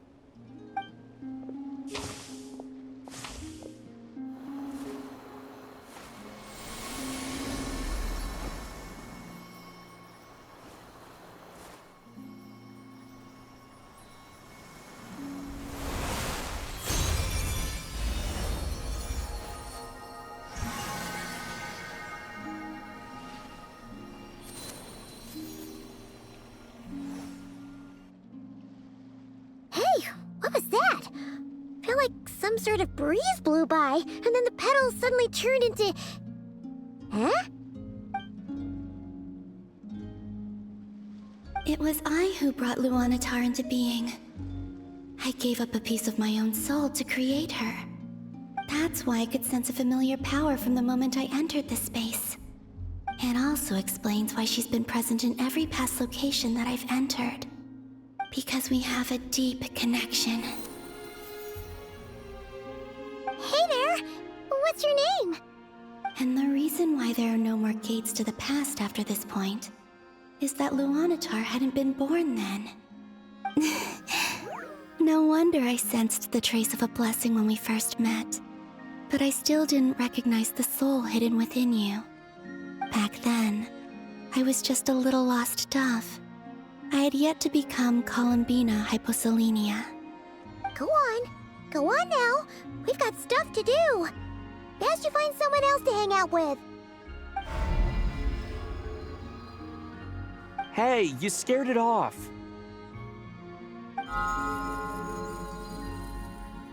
I'll be counting on you. Remember to stay by the traveler's side, guide him, and help him in my stead. Oh, and bring him to the garden where the Moonprayer blossoms grow. There's a little lost dove there who will need his help.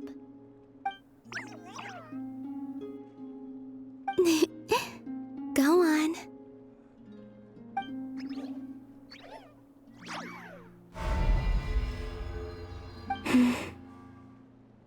You too. Go and live your story. As for mine must go in a different direction.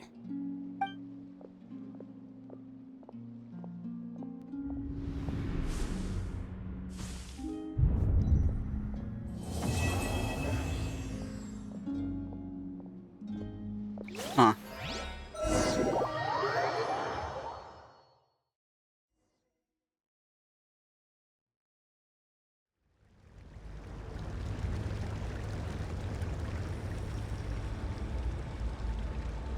How would you like to experience the thrill of never being held accountable for your actions?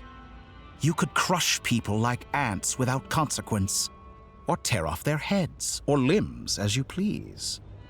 Believe me, such a life is but one small step away. What point is he trying to make? Freedom? But the freedom to kill? To do evil and get away with it? Why would you offer me that? The creation of a world is the ultimate scientific experiment. I have taken my research to the highest level, where I shall be not just a god, but also a servant to many sacred spirits. I shall heed the truth and perform holy deeds. A god's laboratory is the perfect playground, but it needs the right occupant to explore its full potential. Mortals are found everywhere one looks. Not so with Descenders. I'd prefer my first guest to be a distinguished individual such as yourself. And I know you could make the most of the opportunities it offers. So the condition for entering the new world is to take innocent lives. The same dilemma that Rerir once faced. Could I really bring myself to kill others for my own benefit?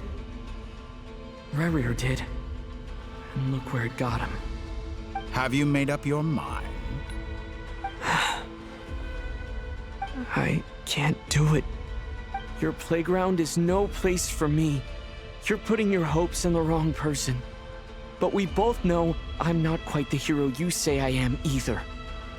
I have my own reasons for the journey I'm on. And they aren't all selfless. You've grown a lot since we last met, but there are still things you are unwilling to compromise on. This will only hinder you. Why don't I lower my requirements a little as a gesture of goodwill? I'll give you a little time to learn to be a less noble soul. That'll make things much easier for you. I really doubt I could live that sort of life. And yet you already sound less defiant than a moment ago. The benefits appeal to you because you can read the signs of the times. Why don't we return to my research facility? Your last visit was so rushed.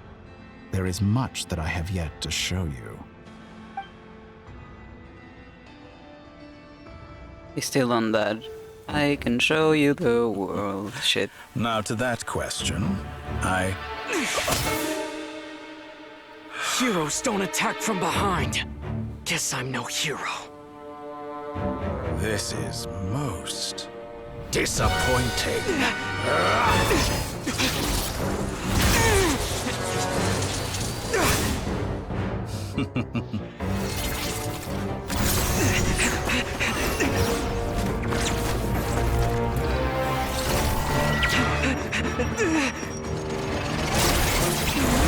Hey, Victor.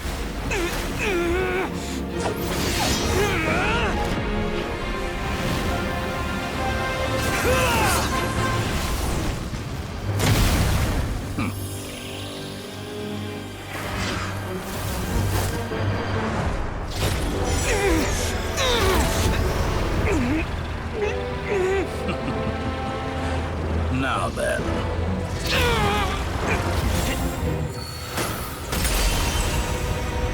Yo.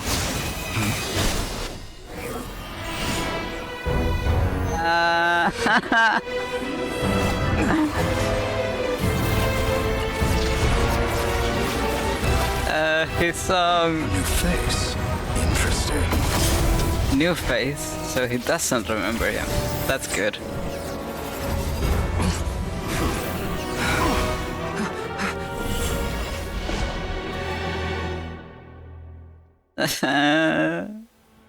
I'm gonna cry, like I got teary-eyed. Stop. I'm okay. That guy had you get in there. You're still gonna call me Hack Guy after that, huh? You came all this way just to save me? I didn't see anyone else in there who needed saving. Thank you so much. Wait, you're injured? It's nothing. I'll be fine. Why are you looking at me like that? Is it that shocking that I'd come to your rescue? I'm more shocked that you caught the doctor off guard. I owed you a favor back in Sumeru. Now we're even. Distracting Dotori was tough. I won't lie. That shot of wonder and Dotori is like Dane and Barrier. They need to stop doing that. Yes, I agree. It gave me literally the same feeling. Like, the same sensations in my body and my mind. That was crazy. He's not gonna fall for the same trick twice. That was my one shot. I'd hoped to use it to take him out. Ugh. I never wanted to obliterate someone more than I do right now. Me too, man. Dotori doesn't recognize me, but his segments were originally made based on an analysis of my operational principles. I expect it's only a matter of time before he figures out what I am. So Dotori doesn't recognize Wanderer because he deleted himself from Irminsul. Did he really miss his only chance for revenge by saving me? Why the long face? Hey, I'm not blaming you, okay? And I'm not complaining either. Rescuing you and killing Dotori are equally important goals.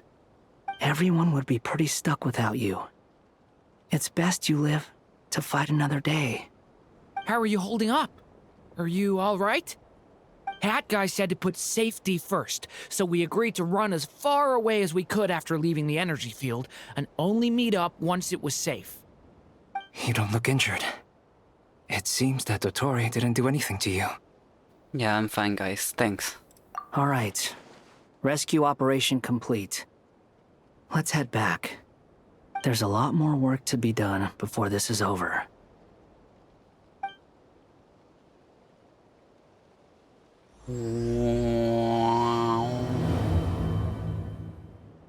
True moon. Interesting. Paimon! Please. I want to see the reunion. I want to cry about it.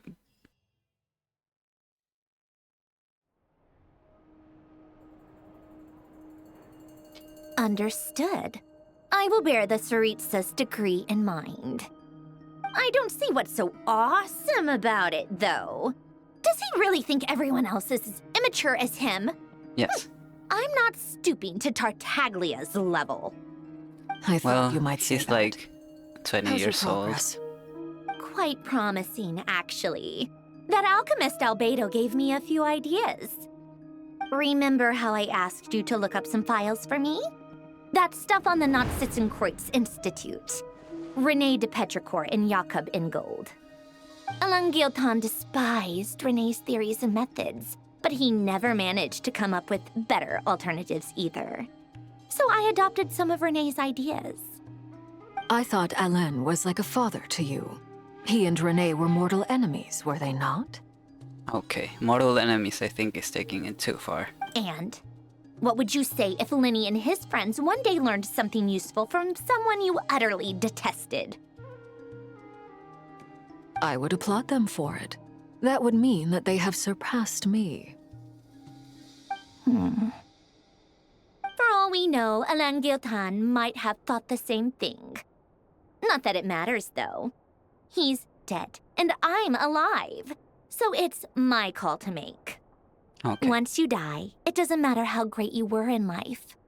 Only the living get to decide what happens next. Okay. Hello, I'm Come on back. out. They're back. Huh?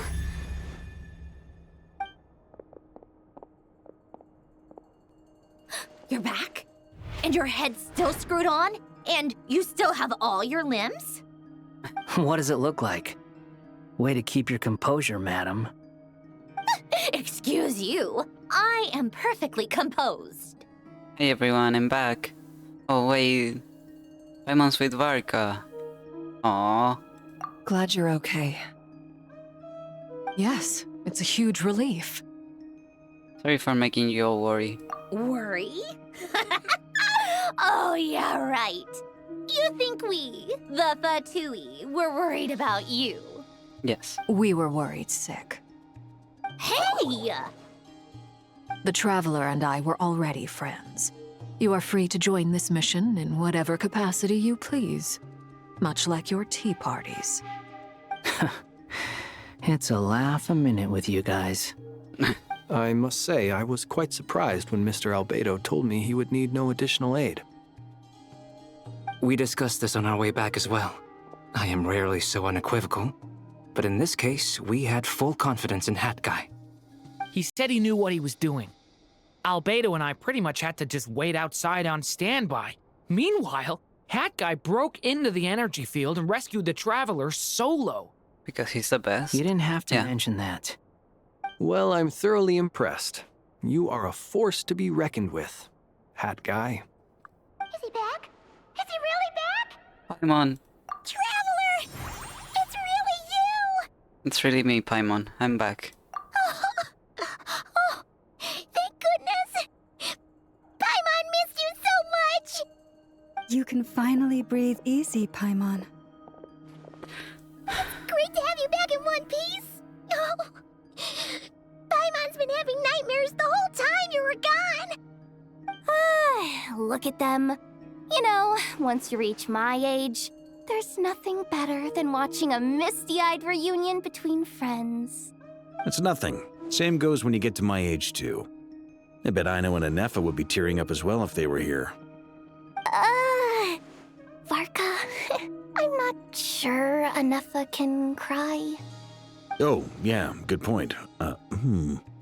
Hey, your eyes are looking a little red and puffy. Come here, let's hug it out. What? Ew, no! No, thank you. You're not my dad, okay? Fucking unk. Knock it off! Everyone, I'm sorry for all the trouble I caused you. But the silver lining is, I didn't come away from this ordeal empty-handed. No, we had While I was to being held endure. captive, I learned a lot about Dotori's current capabilities and what he plans to do with them. We had to endure the Allow me to lunacy of a madman for several days. Must have been torture. The three moon goddesses were even more powerful than we imagined. No wonder Dotori believes himself to be equal to the gods, maybe even superior. Utter blasphemy. While everyone was gone, Nefer and I made an interesting discovery. And I believe Miss Sandrone has something to share too. Ma'am, perhaps you could do the honors? Androna explains Columbina's situation and shares the findings of her research so far. Getting rid of a pesky troublemaker like her is like trying to clean up after a crumbly cake. Columbina's alive. Always comes back to haunt you.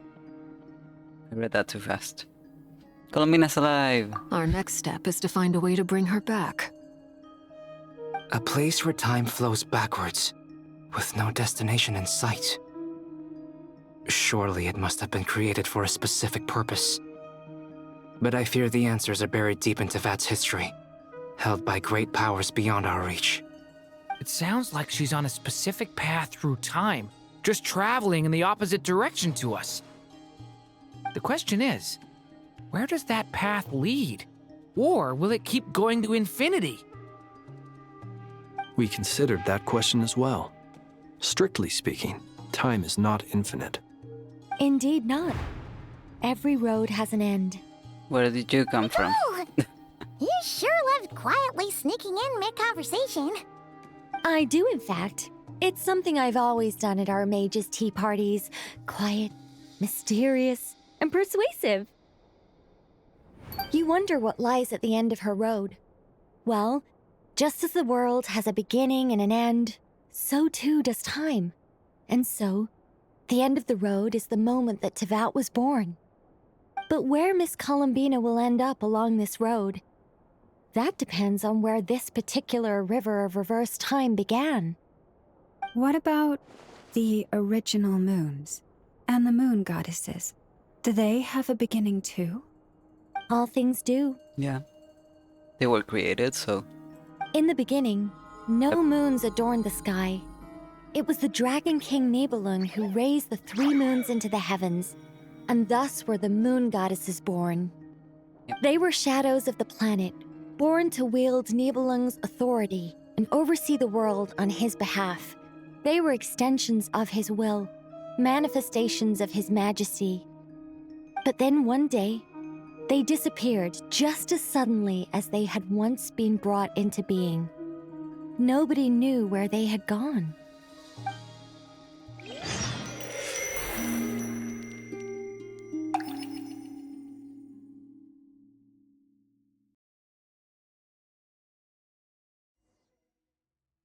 Like I thought, no more paths back to reality have emerged since.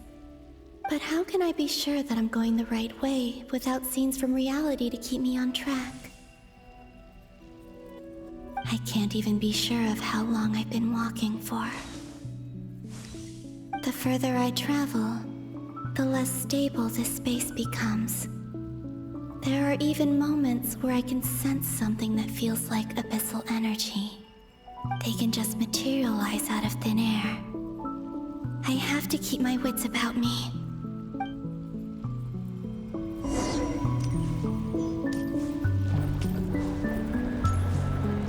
Whoa.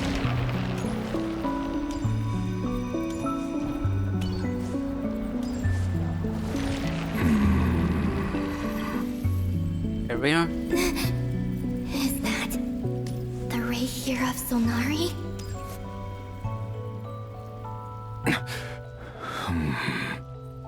You are the moon goddess.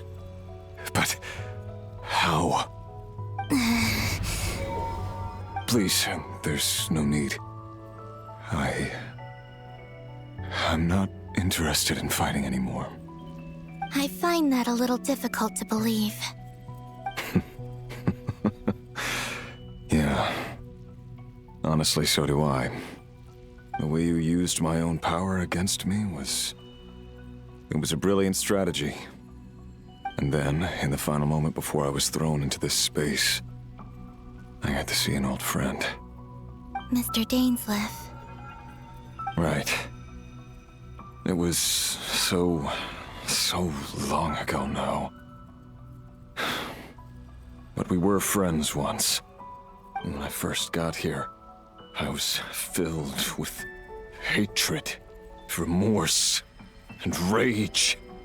How I cursed and devoured. I tore everything here apart. I was consumed by the desire to leave this place and have my vengeance. But to no avail.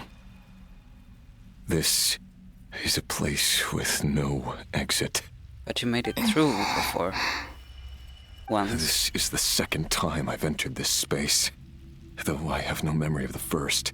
I was torn to shreds the moment I entered. But this time I survived. It must be partly because of this new body. And partly because of all the Kuvaki I absorbed in nod-krai.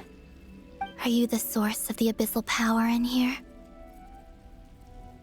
Not all of it. Some is from when I first arrived here and tried to destroy everything. But there was already a degree of abyssal power here before I entered. And like a venomous snake baking in the merciless sun, it tried to slither into my shadow.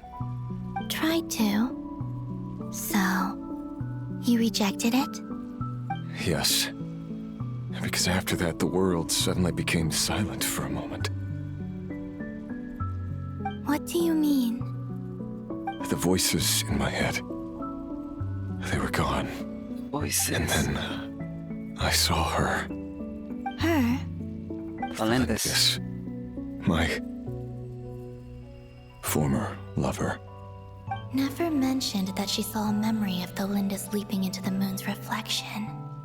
More precisely, I saw her afterimage. I'm sure the real her is long gone. She was just an ordinary Conrian. She couldn't have survived here for very long. Anyway, why have you come here? Didn't you know it was a dead end? If I hadn't escaped through the moon gate, my friends would have been in far greater danger. Oh, I see. Because of your power.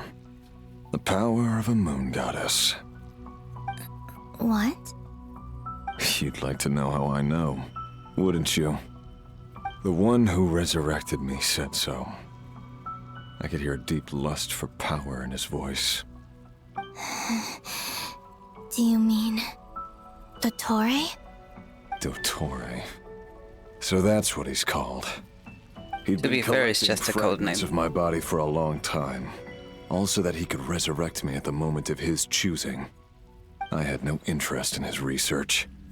But being as corroded by the Abyss as I was, we were aligned as far as hunting the moons and recovering my strength were concerned. So that's why the Wild Hunt suddenly became so active in nod-krai. When I left the Fatui in my weakened state, Dottore must have felt that his time had come. Moon Goddess, could I ask a favor of you? What? The audacity. I know this is a lot to ask, especially from someone who tried to kill you. If you refuse, I won't fight it. But this is the only thing I desire now. Nothing else matters. What do you want? I'd like you to take a message to Thalindis for me. Thalindis? But... Yes, she's dead. But like I said, I saw her afterimage. I can sense that some part of her soul remains here. Far, far ahead. Why don't you go and speak to her yourself? I can't. I don't know why, but I can't move freely in this space as you can. All I can see is a glimpse of her, walking away. Just like the moment when I last saw her in life. In return, I will clear these abyssal obstacles for you. No, not in return. I'll clear them for you, whether you want to help me or not. It feels like something I ought to do. Why? Yeah. Why, indeed. I've been asking myself that question a lot recently. Why did I do the things I did? I'm tired of it all. Tired of the person I became. People used me. And then I turned around and started using others. I hurt a lot of people. I think I grew tired of it long ago. But I wouldn't admit it to myself. And ultimately, that's how I ended up here.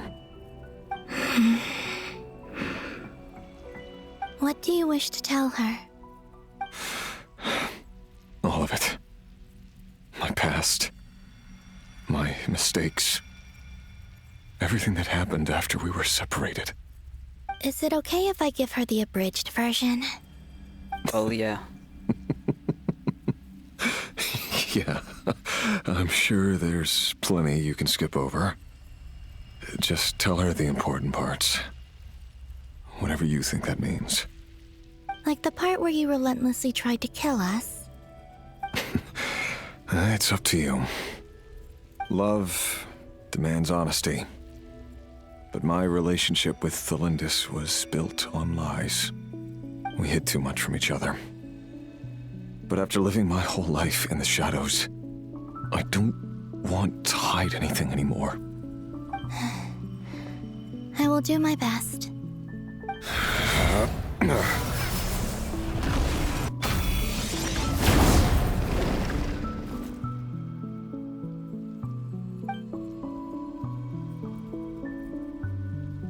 There. The Abyss will no longer stand in your way. Even though Mr. Dainsliff felt he had to fight you, I think he still regarded you as a friend. Dane? He said that you betrayed him, but he also felt great remorse at never having understood what you were truly going through. Why tell me this? Because if he'd known that someone could take a message to you, I believe that's what he would have said. Thank you. It means a lot. I know this will sound strange coming from me, but Don't die, Moon Goddess. I can tell that you're determined to get out of here.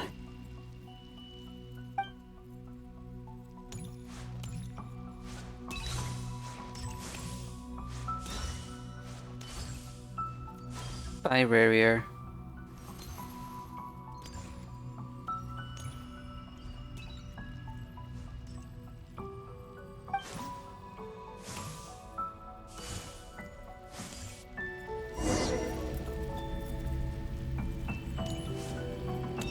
He kept his word.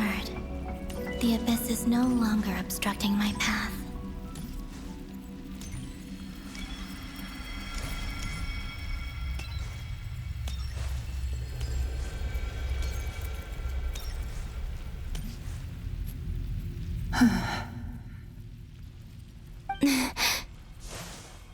Is that the Lindis? She wasn't far off at all.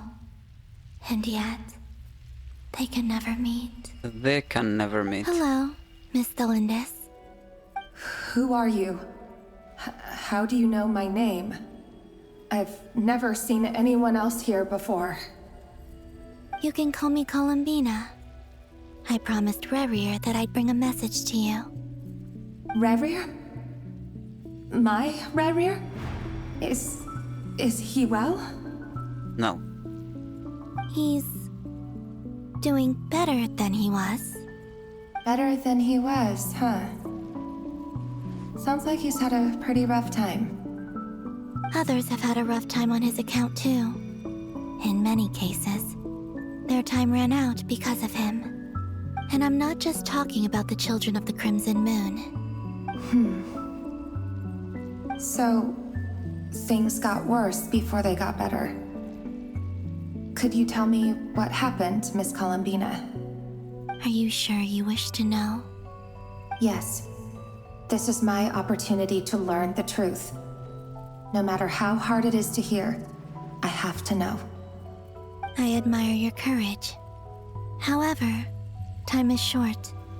I cannot stay here for long.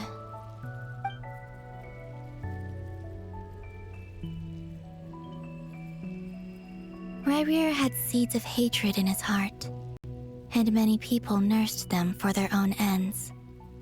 On some level, everything he did was to try and find a way to see you again. But in the end, he came to regret his mistakes. He wanted to apologize for hiding his past from you.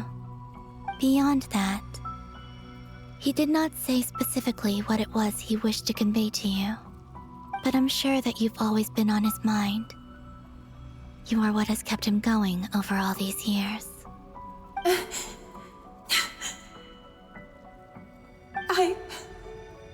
I'm sorry, Miss Columbina. This is so upsetting. I'm not sure how to put my feelings into words. It's all right. I understand. Well, that's everything from me.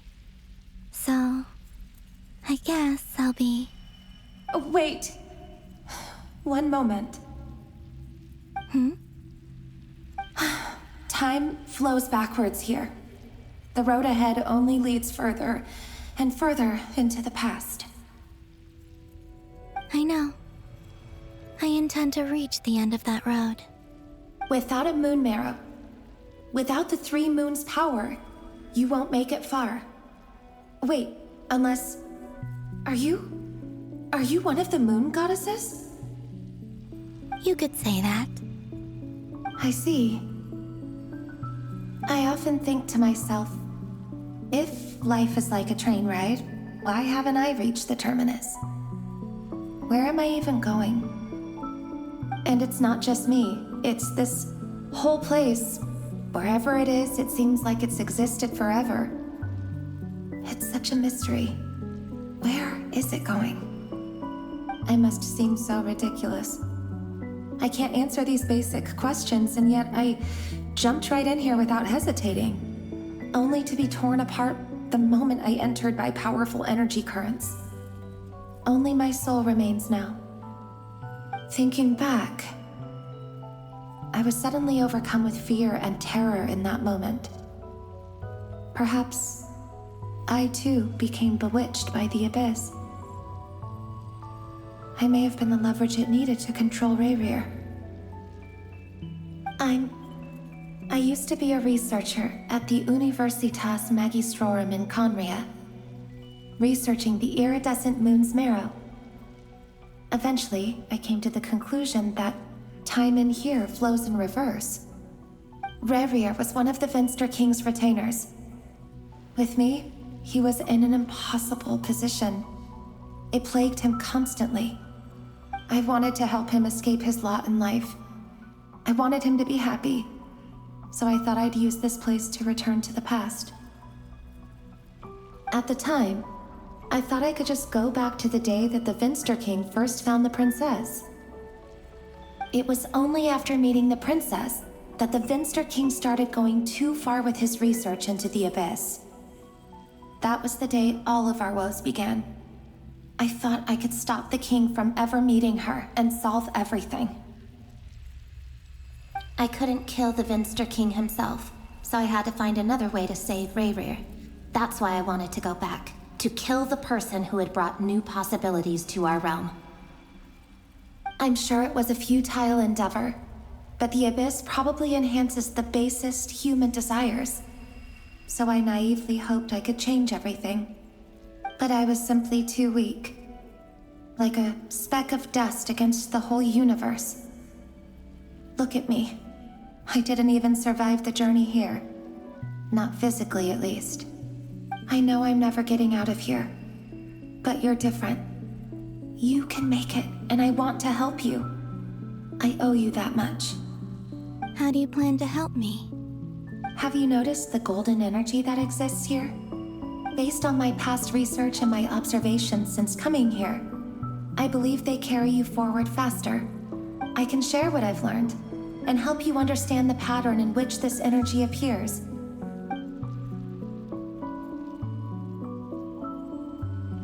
I think you just might... Now, I know you will be able to change the past. Also, I've been speculating about where this space ends. The documentation was scanned, but from what I know of the legends about the moons, the oldest ones seem to begin with Nibelung, king of dragonkind. I have no way of verifying any of it by this point. But if it's true, you might be able to reach that era if you keep walking. Damn. Understood. Thank you, Miss Delindis. We going that far back? I'm the one who should be thanking you. If you hadn't entered this realm of everlasting death, what use would my deductions be? Thanks to you, they have some meaning. About Rayrir, I'm so sorry. For everything. It wasn't your fault. That's not true. Because we both feared bringing trouble upon each other, neither of us ever told the truth. And that dishonesty sealed our fates. But enough about that. I wish you a safe journey, Miss Columbina.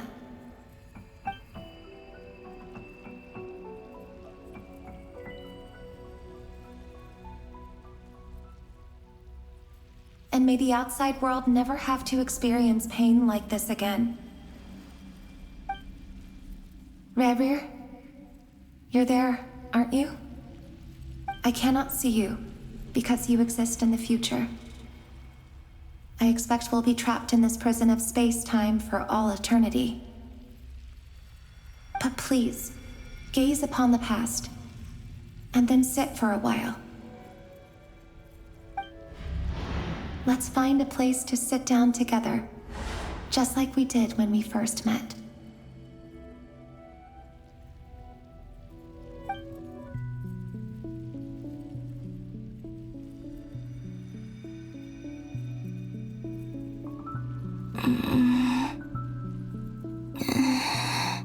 How long have I been walking? How much further till I reach the end? Is there even an end to be found?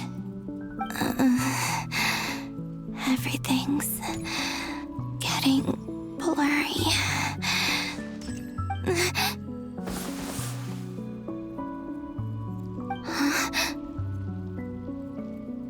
Are you all little sister. Have you come from the distant future? Mustafa?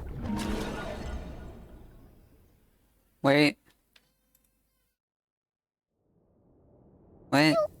How exactly did the moons just Why are you yelling? disappear? Shouldn't it be a little harder to get rid of major creations like moons? The world is a vast and ancient place. On a certain scale, all life lasts for but a fleeting moment. Miss Nicole explained that the moon goddesses likely perished in the War of Funerary Flame. The moons themselves were also destroyed at that time, save for the Frost Moon, from which a new moon goddess was later born. Am I missing something then? 'Cause the stories say that the moon goddesses were born on the moon, but doesn't Columbina say she was born in nod-krai? Huh. You're right. Why do their birthplaces differ? What's the difference between the two generations of moon goddesses? Also, remember what Sandrone said? Her scans detected 4 moons. In other words, 4 moon marrows. Technically, the result of the scan means that 4 moon marrows were detected and positively identified as moons in that moment. In other words, this piece of information alone isn't enough for us to know how Miss Columbina is doing right now. Yep. We have no way of staying up to date on whether she's dead or alive. She's on her own for now. But at least she's trying her best to get back to us. Yeah. She's a tough cookie. And a sore loser, too. Lamau. We have to trust that she'll find a way. Because we really need her power. As much as it pains me to say it, we've got no chance of beating Dottore in a straight-up fight. He's much too powerful. It wouldn't even be close. That maniac is going to devour everything in his path until he reaches us. We need to find someone or something that can stop him before he does anything worse. I'll be frank. Our only hope of defeating this false god is with a real moon goddess on our side. I'm not just saying this because Columbina's a friend and I want her back safe and sound. It's just the truth. Okay, Sundar. I know that even she was no match for him when he attacked, but I don't have a better solution. We're not giving up on saving her, whether she can defeat Dottore or not. Right. Don't worry, Miss Sandrone. We're all aligned on saving Columbina. No one's trying to argue that we can only justify saving our friend because it will help save the world. This is about multitasking. We want to save both. So, she's more than just a moon goddess to you guys? Yes. Didn't we already go through this? Duh! She's part of the gang! The gang! You are too, you know. Yes, I know. You don't need to labor the point. I knew that the moment I came running over with my documents that I was part of the in-group. I mean, if Arlecchino can fit in, I certainly can. What does that mean? As for how we get Columbina back, I've been working on it constantly. But I think I'm still lacking certain information about the moon. I'd probably get there if I could continue my calculations, but the problem is, I've run out of computing power. Computing power? You mean you need more energy? No, the issue isn't energy, it's processing power. There's so much data to get through that the whole process has just ground to a halt. That's a tricky problem. René de Petrichor of the Nazistenkreuz Ordo once foretold the fate of the world. But I don't know how he did it.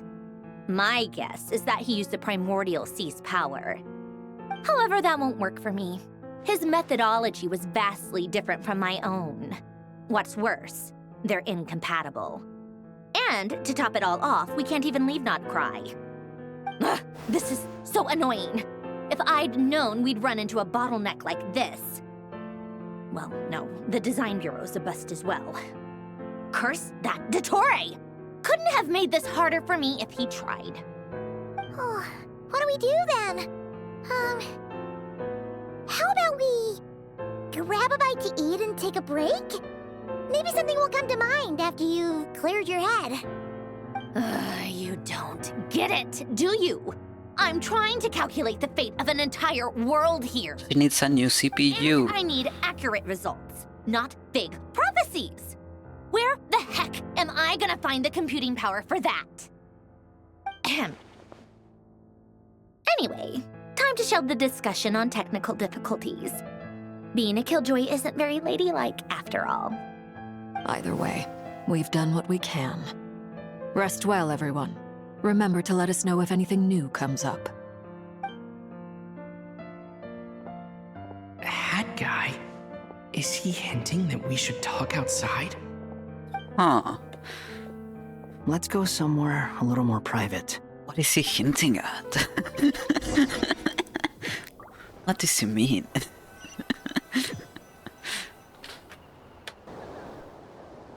You know that Dory went back to Sumeru, right? Yep. Yeah, she mentioned she was planning to head back. Things aren't looking good for nod-krai. She's gone to spread the word so that Sumeru has a chance to prepare for the worst. From what I know of Dottore, there are two possible reasons why he hasn't made a move yet. One is that he's still working through some kinks in his new powers. The other is, he wants to see how we're going to react. He'll easily devour everything eventually, so I guess he's in no rush to make it happen. The first false god he made was me. Now it's his turn. Even though my records were erased from Irminsul, Dottore's ideas haven't changed one bit. He once told me that becoming a god was like turning yourself into a hungry wolf or giant serpent to devour the moon. Clearly, he began studying the moon goddess's powers long before he even tried making a god. He's always wanted to get his greedy hands on divine authority one way or another. And in the end, he devoured the moon where I failed. In the desert of Sumeru, there is a chessboard built by King Deshret, also known as Al-Ahmar. I don't know if it was a real game, or if he was just trying to challenge his servants and citizens in some way. But creating games and setting rules, gods do that as a matter of course. That's the kind of power Dottore craves. Now he has the Trilunar Authority. His power is leagues beyond the common people. I don't think there's any point in other nations rushing to the front line. They're better off focusing on defense and hoping they can fend off any threats that spill out from nod-krai. Either way, Dory will inform Lesser Lord Kusanali, and she will contact the other gods in turn. The Seven will have some recourse available. If nothing else, their protection should keep the rest of the world from descending into chaos as quickly as nod-krai has. So on the bright side, even if nod-krai is doomed, your friends in other nations won't be in any immediate peril. That's good to know. But I'm not ready to give up on nod-krai yet. There's a word for people who refuse to let anything go. It's called being greedy. Maybe it sounds greedy to you, and probably naive too. But whatever you call it, that's what gives me the determination to keep fighting. Battles are fleeting, but the will to fight is a long-term commitment. Give up for even a moment, and your resolve will shatter. Why do you always feel the need to do the right thing? No one is born to be a savior. I mean, who's gonna criticize you if you fail or give up? Don't take this the wrong way, but Dottore said something similar to me. I guess the Fatui attracts people who don't believe in saviors. Not necessarily. That's an interesting point of view. Less about belief for me. I just want to know how determined you really are. After all, I don't owe anything to anyone else here. Only you. You look kinda worried. If your arch-nemesis was about to achieve their ultimate goal, I think you might feel a little worried too. That's true. Dottore is about to become an omniscient, omnipotent deity. That's gotta be a bitter pill to swallow. Still, you're calmer than I expected. Obviously. I have to admit that my past self was a reckless fool who misunderstood not only the point of revenge, but how to achieve it. And as much as I want my vengeance, I know I'm not gonna get it by acting alone. If the world's taught me anything, it's to think before I act. Too bad it never taught me any other virtues, though. So, I am going to destroy Dottore, no matter what it takes. Yes. So, what's your plan? Just fucking walk up I'll to get him to and that. slap him silly. First, tell me, what do you think of Sandrone? She's crazy. Just like Paimon said, she's a friend, part of the gang. How much do you trust her? None at all. This is a serious question. Think carefully before you answer.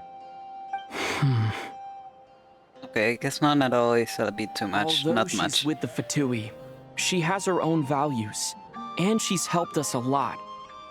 If nothing else, she's clearly going the extra mile for Columbina. I see no reason not to trust her. If you say so. In that case, the three of us need to talk. I have some thoughts about her computing problem. It can be solved, but it will come with a cost. How much? If I can afford it, I'll cover it. Sometimes your heroism really backs me into a corner. You know that?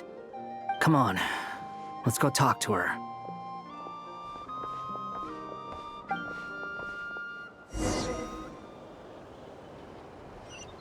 Okay. Let's go. Ah, stuck.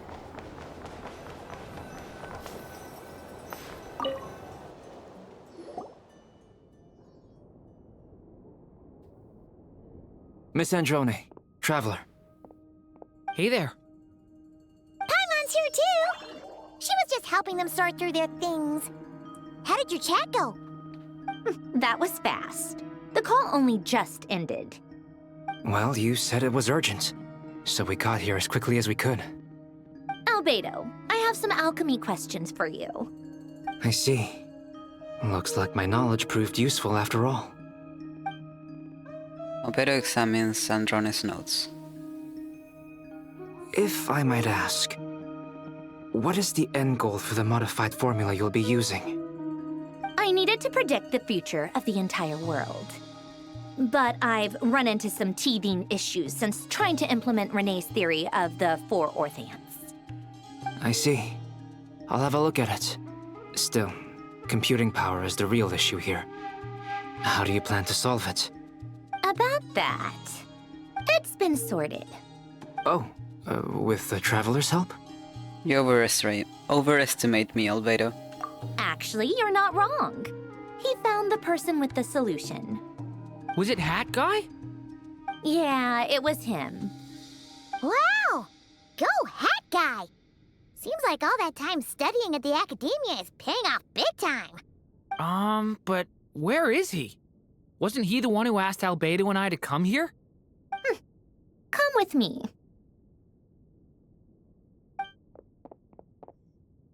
Hat Guy? What's happened to him? Why is he meditating? Can you hear us? No response. I guess he's in hibernation. Hat Guy mentioned that he was a puppet. It seems that his functions are currently shut down. I presume this has something to do with the solution to your computing problem. That's right. He and the Traveler came to see me. Wait, what? You have a solution? Would you calm down? Why do you always react so hysterically to everything? Agreed. Excuse me? How would you know? You shouldn't be so quick to judge complete strangers. It's very bad manners. Oh, please. It doesn't take that long to figure out that you have a temper. Where does a mere student get that kind of confidence? I've actually published more papers than you. Not that status counts for much. Even Paimon's applied for academia admission. Huh? Are you serious? See? This is why I can't be bothered to explain myself. She recognizes no one's skills, but her own. Okay, fine. I'll hear you out. So, tell me, how do you propose to solve my computing power problem? To add this wondrous world, This world and everyone itself else just is living in it, constantly I agree. processing all kinds of information. If it's the world's future you're trying to calculate, you need a processing device that's designed to cope with that volume. Yep. Easier said than done. Only Irminsul can handle that kind of... Yep. And you're talking to him. Wait, is that what you're suggesting? But surely we can't just plug my formula directly into the ley lines. You should be able to tell that I'm not human, right? Yeah, I noticed.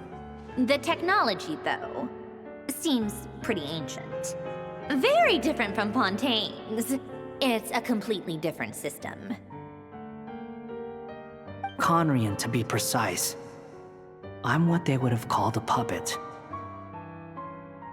Puppets need an energy source and processing power. The artisans who built them sought out the materials most suited for that purpose. You. Branch of Irminsul. The Traveler and I have talked it over. He's willing to vouch for you. So, I'll allow you to borrow my core for your calculations. It was built using wood from a silver-white tree, which makes it a small part of Irminsul. Conrian technology and Irminsul wood. Who in the world could have built you? The Archon. Are you sure about this? A puppet without its core will cease functioning completely. And if it's left in that state for too long, it might not recover. You could die if you do this. You do realize that, don't you? I can put 2 and 2 together, yes. No need to rub it in. I won't lie to you. This has never been done before. I cannot guarantee your safety. Doesn't matter. I'm prepared for the worst. I love you. Did you two actually talk this through? Is he... Are we really considering this? Yes, we discussed it. The bottom line is, he trusts me, and I trust you. Let's give it a shot, shall we? Honestly, I have no clue where this kid even came from. But for whatever reason, he lent me his core to use in my formula. I'm very close to finishing my calculations now, and the core is currently in use. So I'm sorry, but I can only show you a sketch right now. This is what the core looks like. A silver-white branch. It certainly matches the legends told about Irminsul. Is Hat Guy gonna be okay? If we hurry the fuck up, then yes. Right? Can we stop talking to Sandrone so she can get on with her stuff? He should be fine. As long as we put his core back in time. Beyond that, all I can say is that I'll try my best to avoid risk and make sure the core doesn't sustain any damage. I think I know why you called us here now. Someone needs to watch over his body and make sure it's protected until the process completes. Correct. He said that the only ones he trusts here are you two, and the Traveler. And the Traveler will have other work to do. Look after Hot Guy for me. He will have our undivided attention. Thank you. Aww, Hat Guy. On a more positive note, things are progressing steadily on my end. I'll call everyone in for a meeting once the results are out. Androna returns to her initial question. She and Albedo enter an in-depth discussion. You, Paimon, and Durin stand next to Hot Guy, keeping watch over his silent body. You'd never seen him in this state before. Well, no. The worst case scenario with the core removal is either a system reset or a total loss of function. But I'm not afraid. A quiet death should have been my fate long ago. A core is completely different from a heart. It's like another vital organ entirely. I never believed it could be a true replacement for what I sought. But in the end, it turns out the core was more useful to me. Pretty funny when you think about it. It's like the punchline of my entire life. Do you think there's any difference between a puppet and a human? If not, then this would just be another samsara. I have already experienced both a past life and a next life. Part of me wonders whether I'm only capable of making this decision because I've become a real human. What's with that expression? Isn't this a good thing? Sandrone will succeed, won't she? She has to. She will. We all have to persevere until this is over. That's right. And I'll protect you all until a moment of victory arrives. Does that only feel like the concept of time has become blurry? It rushes forward for you, yet marches backward with every step that Columbina takes, silent yet turbulent. Dottore words echo in your ears. These 4 divisions anchor the world and shackle those who live in it. He may be deranged, but he understands well the rules of the world which now test you all.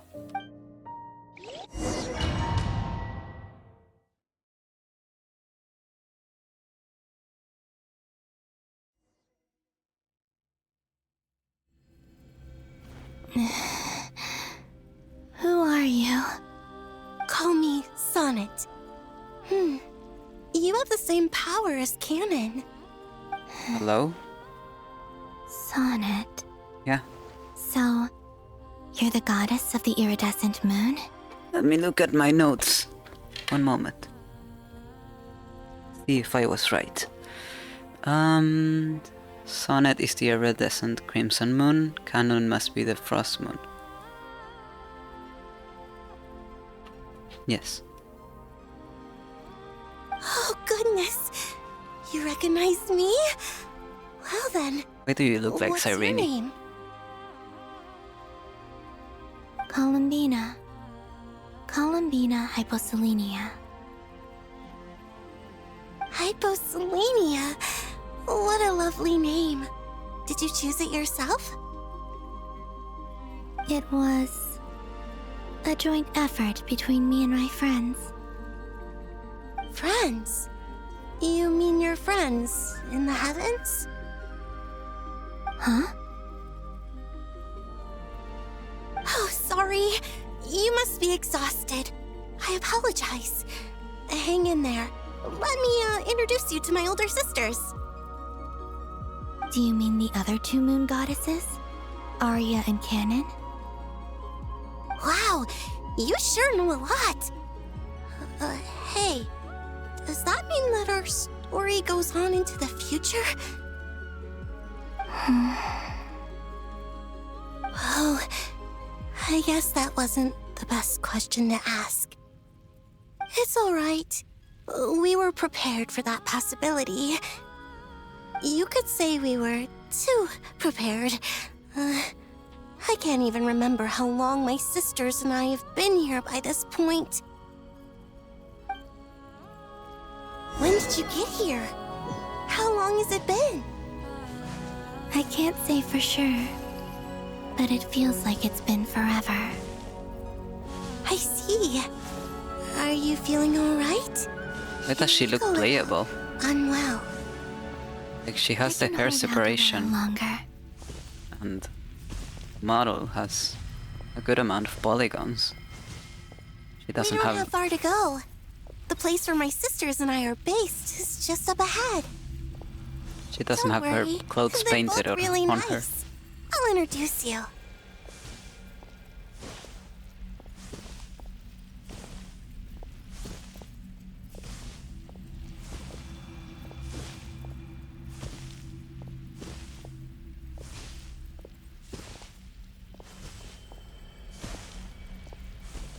Yo.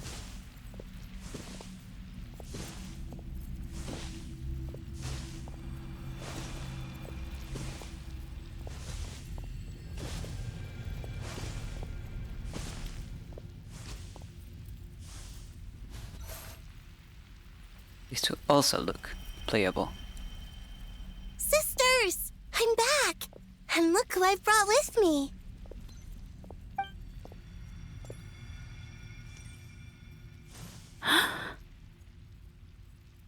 She looks exactly like I imagined the Eternal Moon would look like. It's our lovely little sister, born in the far future. The pleasure is all mine.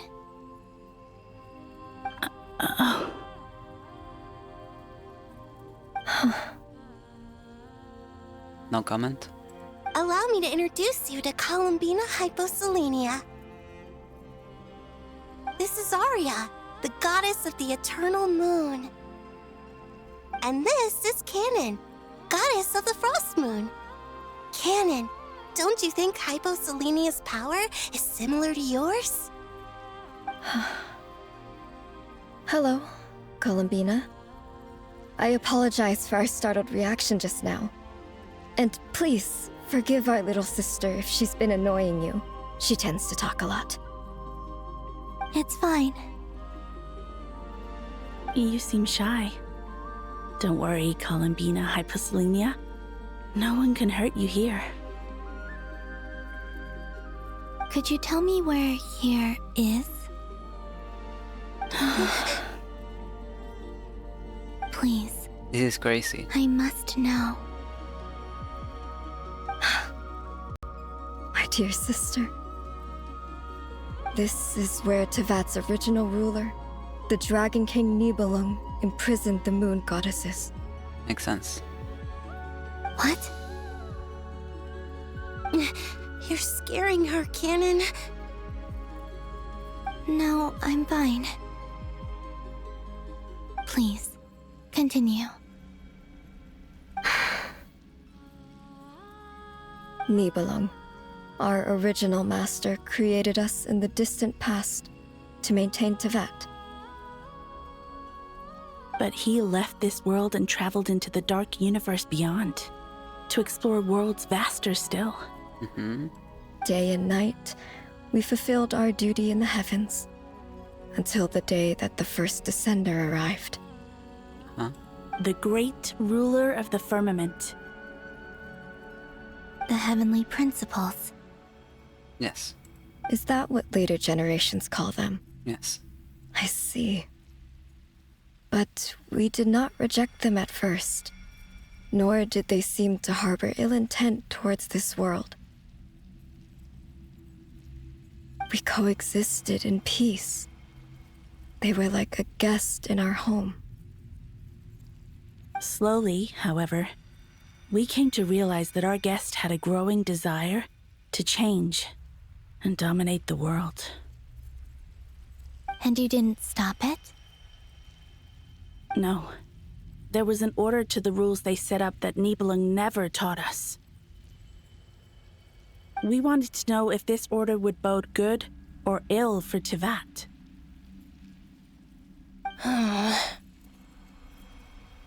All right. Canon and I wanted to know. Sonnet was against it from the outset.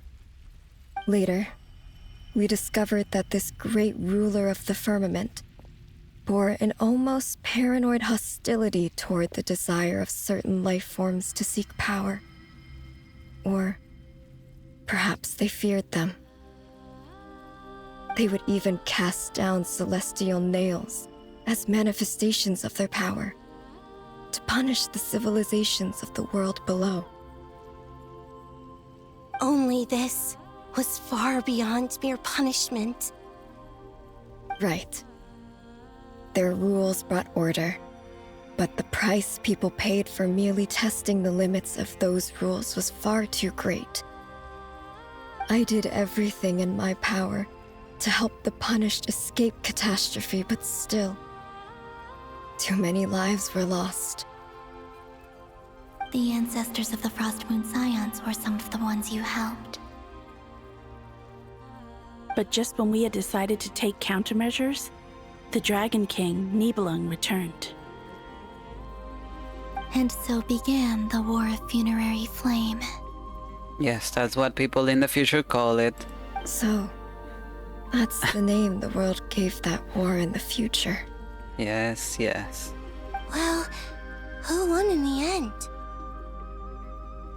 Do you wanna know? As far as I know, the Heavenly Principles won, although it came at a great cost. They remained in Teyvat, where they continue to rule to this day. And the world's original master, the Dragon King Nibelung, was destroyed. And what of the moons?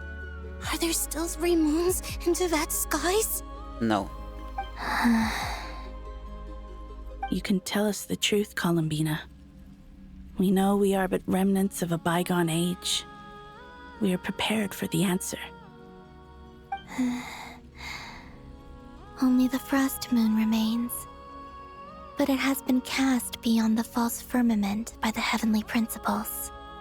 The eternal and iridescent moons were both shattered during the war.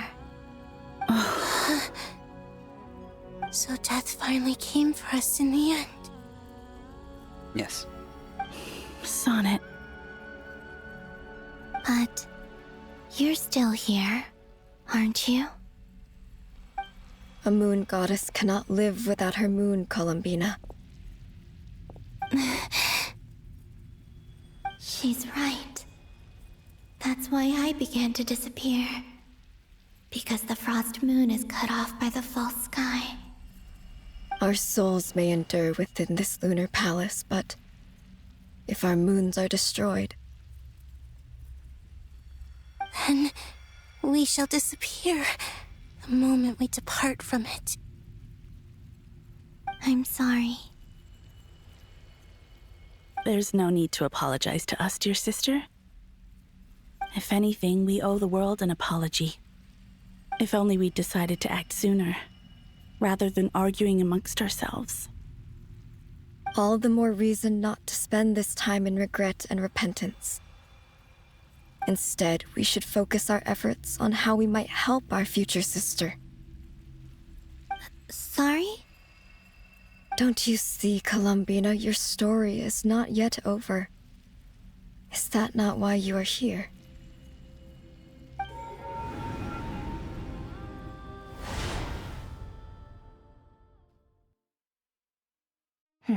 It's done. Interesting point of cutting it out.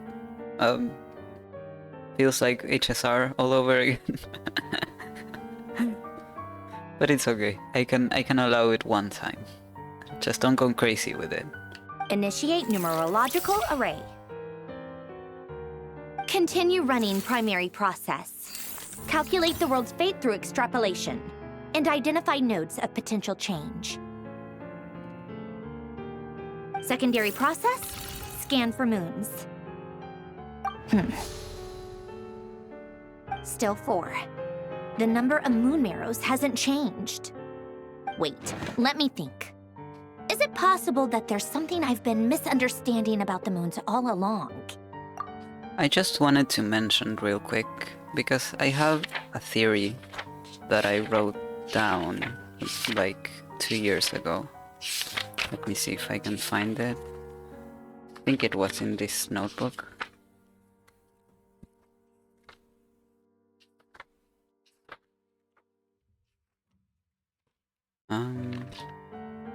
Maybe... no, it has to be in one of the pages that I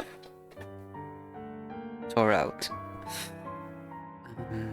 Where are they? Are they here? No, they're here.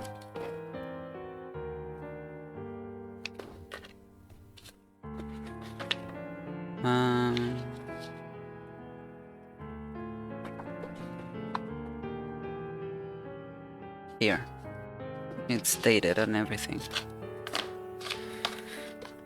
So this was August 23rd, 2024 that I wrote down. What if it's not 3 moon sisters but 4? And this came from the thought that the 3 moons were maybe instead the phases of the moon. But since the new moon isn't visible, people thought it was just 3. Now, the moon in Teyvat is always the full moon. The 4 therefore the corpse of the single moon that lingers in the sky.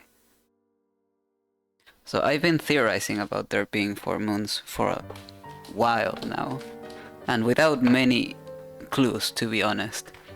It was just a thought I had one day. But anyways, let's continue. Variables. Variables in the world. I know where potential variables within the world come from. So what about the moons? Are there any variables there?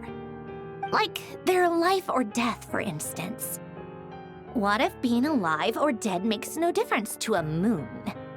But that's so strange. Even immortal gods can die.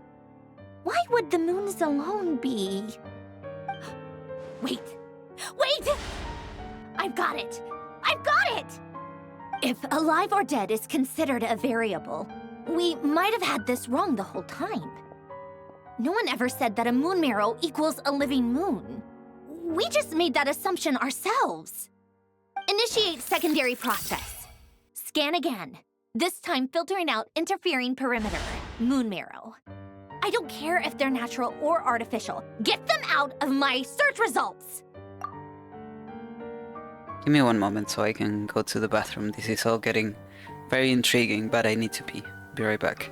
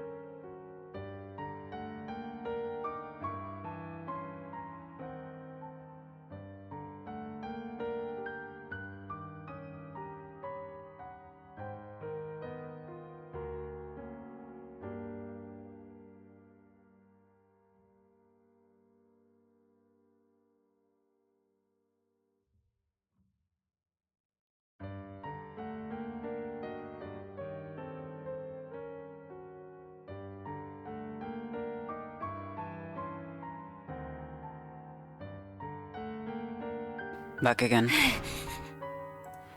Why? It says 3 moons still exist in Teyvat, even after excluding the moon marrows. But we know for a fact that 2 of them are dead. Redo the scan.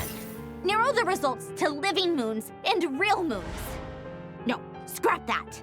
Narrow it down to moons that have lunar authority and remain alive. Why?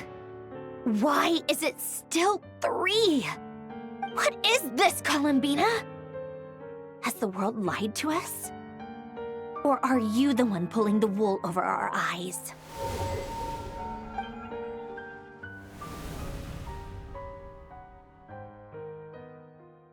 So, you think that the moon's reflection might be where Nibelung imprisoned the 3 moon sisters?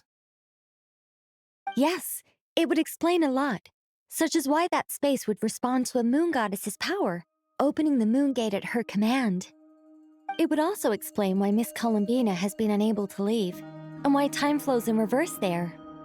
In the messages she sent, Columbina promised us she'd find a way to return, but we have no way of knowing how, when, or where this might happen. The fact that she still has yet to reappear in this world indicates that returning from that place is no easy feat. We cannot afford to simply wait for her. So you're saying, if she could return by her own power alone, she would have done so long ago? Yes, she certainly wouldn't leave it to this late stage when it's so touch and go. I've been giving this some thought, and I've come to believe that Luana's harm might be an anchor that she left behind, as a sort of future waypoint. This could also explain why Luana's heart is always by the traveler's side. Sounds like a plausible theory. If that's the case, there must be some criteria we need to fulfill to allow Columbina to return to the present. The question is, what could they be?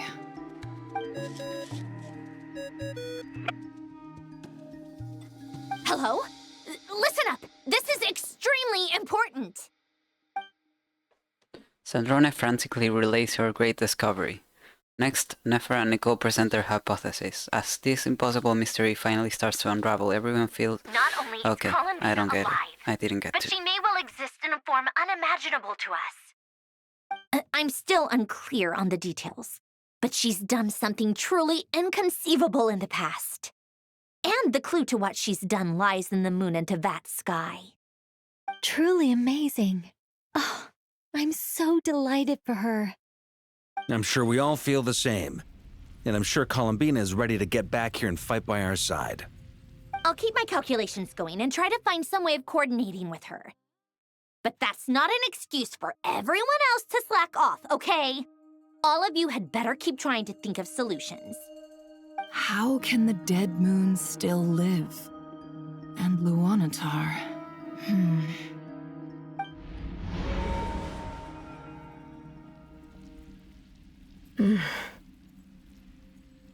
It's hard to believe that's what will happen in the distant future.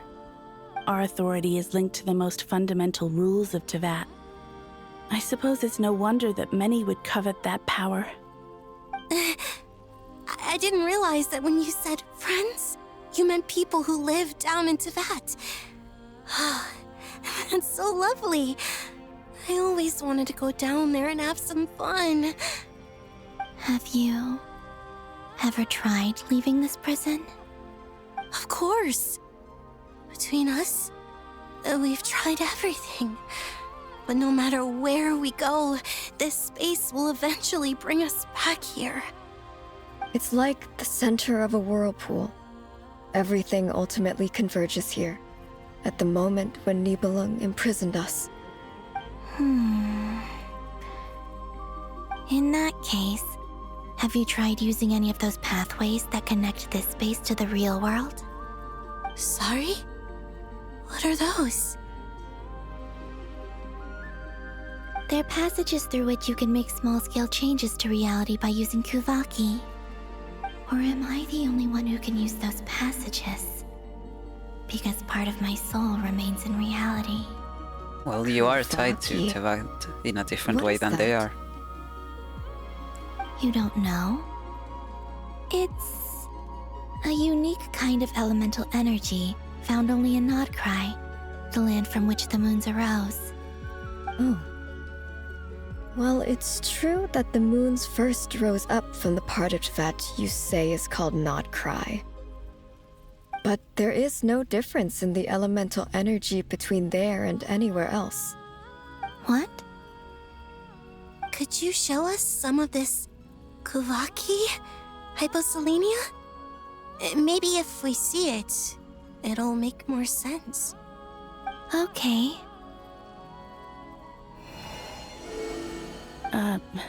Isn't that just your power? What? But it's everywhere in nod-krai. In the air, in the land. Even the creatures who live there have adapted to its influence. How curious. This Kuvaki certainly did not exist anywhere in the world before we were imprisoned. Let alone influence living creatures. So, how exactly does it affect them anyway? Can they float in the air like us? This is so strange. Why would their reality differ so much from mine? Columbina, you're looking for more than just a way out of here, aren't you?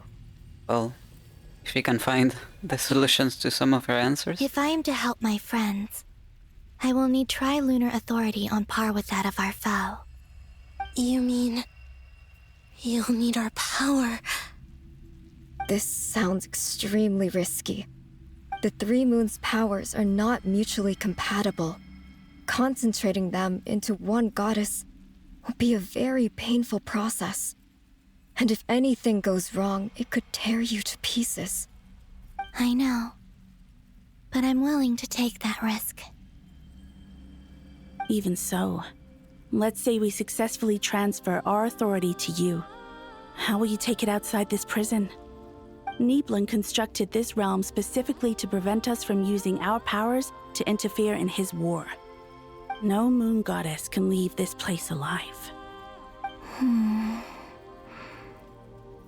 What if I don't leave alive?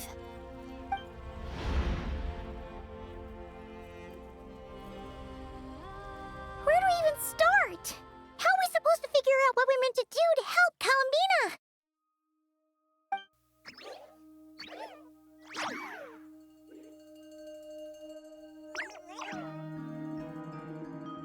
Columbina?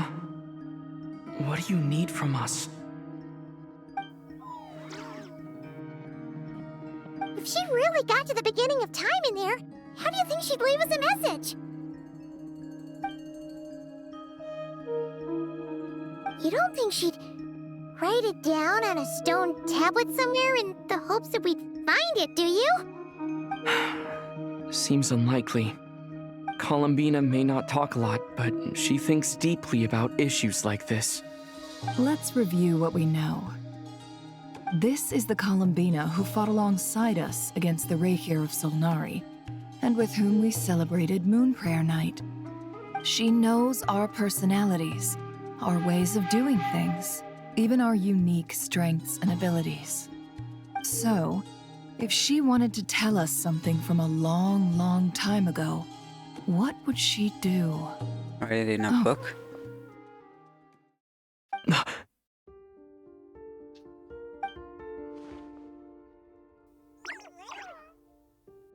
Traveler, you once said that those golden ripples also appeared when Luanatar was born. What if Columbina left Luanatar here, not just as an anchor to the real world, but for some other purpose? If she is part of Columbina, and Columbina knows that I can see past events through her... Oh yeah! Like when you peeked into Rarer's past through his heart!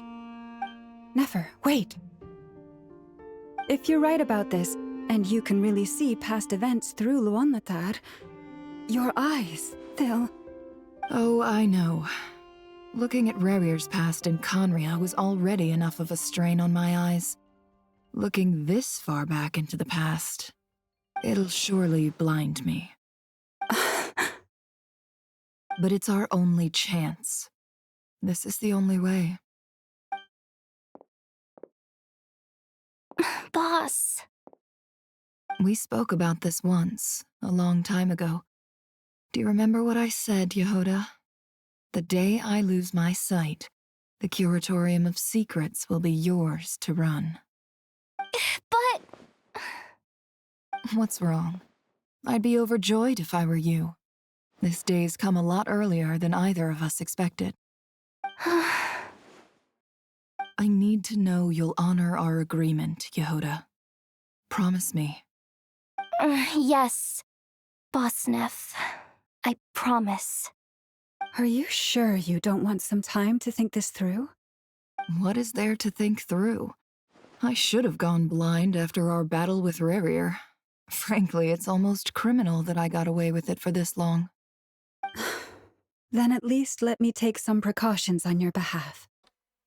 And if you really do lose your sight, I'll visit your office every day and make sure you're well looked after. Oh, please, anything but that. I was actually ready to go through with this. Are you trying to scare me into backing out? Okay. As if I could ever scare you. I'll assume you're just joking to calm your nerves. All right, enough chit-chat. Let's do this. Oh no, my girlfriend is going to take care of me, haha, unless...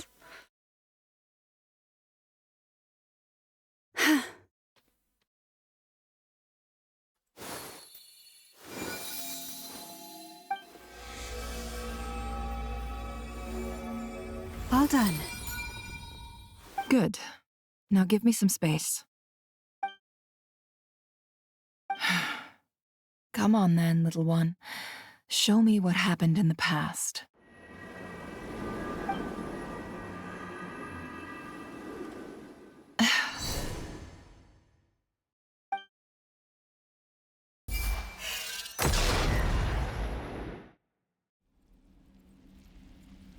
Between the Trilunar Authority, Kuvaki, and the soul-surviving moon, the Frost Moon, I think I might know how to get back. But I will need my sister's help. Time to go talk it over with them.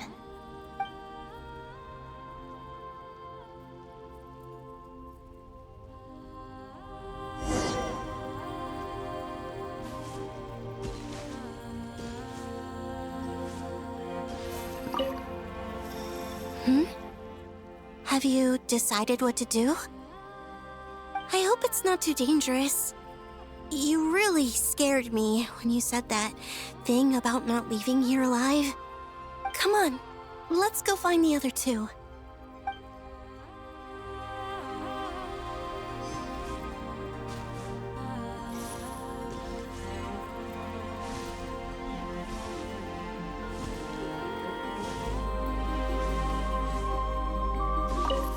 Seems you have reached a decision. I'm all ears. What do you propose?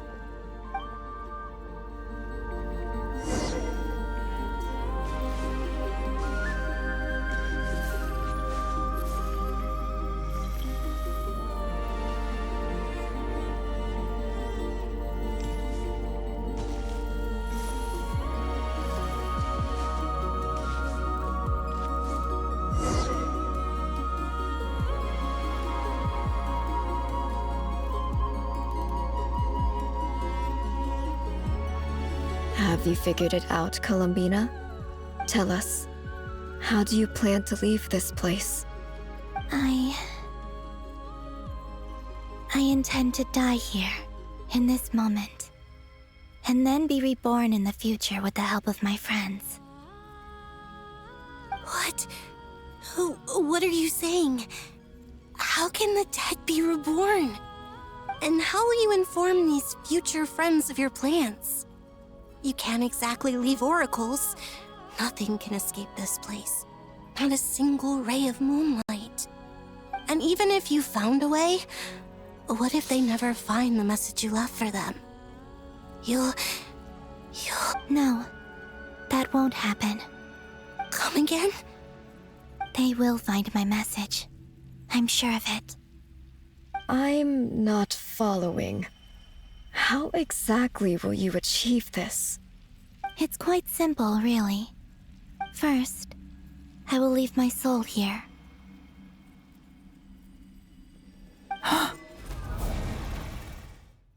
I see it. Your soul? You mean you're a divinity? Yes. I once left a portion of my soul in the future. One so small that this prison barely noticed anything. In this very moment, she can resonate with my soul across time. When the time comes, I believe that she can serve as an anchor to pull my soul from here back to the future reality. Just as gravity connects the world to the moon. Exactly.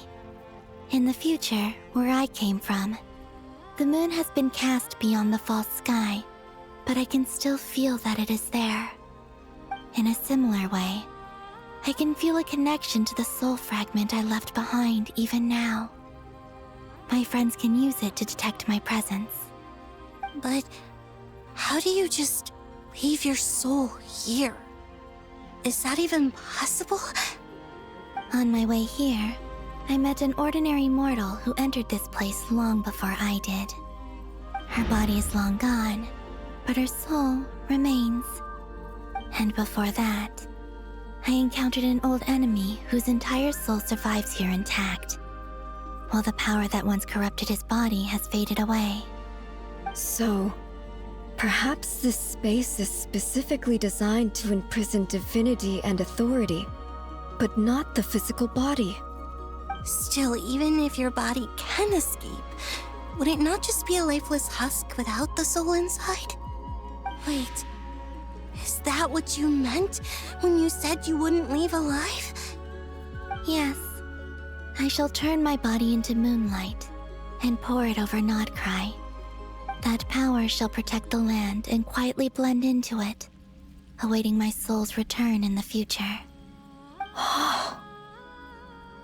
However, I cannot do this on my strength alone. I would need your help to do this, so I'm humbly asking for your assistance. Oh, dear sister, you need not be so formal. As I said before, we are but remnants of a bygone age. You, on the other hand, were born alone in that distant future, and you have walked a long and lonesome road since then.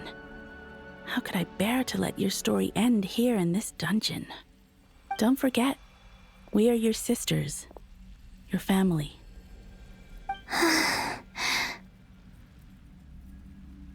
Arya's right. Actually, I've always wanted a little sister. Can you imagine how it's been for me? Getting nagged by 2 older sisters all the time.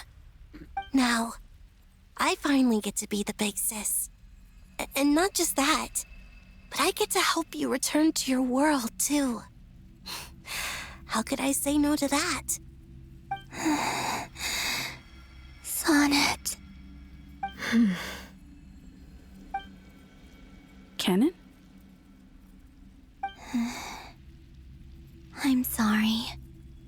I know this is a bold request. The Frost Moon is rightfully yours, and it remains intact. Oh, no, please, don't misunderstand me, Columbina. I was just thinking back on the years that the 3 of us once spent together. You cannot imagine how happy I am to hear of the future world you describe. The Frost Moon Scions, your lovely, kindly friends. For the 3 of us, whose purpose in life was to maintain the peace in Teyvat, it is a great relief to know that the people of this world live in such an abundant future. If your plan can save them and save nod-krai, I will gladly give you all that I can. Besides, the 3 of us have been together since the day we were born. I could never abandon them to live on alone without them. Canon.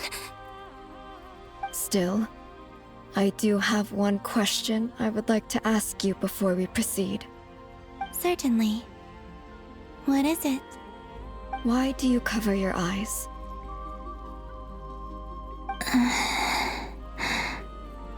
Yeah, I was curious about that too. But it seemed personal, so I didn't want to intrude. Me.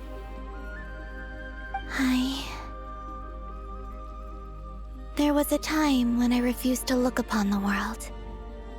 I believed it was full of nothing but lies and falsehoods.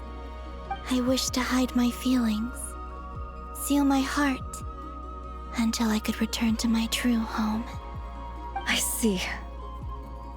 Perhaps that decision saved you from ever having to see the false sky again. But at the same time, you likely missed out on many true and precious things, like the smiles on your friends' faces. Promise me this, Columbina.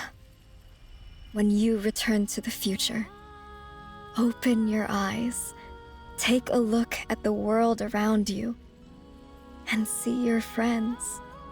I'm sure that you know this already, given that you long to return. But that is your true home. Give me your hand, Columbina. Arya, Sonnet, you too. Okay. All right.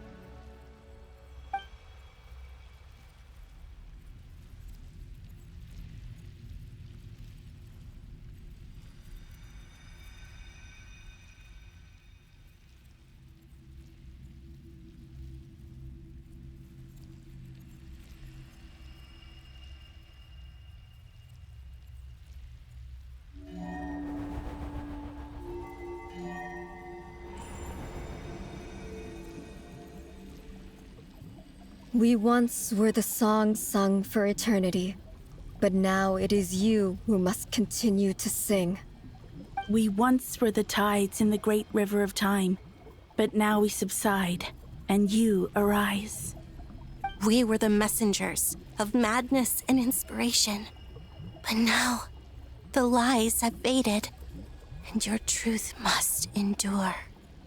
We are souls awaiting the sun. You must return to be with those who smile when they see your face.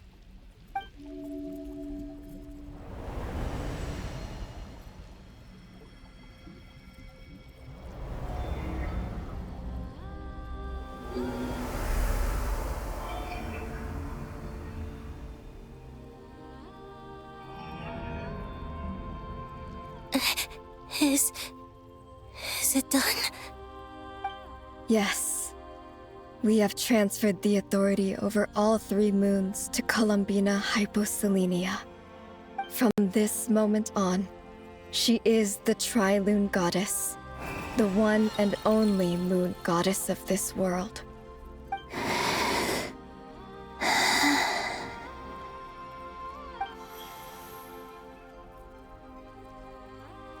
Thank you. Thank you, my sisters. Now go, and do what you believe is right, Columbina Hyposelenia. Be aware that we cannot grant you the power of the 3 moons beyond these prison walls. The conflict that arose over their remains following our disappearance will still take place. I understand. Sisters, oh, my body. It feels... Now that we have given up our power and authority, our bodies are merely mortal shells. This prison is dissolving them as we speak. It's okay, Sonnet. The end must come for every god, just as it does for every human. That's all this is. The final destination of our lives. Canon and I will be by your side the whole way. We have one final request, Columbina. Could you use the 3 moons' power to send us back into the real world? Now that we have lost our powers, I doubt this space will seek to hold us further. It's just... we would like to spend our final moments together in the only place we ever called home. Of course. Gladly.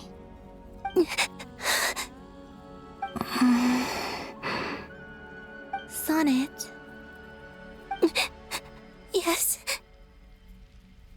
Don't... I wish I could tell her not to give in to the abyss. Not to be afraid. But is this really what I should say at this moment? Don't forget. I'm so glad to have a big sister like you. No, Hypo...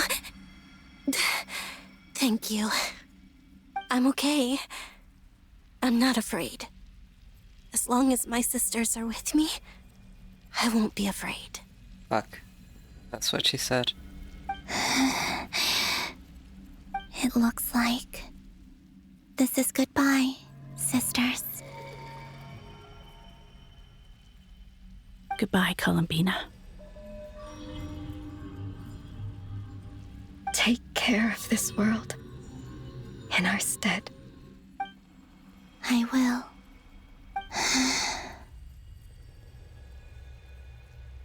And now, it's time for me to bid farewell to my body, too. May it become the moonlight that keeps nod-krai company through the long years ahead. So this is why nod-krai was not always home to Kuvaki. It only appeared after I poured my body out upon this land, and only this land. Kuvaki responds to me because it is me, my body, answering the call of my soul. And the golden energy I've encountered on my way here was, in fact, that very soul, which I am about to leave here to guide me.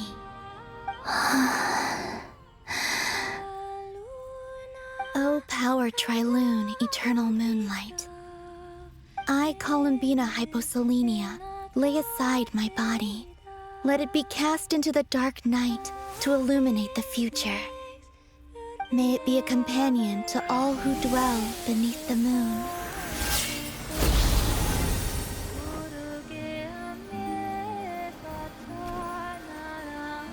Until the time comes for me to return home.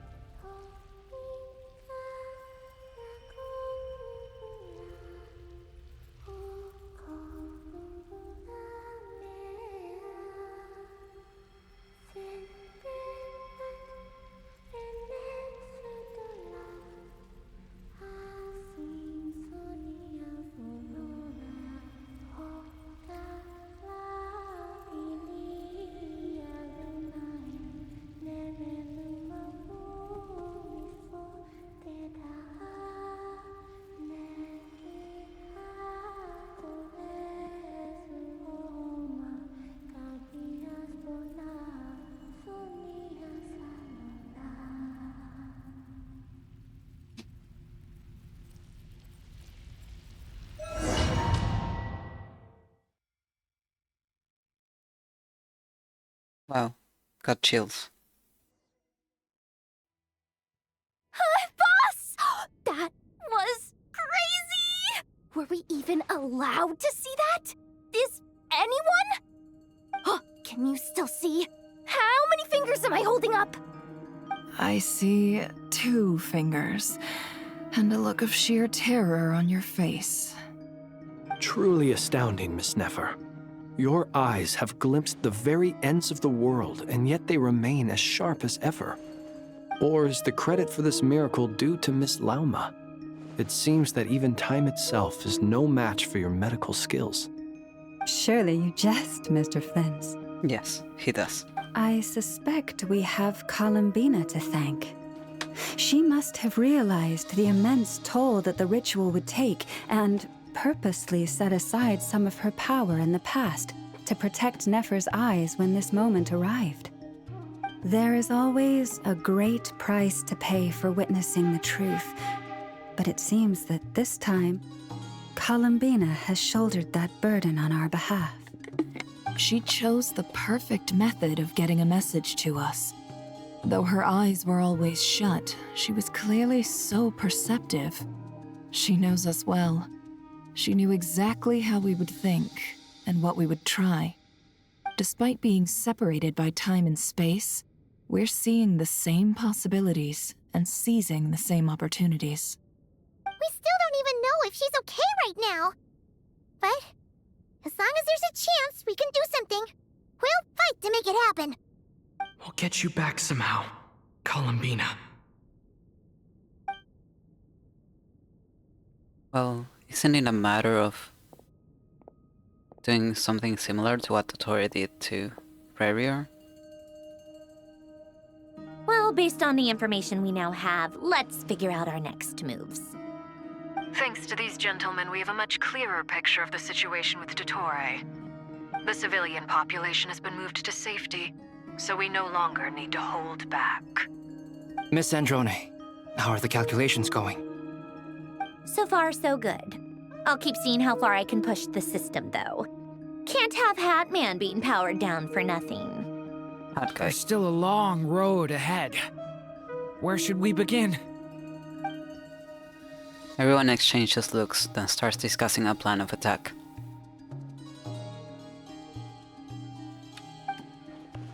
The battle ahead is filled with unknowns. No one can say how strong Dottori's grasp of the Three Moons' power is. But you are not about to admit defeat. Everyone is united, and knows that no single person can accomplish the task ahead alone. Your only chance of victory relies on everyone working together, and just maybe, as a team, you can reach the moon and bring your long-lost friend safely back home. Our plan is clear. Time is short, so let's get moving. There's just never enough time, is there? Nope.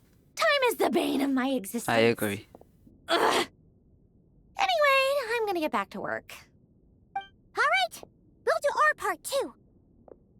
Yeah.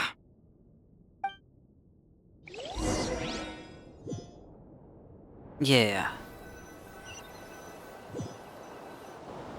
Albedo's theory says that elemental energy can dilute the light realm's power. But I'm no expert in building elemental defenses. Sounds like something out of the advanced elemental theory section of the library. Whew. No need to go doing anything in Varka. You seem quite troubled. Well, yeah. I mean, who doesn't get a little flustered when they're completely out of their depth? You were the very picture of confidence back when you approached the Hexen Circle. I could have been faking it through that whole meeting for all you know. Who's to say I'm not just a ball of nerves in a charming and gregarious package? Oh gosh, really? I'm so sorry, I had no idea. Well, you're all the braver for it. Still, I was much more in my comfort zone than I am here. At least in Mondstadt, you can cry for help from a cliff top and actually stand a chance of summoning Barbados himself. Literally. Things have never looked bleaker than they do now. If we don't pull this off, Tevat's doomed, isn't it? Oh, you think so? Actually, yes. Yes, it probably is. It's a shame. Don't put too much pressure on yourself. Tevat has faced annihilation many times in the past, but it also gave us you, didn't it? Hey, don't give me that. It's not like I'm anyone special. I disagree. Every human born in this world is special. We angels have always believed that. In that case, this humble human being has a big favor to ask of you. I thought you might say that. I'm sure Alice, in her great wisdom, sent you here precisely to help us in this difficult time, yes? Well, that has less to do with her wisdom, and more to do with my power. Of course, of course. Well, the thing is, these elemental defenses we're about to build, I don't think it's a question of if they'll fail, but when. Durin's findings from his patrols make it clear that Dottore is constantly expanding his territory. First it was his lab, then the design bureau, and now this. It's not realistic to completely stop him encroaching on the rest of nod-krai. Rather, our goal should be to stall him for as long as possible. If Miss Sandroni's calculations are correct, well, they're the closest thing to certainty we have in this situation, so let's assume they are. Anyway, her calculations suggest that our best hope for victory lies in Miss Columbina's return. It's up to us to slow Dottore's advance and buy time for her to make a return. Are you asking me to help you with building the defenses? No. I'd like you to prepare for what comes next. When he eventually reaches us, we will have to fight him. You were an angel once and a mage now. I'm asking you to lend us your protection. Oh. Can I take it that you're triggering the terms you fought for during our three-way talks? Well, technically those terms were about protecting Mondstadt. But if you're happy to agree to the change in location, then yes, let's do that. You're cashing in on this much sooner than I'd imagined. Well, yeah. The way things are going, I might not get another chance. Very well. The mages have heard the knight's plea, and we will respond. To tell the truth, Alice and I had already discussed how we might help you all, so I didn't come empty-handed. I always like to be prepared. Nicole shares a plan with Varka, who is very pleasantly surprised. Wow, yeah. This is great. Seriously, thank you. It's been many long years since I had a chance to dazzle humanity with a little divine intervention.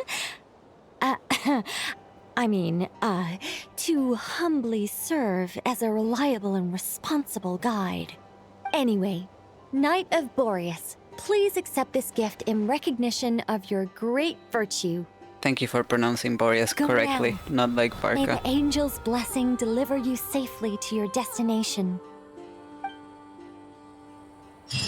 Boreas, he says. Boreas.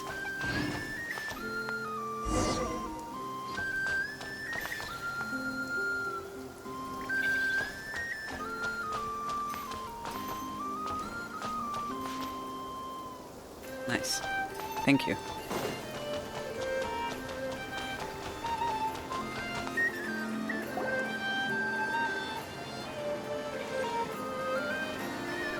here.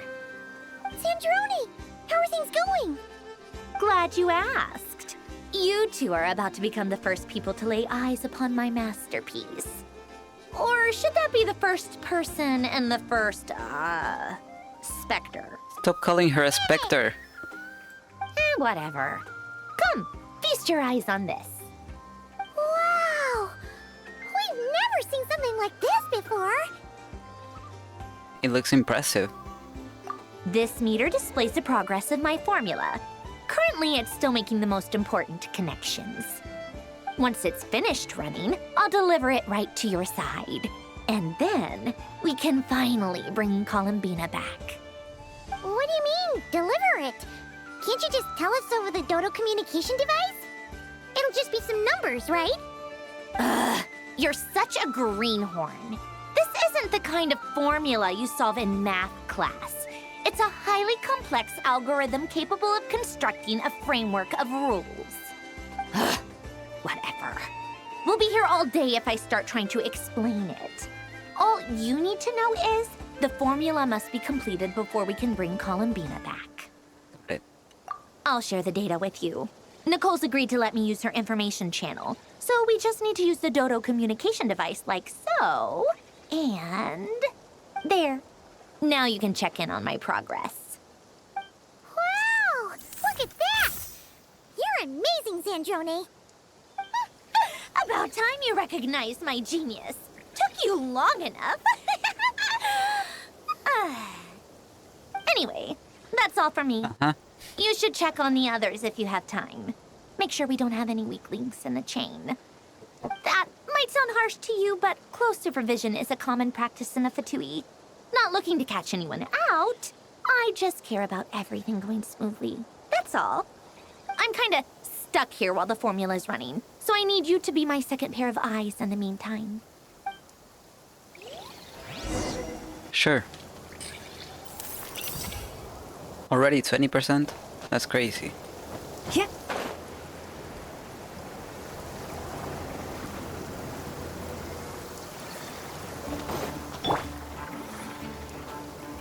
Thankfully, Miss Nicole has come to our aid.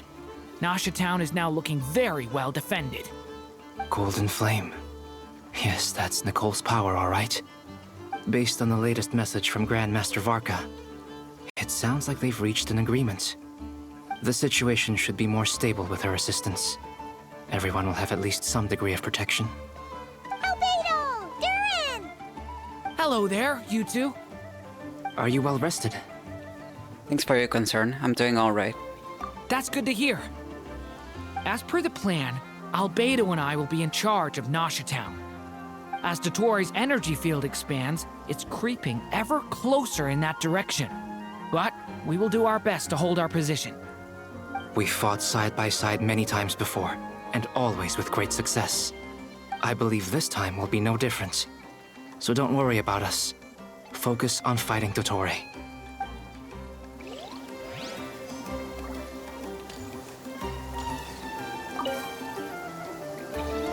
Traveler, Paimon, a pleasure to see you both.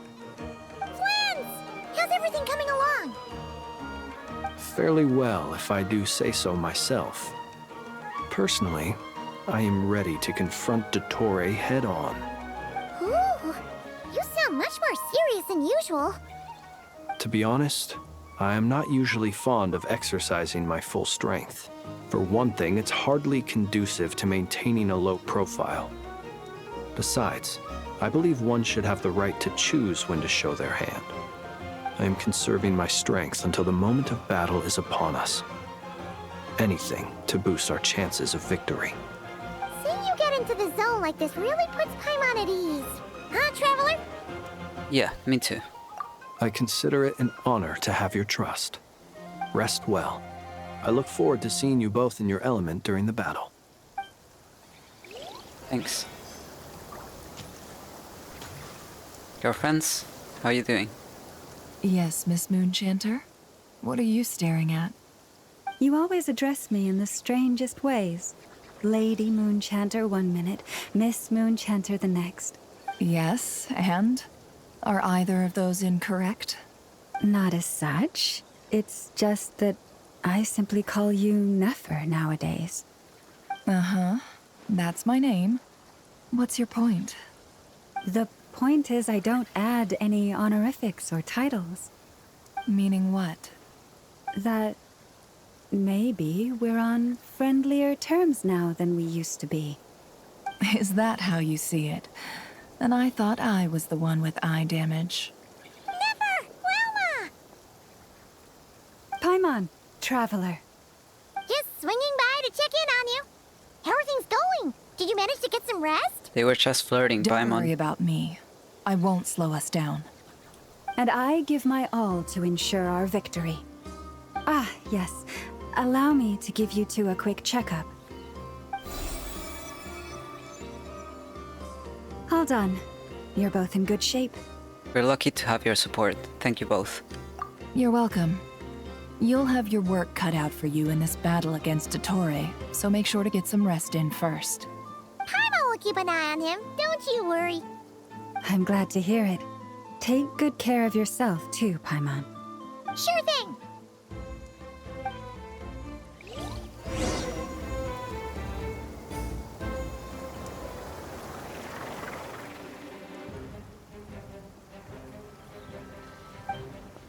Hostiles incoming. Are these the doctor's minions? Here they come. That's quite a horde. As we expected. Get ready, everyone! Take your positions and prepare to engage. Let's begin. I'm at the ready.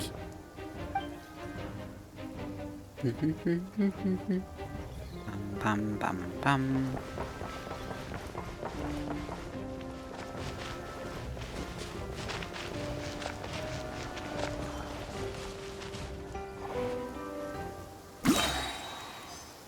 What a waste of time! Your go! Water jet! Yeah!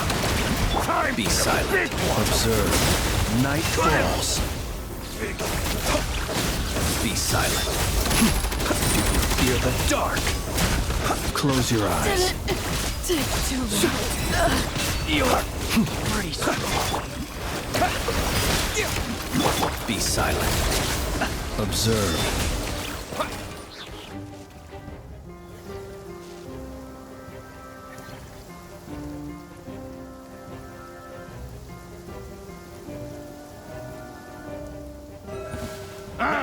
It's your skull! Leave this place.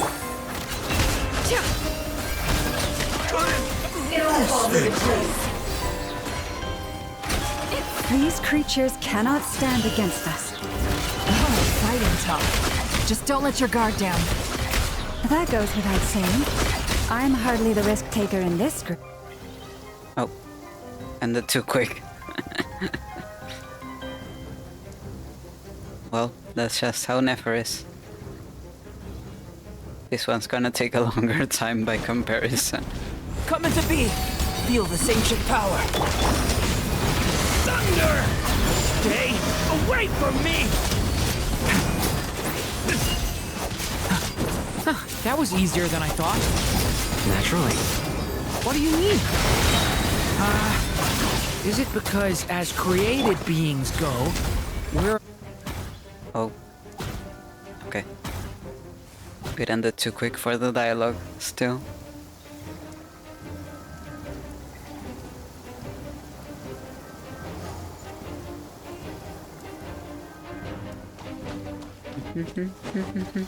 Water jet! Bombs away! Again, this fuck-ass team. No more lies. Didn't take too long. Let's see tomato. People have always used fire to drive away wild beasts. Wouldn't a lantern work just as well? You read my mind, my dear friend. I was just about to say that. All right then, dear friend. Bring the light!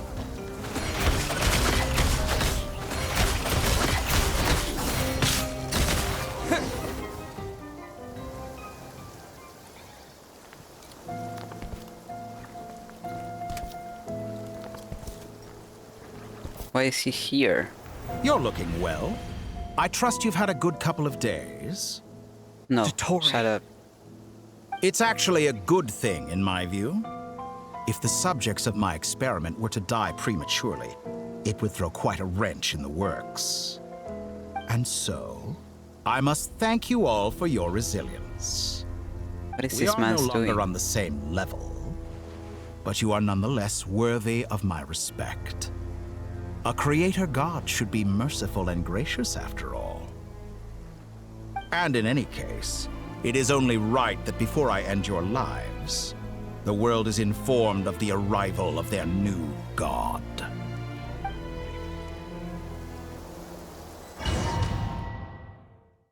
Don't make me fight him with this fuck-ass team again.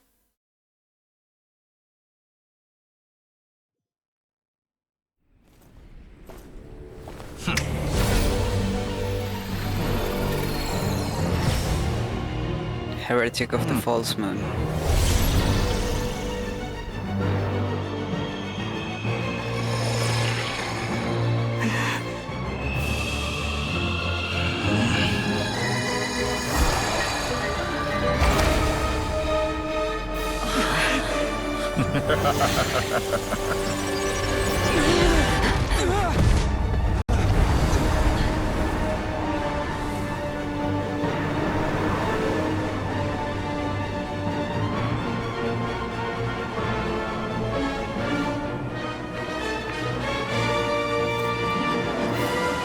The experiment begins. That the Frost Moon? With the marrow of the Bruh. bones in my hand. What am I supposed to do? No more lies. Cannot reach you. Okay. Forest, protect us. Close your eyes. Observe. Water jet! You cannot face me. Found. Moon's remnants full.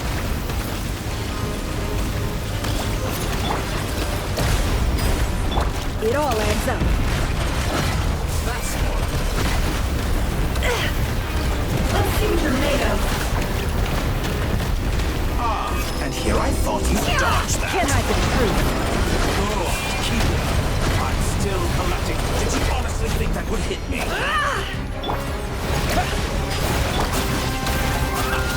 First, like an ant in my palm. Oh. I've been moved inside another space. And it's sealed off. Looking at the structure of it, it seems like the Torii intends to trap us here. There's no exit.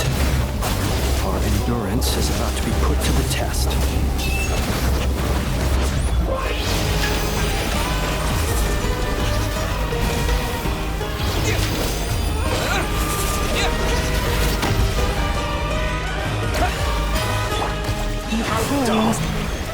Oh my god. Go, fans, to me. Excellent. You barely managed leaving openings on purpose. Confident. It all adds up. It all falls into place. Reverse. No more lies. Let's see what you're made of. Good. Keep it up. Seek within. Can't hide the truth. What do you mean?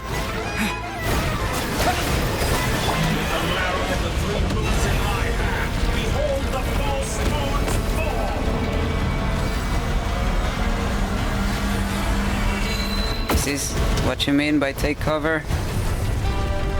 I'm trying. Tell me, where will you try scurrying off to Forest, next? protect us.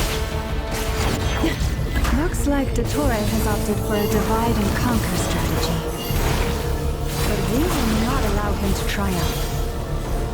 Now, I shall pray for our victory.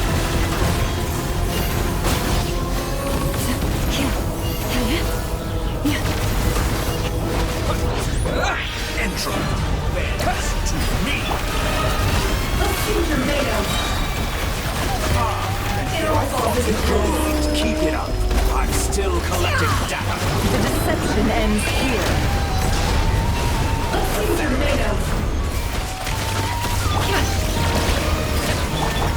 No more lies. Reverse.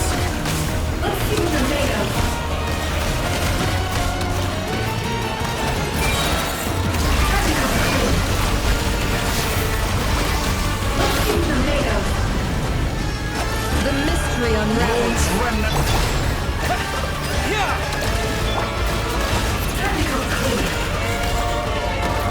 It all falls into place.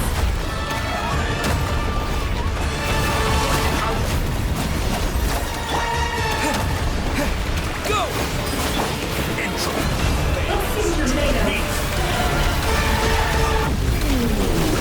What a joke. Good. Keep it up. I'm reverse.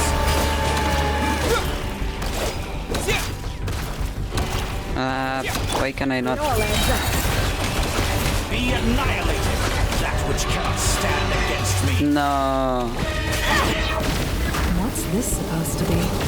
A knockoff version of the space Columbina got trapped in? There really is no way out. We'll see about that, Dottore.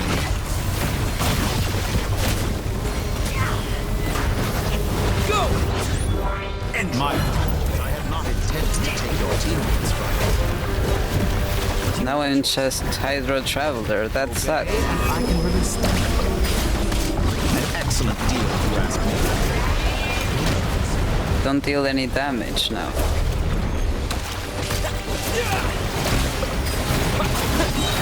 Reverse. Wipe out! Water jet!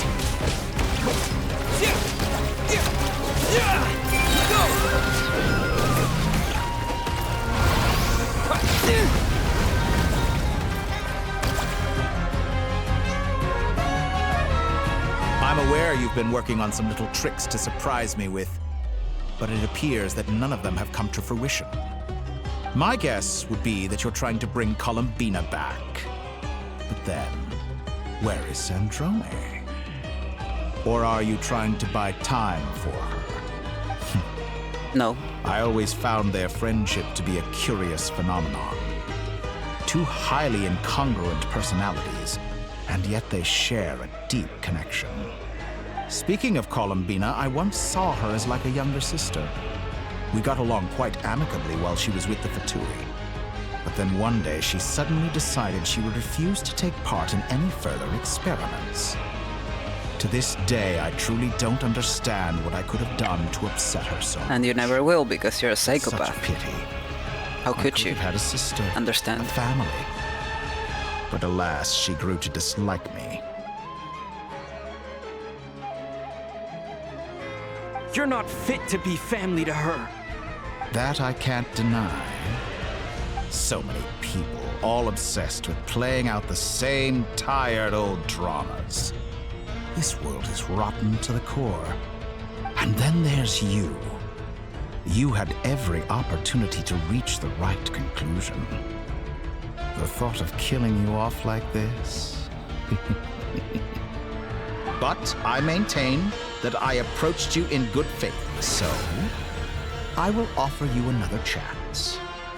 Will you work with me? You have until I count to 10 to make your choice. 1, 2, 3. Not in a million years.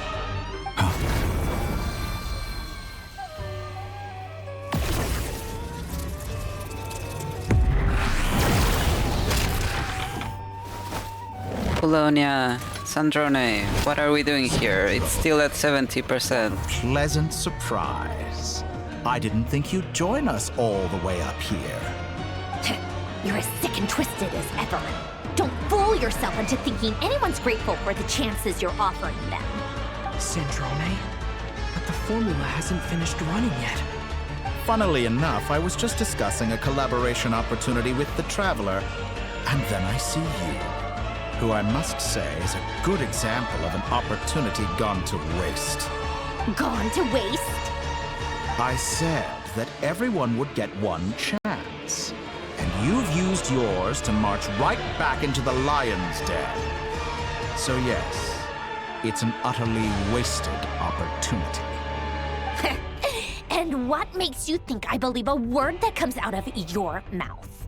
I was planning on disposing of your little formula after wrapping up more urgent business here.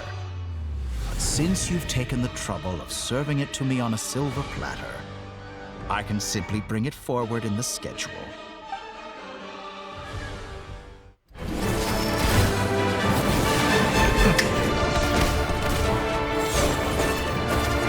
Let's go, Bologna. Fuck him up.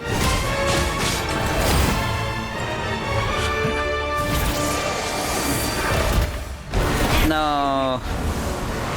I mean, it was obvious that this was gonna happen, but... Is this your life's work? This piece of trash?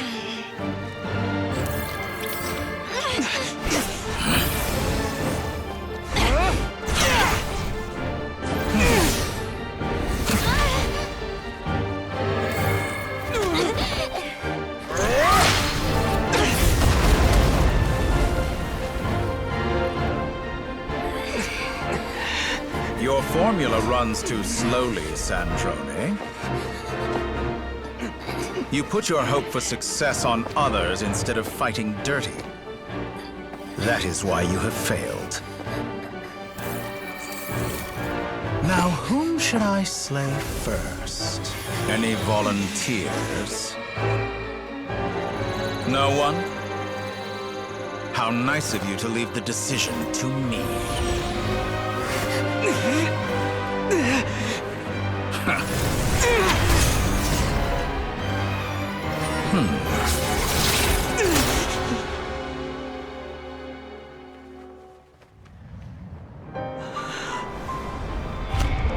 Of course.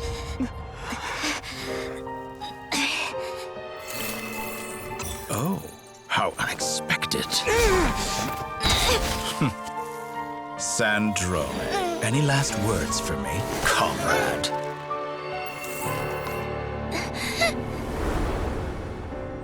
Is there anything you wish for? Not really. But I've always known what I don't want. Go to hell, Dottore.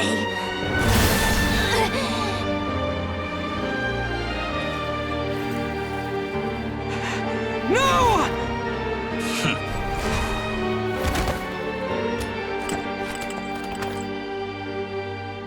And now, you have failed.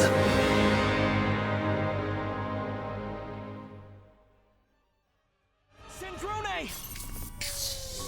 Now you see how fragile mechanical contraptions are. Just a gentle tap, and they fall to pieces. However keen of an inventor Sandrone may have been, her death spells the end of the formula that was running inside her body. Of course, I have to commend her for making it this far. As her colleague, I have to admire her stubborn tenacity. Now, it is time for you to take your place by my side. My count was interrupted, but the second chance I extended to you still stands. Once again, you are welcome to join me. By now, I'm sure you have gained a greater appreciation for the power and authority I wield. What is stopping you from embracing a new world of endless possibilities? Not in the mood to talk? As you wish. You seem less talkative than usual today. I'll change the topic to something more apropos. Sandrone was always like this, never trusting anyone, always so reluctant to share her research with them. Objectively speaking, she had her strengths. It is remarkable how she extracted and even optimized the world formula from so much data. But her inability to trust was her undoing. Had she allowed someone else to monitor or run the formula for her, you might still have a chance at victory even now. But regrettably, she was a stubborn fool. As much as it pains me, she had to go. Well, something tells me that she did trust someone else Maybe this is with the news formula. to you, but people can change. Columbina surprised you when she escaped. And I think Sandrone would surprise you too. Change? You can twist the truth however you want, but I see it clear as day. You're the one who can't trust other people. Is that how you see me? By this point, what can you hope to do about it?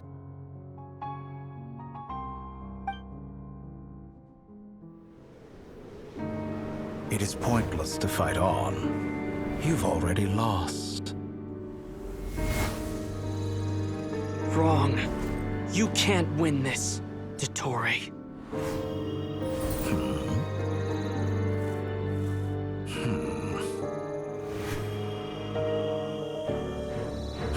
What?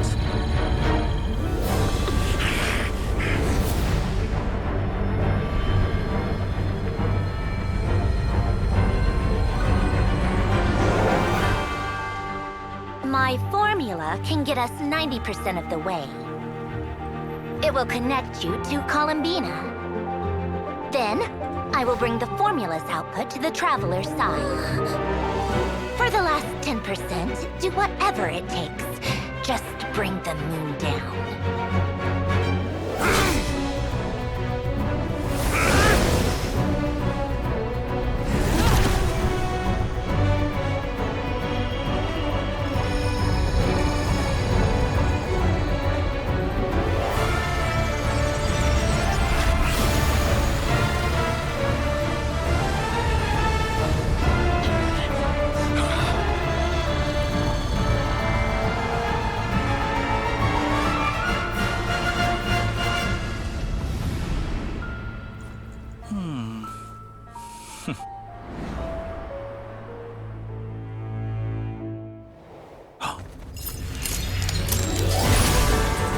Yo.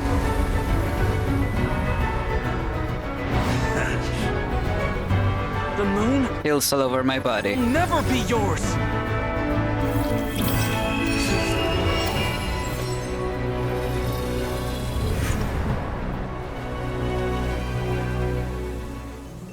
I turn my body into moonlight and pour it over nod-krai. My soul, I leave here to inform my future friends. Lastly, I will hide the Trilune Authority within the Frost Moon. And when my body, soul, and authority are reunited, finally... Columbina!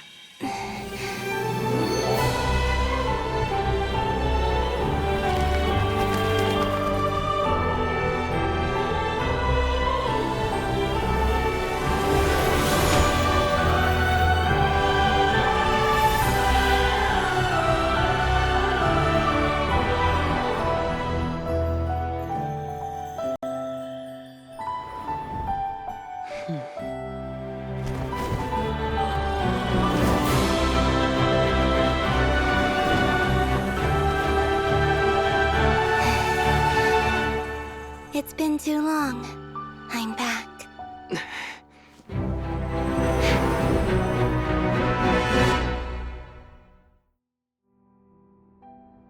Stay focused on the battle. You can't make me fight like this. I can't see shit. My eyes are crying. Myself repulsed by the sight of weaklings huddled together for war. Now, quite finished patting yourselves on the back. Show me how long you can struggle. Or you drown. Watch out, Columbina! He can manipulate space itself! I know. Wait for the right moment. We'll stroke together.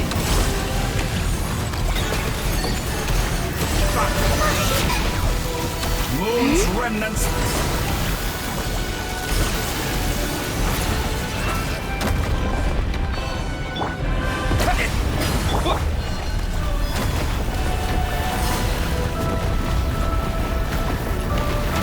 I'm out of stamina, brother.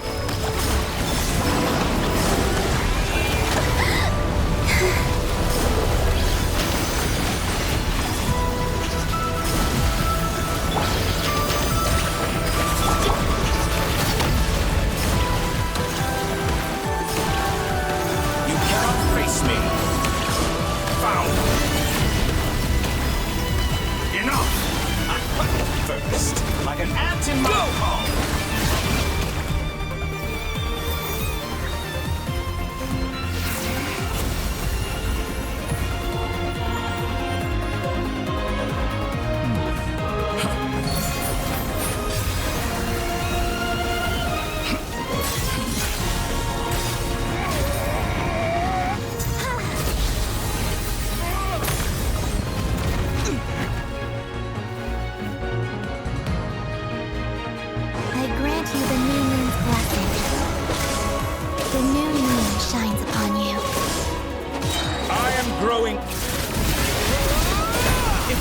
Dottore!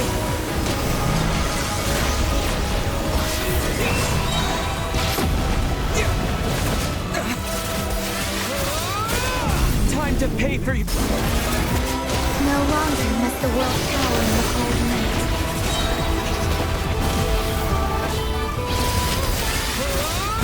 Our future is not your... Let the moonlight dispel the darkness. In this rotten, decaying world!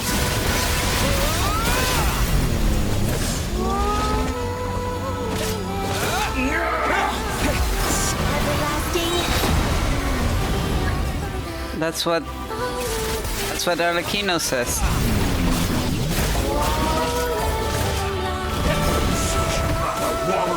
In this rotten, decaying world!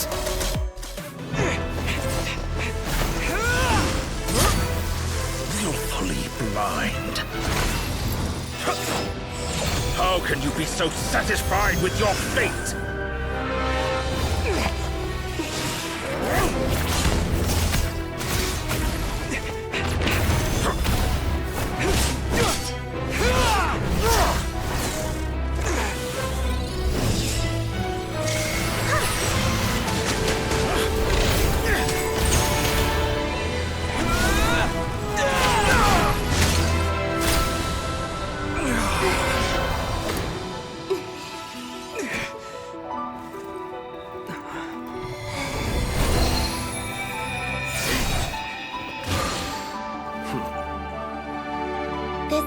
Was never about fate. It's about friends, family, and the home you stole from them. So dull. Only the weak rely on each other for comfort. You shall see. Once I transcend fate, you will be nothing but fodder for my grand experiment! That will never happen.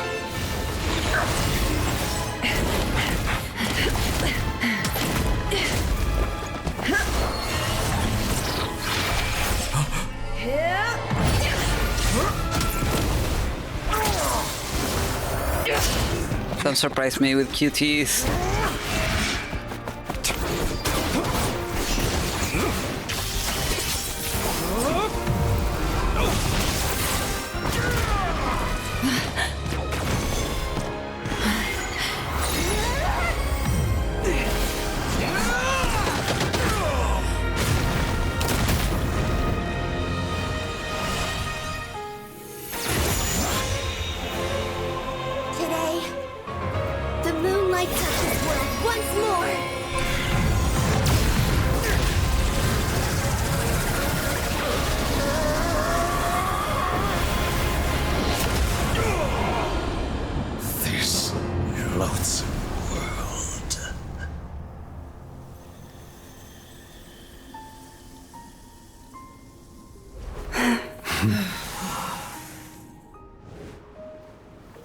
No, this world is our home.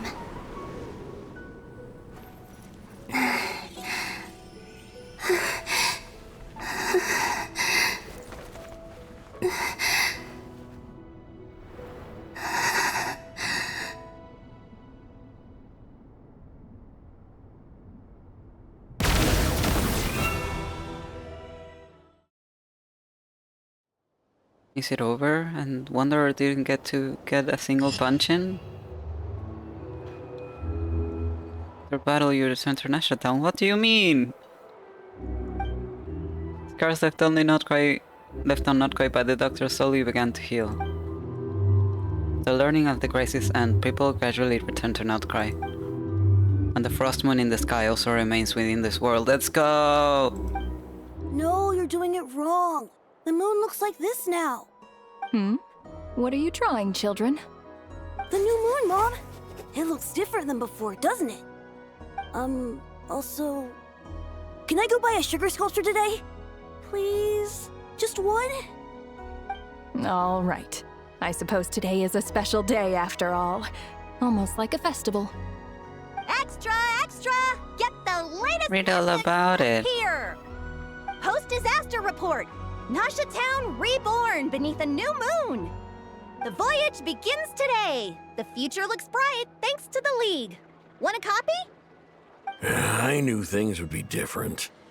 But I didn't think that would include the moon. They say a new moon goddess has been born. Lokoski. A new moon goddess? Who's saying that? The Frost Moon Scions? I guess so. I'm not too clued up on the details. As far as I'm concerned, the moon's still in the sky and it's business as usual. Hey, since we've come all this way, shall we grab ourselves a free meal while we're here? Are you a convert now? Or are you just here for the free lunch? Oh, come on. What does it matter? After everything we've all just been through? That smells good. All right, that's it. I'm hungry. Time to eat. Come on! We gotta get there early, or there won't be any good spots left. Shh, keep it down. This is a residential area. What if people are still sleeping?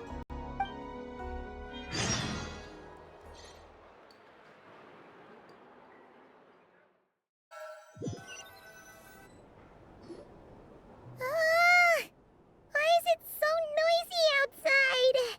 Good morning, Paimon. Sure you don't need 5 more minutes? It's okay. Paimon was pretty much awake anyway. It's been so long since we last had a chance to relax, huh? Feels like time is moving slower than usual. Don't say that. What did I I'm do? scared. Did you rest well? Well enough. Somehow I wasn't as sleepy as much as I expected. Still winding down from everything that's happened? Or are you wondering how our friends are doing? Or is it about what Dotori said to you? A bit of everything, I think. But don't worry, I'm feeling okay. Okay, if you say so. But don't push yourself, alright? Let Paimon know if you need to talk. What we just went through was a lot. It's totally normal if you need some time to get back in your groove. Luanatar disappeared after Columbina came back. Apparently, she was part of Columbina's soul or something. Still, Paimon kind of misses Luanatar somehow. But anyway, you did great. So did Paimon. We all worked our butts off to contain this disaster, and in the end, we made it. So, chin up, Traveler. You should be proud of yourself. You're not usually this sharp when you've just woken up. Hey, don't poke fun. You should be glad that Paimon's growing as a person. Sorry, on a more serious note. I bet you were worried about me again, weren't you? Paimon didn't think you'd mention it. I'm sorry, Paimon. You have no idea how anxious Paimon was. She was worried sick about you. So I heard. I understand how you feel. Well, if you really want to show Paimon you're sorry, you're gonna need to make it up to her. You better be ready to splash out on a lavish meal. Anything for you, my treat.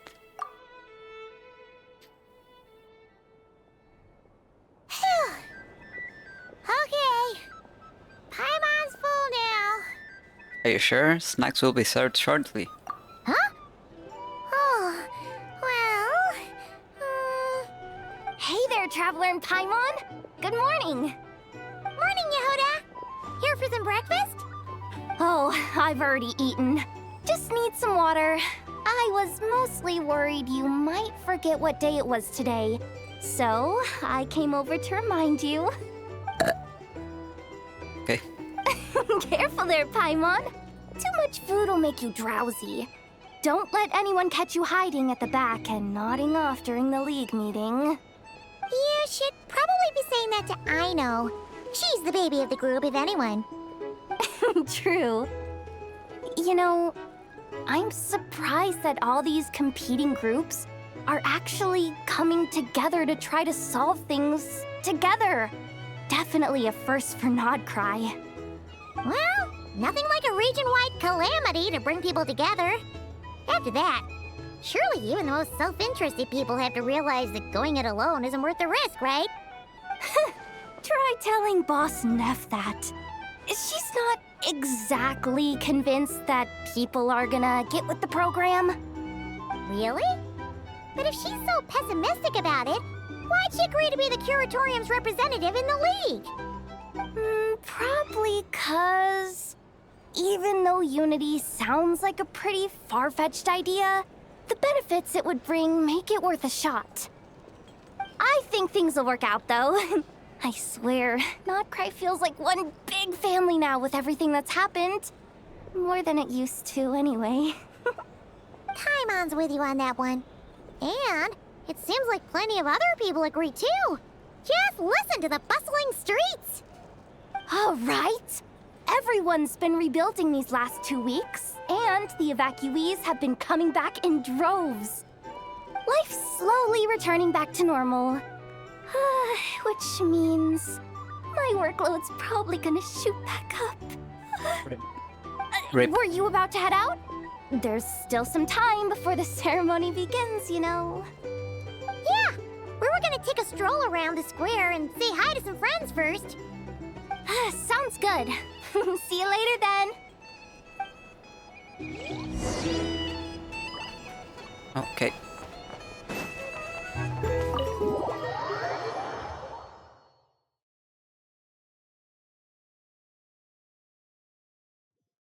Where's Wonder? I need to know that he's okay. Today's boon. Have a nice day. Are Paimon's eyes deceiving her? Or is that Inefa handing out food for the Frost Moon Scions? Hello there. Would you like a feast of the moon, along with some snacks of the day? Yes. So, what's new, Inefa? It was only a few days ago when we last saw you, but it looks like you've joined the Frost Moon Scions in that time. And I know too? What are you talking about, Paimon? We're just here to help, duh. In the wake of the disaster, it's all hands on deck. We responded to Lama's request for support. At times like these, the smallest good deed can inspire others and help them through the hard days ahead. And we're using eggs and heating tubes to make that a reality. In true Krumkake Crab Shop style! Great work, I know. Enough! Did you hear that? The Traveler said I did good. The Traveler! That's because it's true, I know. Proposal. If you can resist eating today's dessert, I will provide you with compliments, too. No way! Well, that proposal got shot down quickly. I need something to get me through the hard times too, you know. Mom! Yes, dear. Go right ahead. Excuse me. Could I take a photo with the robot lady? She helped us get safely out of nod-krai, and she helped us get back home too. She's the best. Of course she is! And since I'm the whiz kid who built her, that makes me even better than best, right? But you stole my snacks, though. I know. Oops. Shall we move to the open space near the center? The view there is better. I'll take the picture. Thank you!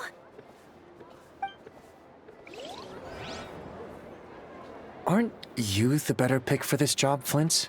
God, I love his voice. You underestimate yourself yet again, Master Ilua. Not at all. I rarely come by Nasha Town. I don't know any of the big shots here. All in good time. Socializing is a step-by-step journey. But you're much further ahead on that road, aren't you? You're not seeing the full picture. You know the truth now. My friends do not understand my habits. There is no question about it. The Lightkeepers need a representative in the League. Someone who is upright, cares about other people, and can realize their self-worth through group action. You say it like you wouldn't make the cut. I am most flattered that you think I would. Sigh a little less, Master Ilua, and have more faith in yourself. All the Lightkeepers agree that you're a very promising young man. That is precisely why Starshina and Nikita felt safe delegating such important work to you.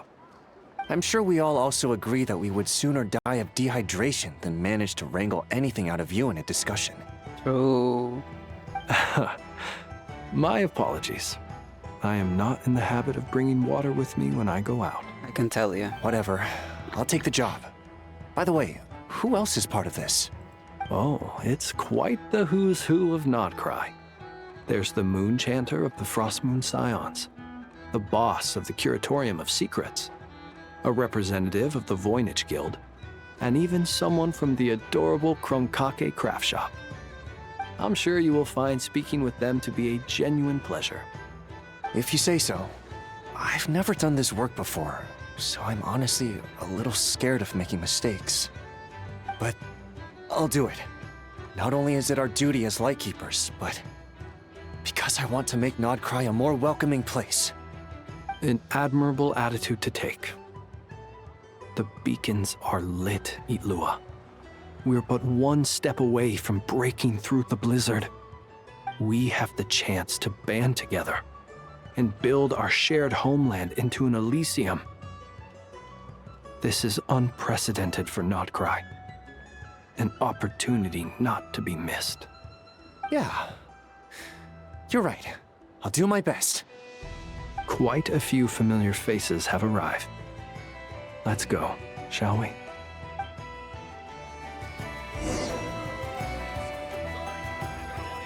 That doesn't make sense. Why can I not see them from here? You look so cool when you fly, Miss Robot, and when you use your spear, too! And even though you took my snacks, it's pretty cool that you can build stuff like this. You've got so many inventions. It's amazing! Also... Micah, we need to go now. 1 second! Please take this Feast of the Moon, as well as some snacks. Share them with your mother and your lovely family. Cute.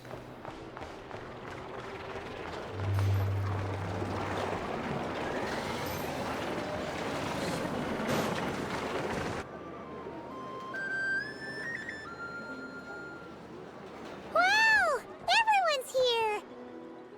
You seem well rested. I know no one's asked, but I'm sure you all want to know, so let me just say, we're doing great. Thanks. Well, great, but not perfect. I'm starting to lose my mind from boredom. Can't drink a drop of alcohol while I'm waiting for my wounds to heal. I'm sure you had a sneaky swig or two. Wait, how'd you find out?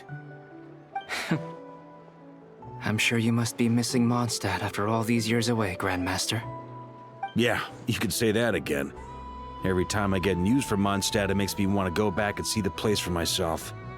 Honestly, once things are wrapped up here, I think it'll be time to head back home. Hey, looks like someone's taking the stage. Can everyone see okay? Anyone need a boost? I'll just listen from the back. It's fine. You're taking this pretty seriously, huh, Durin? Well, it's not every day that I get the chance to see how people speak in official settings. Soak it up like a sponge. I'll make sure you get a chance to practice for yourself later down the line. Actually, I know just the thing. Oh God. You can debrief the Knights of Favonius for me. No, you're gonna have Mr. to Varka, read out are you laughs. forgetting that I'm not a Knight of Favonius? I can knight you. Any particular title you'd like? Is he joking? I really can't tell. You'll have to figure this one out for yourself. It'll be a good learning experience. I mean, he literally It can is my knight you. honor to host the opening ceremony for the League, and to have this opportunity to speak to you all in my capacity as Voynich Guild representative. Could this person also have been pushed onto the big stage by the real big shots? Guess I'm not the only one then. We come here today, having weathered the trials and hardships of yesterday, and having learned from them the importance of unity and cooperation. All right, here we go. Uh-oh, looks like Aino's off in Dreamland already. Wait, Boss is looking kinda drowsy too. What's up with her? Come on, get this speech over with already. Nod-krai is our home, the land we rely on for survival. And as we chart a course for the future, may we persevere through the storms ahead as we sail towards a new era of prosperity, freedom, and hope.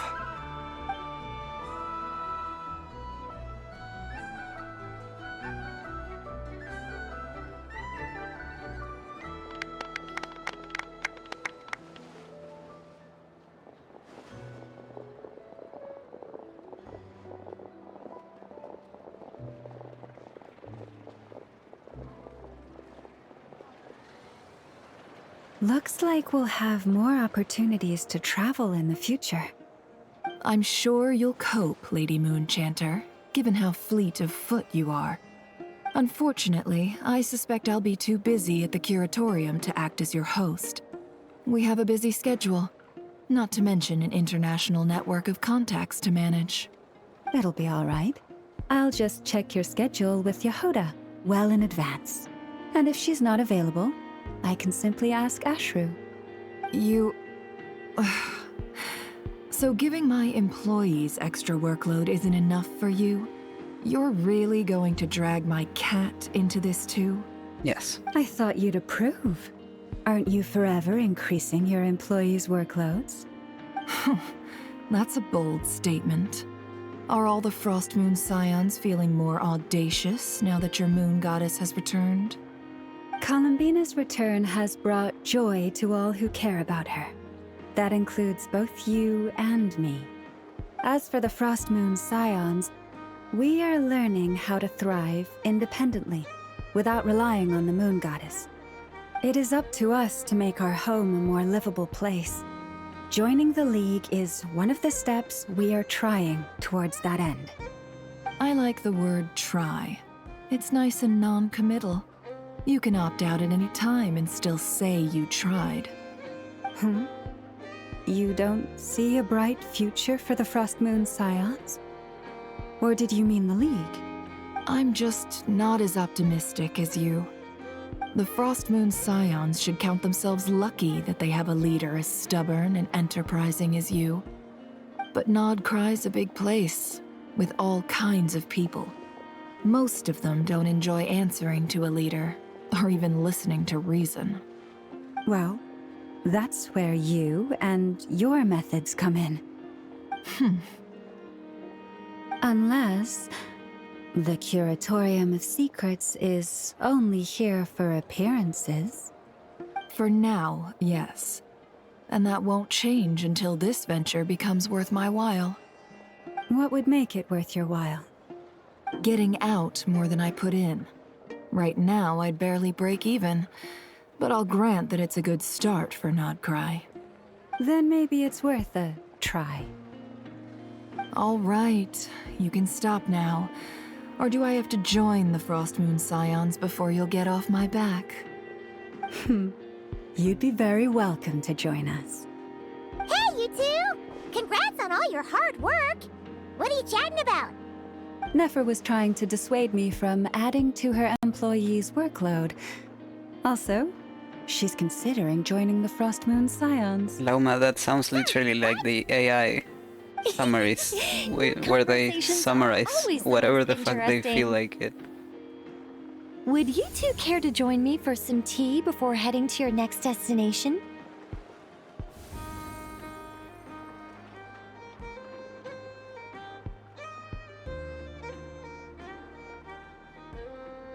Nicole?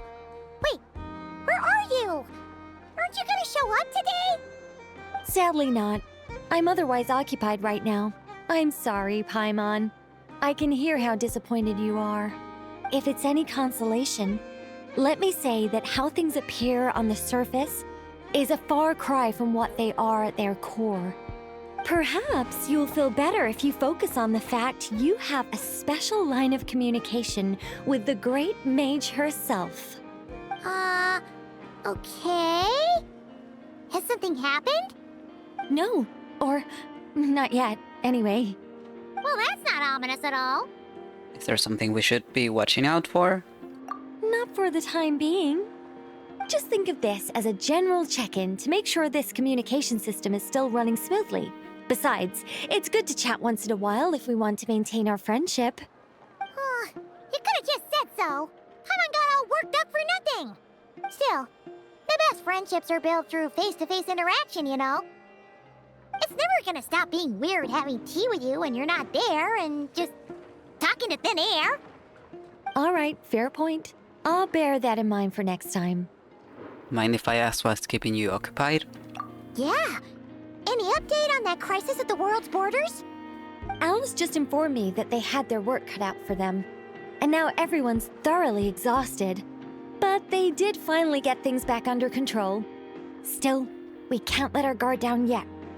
The disruption caused by this disaster has made Teyvat easier to detect from the outside universe. Yep. She plans to wait for things to stabilize, then reschedule her Mondstadt vacation plans. As for me, I agree with Hat Guy's perspective. This is a time when many new variables are emerging, and the situation is changing constantly. Plus, most of this change is for the worse. Damn. We have to remain vigilant and ensure that the embers of chaos are not rekindled. I did notice that the energy in nod-krai changed somewhat after the War of Funerary Flame, but since it was still aligned with the Light Realm, I never gave it a second thought. It looks like I'll have to examine the connections between phenomena I observe more closely in the future. Sounds like you've got a lot on your plate. Just doing my duty. It's more or less second nature by now. Of course. To give you the full picture, I'd have to start with the substance from which angels were formed. Never mind. Paimon's right. Showing off my knowledge would be much more satisfying in person. By the way, you did receive the gifts from the Hexen Circle, yes? I'm not trying to claim credit or anything, but my pride demands that I at least mention it.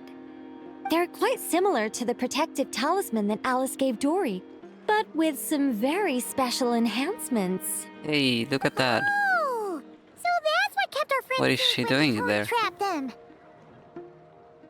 Indeed. We went to great lengths to make sure they were invisible to his eyes. I see. Thank you.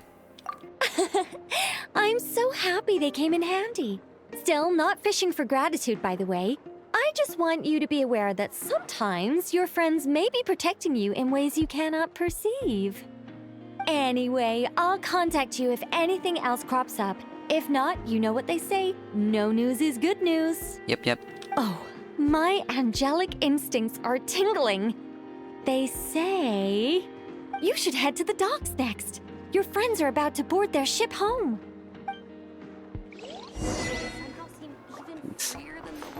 What are you doing here? Antochka, we'd meet again.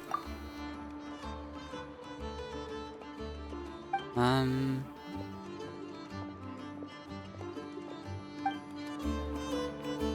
think... Isn't this what shows up after her world quest? I thought she would disappear eventually.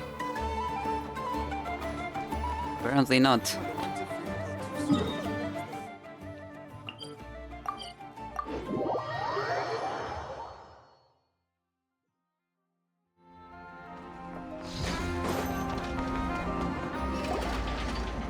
Wanderer, you're okay.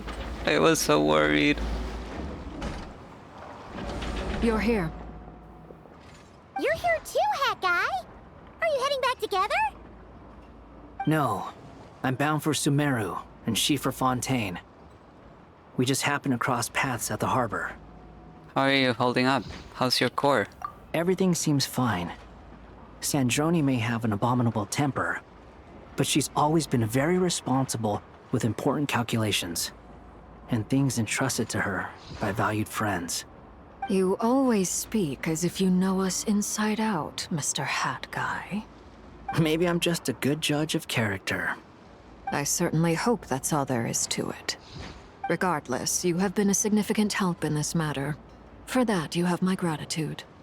I didn't do anything special.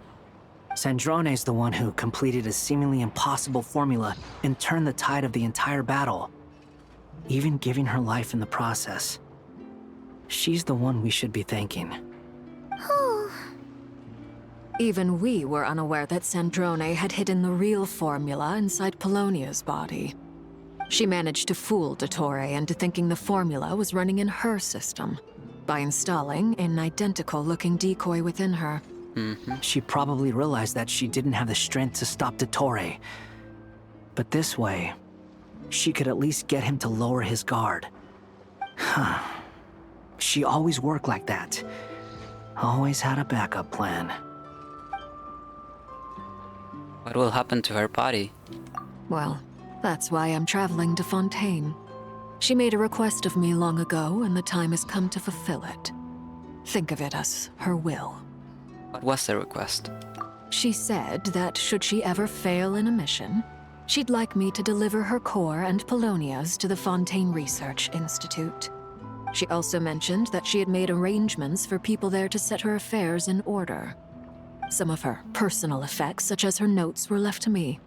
I've decided to take them back to the House of the Hearth, for safekeeping primarily, but also as mementos, I suppose. However, there is one book among them that I'd like to leave in your care. I'll have someone deliver it to your residence at the flagship at a later date. Does Columbina know about this? No. I was specifically warned not to tell her. This is her last wish, and I will abide by it. Is it also some kind of backup plan? I can only hope so, but none of us here can know for certain. I bade farewell to Columbina earlier today. As promised, she turned the iridescent moon's marrow over to me. She spent a long time with Sandrone's body, saying her goodbyes. Oh, is she alright? Sandrone's passing has left a great wound in all of our hearts. It will take time to heal, but Columbina surprised me. She offered me some words of comfort before I departed.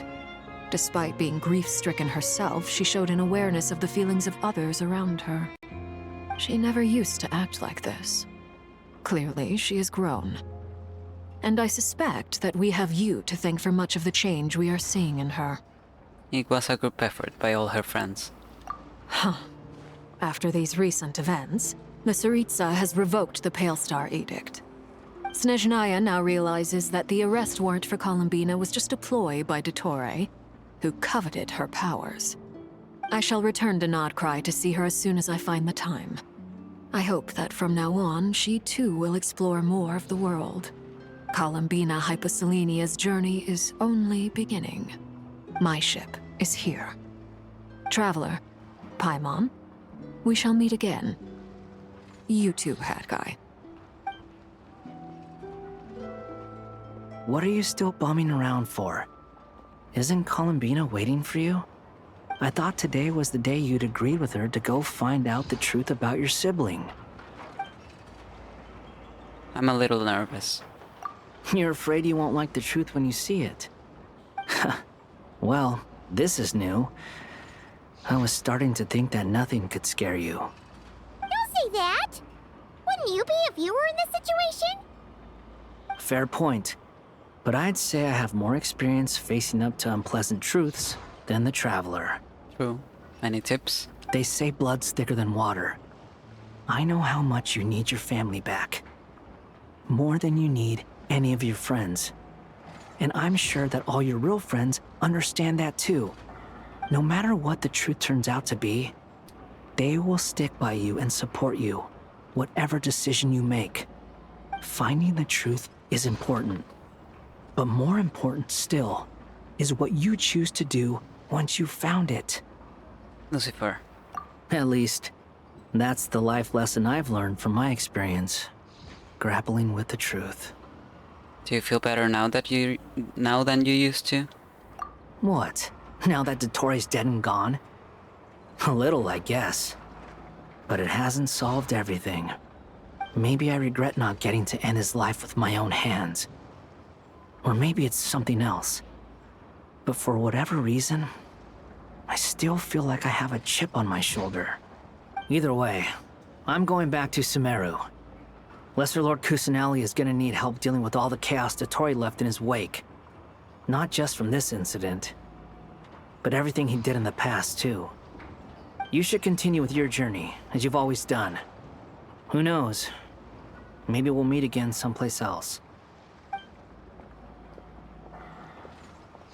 So, what should we do now? If you want to explore a bit more to steady those nerves, Paimon's game! After all, when Columbina said she knew where your ship was hidden, Paimon promised to give you two some alone time with the truth. It hasn't been all that long since we were last apart, sure, but with Columbina there, Paimon's sure things will be just dandy. Paimon, thank you. Ain't no biggie. Paimon might be all about that food and fun, but she knows how to do right by people. Paimon's sure you'd prefer to digest the news about your sister in peace. no matter what you see, just know you can share it with Paimon. Of course, as long as it's not super private. If you can't make sense of something, let's give it some thought together. And even if we both can't figure it out, Paimon can at least treat you to a nice meal. Who am I to refuse you, Paimon? You're my best companion, after all. Glad to hear it. Feel better now?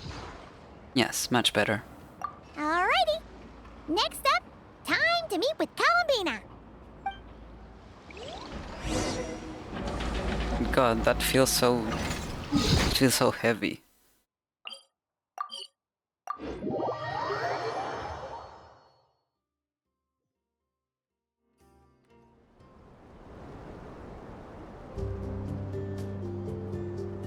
Columbina, we're here! Why are you with your eyes closed again? Can't quite believe we're meeting out here. We've gotten used to walking over to Silver Moon Hall whenever we go see you.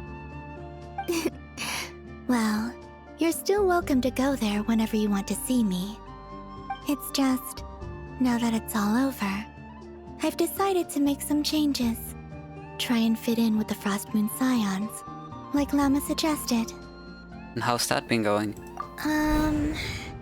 The older generation are still timid around me. They don't dare get too close, and they bow their heads when I walk by. But things are much better with the children. I see more curiosity in their eyes. Hopefully, by the time the next Moon Prayer night comes around, I can enjoy the festival with them as myself, without having to pretend that I'm only dressed up as the Moon Goddess. You'll do fine, Columbina. Paimon's sure they'll realize you're super nice once they get to know you better. You really think so? When we first met, you thought I was a little up in the clouds. We were just starting out then, come on! So Llama told you, huh? I'm only teasing. I know that I have you to thank for pulling me back down to solid ground. It feels good to finally stand firm on the earth where I was born. Oh, that's great! Oh, you can have this back now. Thank you. I'll make sure not to lose it this time. Well then, are you ready? Lumine, what happened to our spaceship back then? Why did you leave? It's time to learn the truth at last. Ready as I'll ever be. Good. I'm so fucking Then let me nervous. open the way for you.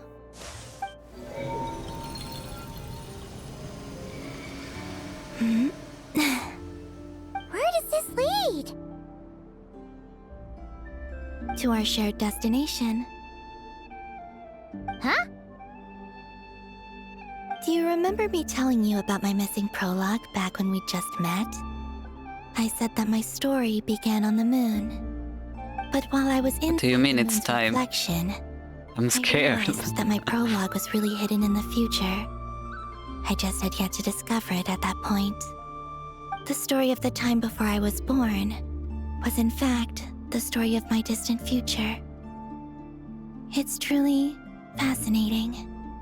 But when I obtained the Trilunar Authority and returned to our present reality, I sensed something I hadn't expected. Your prologue. So you mean... Yes, your spaceship. All this time, it has been hidden on the Frost Moon, which lay beyond the sky. What does that mean? Who put it there? Why? What was the objective? What? But why? Who could have done this? The same questions, brother. The great ruler of the firmament. The heavenly principle. Yeah, I guess that makes sense. Them? That's what I thought at one point. I don't know. Perhaps your ship contains something that is incompatible with Tevat. Or something that cannot be known. Oh, did I pick a bad time to say this? I know it must have been hard to work up the courage to do this. Maybe I should have waited until you were on the moon, with no chance to back out. Maybe. That would have been kind of mean, you know. No, I agree with her. Take me there. Oh? Whatever is hiding in that ship, it belongs to me and Lumine.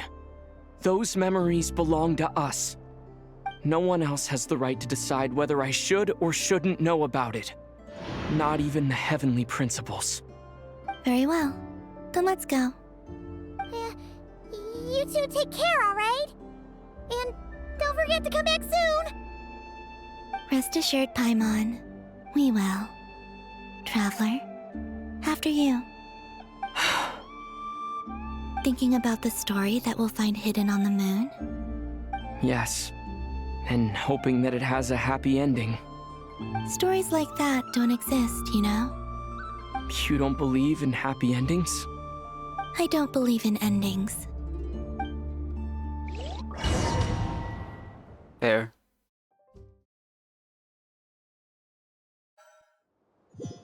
I was so sure that it was about to end. This is the pathway I built between Tevat and the Frost Moon. Go to the It's moon. very far away from us, so it could be a long journey.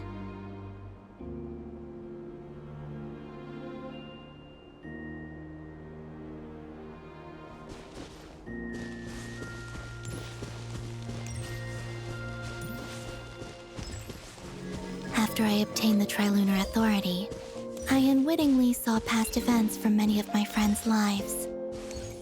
One was Lauma. She was so young when they chose her to be the Moon Chanter. From then on, the Frost Moon Scions looked to her to bring messages from their goddess. But, for better or worse, I had left Hisi Island before she was ever born. It was not until much, much later that she met me. I think it's for the best. Because of the way things turned out, you had the opportunity to become friends. You're right. In that sense, I think we were both very lucky.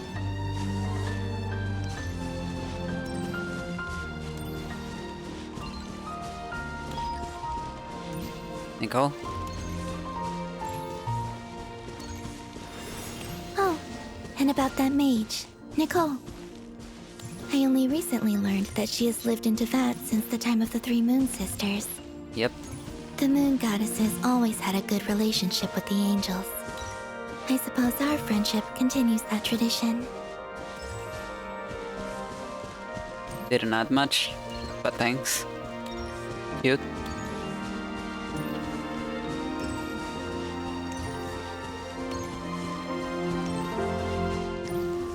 Where are we skipping over? There's Sandrone. I never knew that much about her, beyond the fact that she was created by someone called the Lord Artificer. She, too, suffered for a long time before joining the Fatui.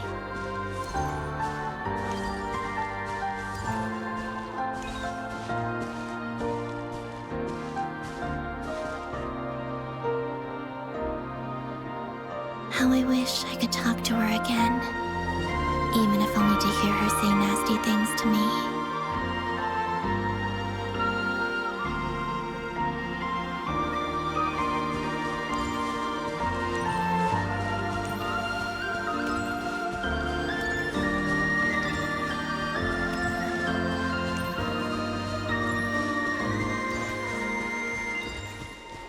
Also, I saw your siblings' story.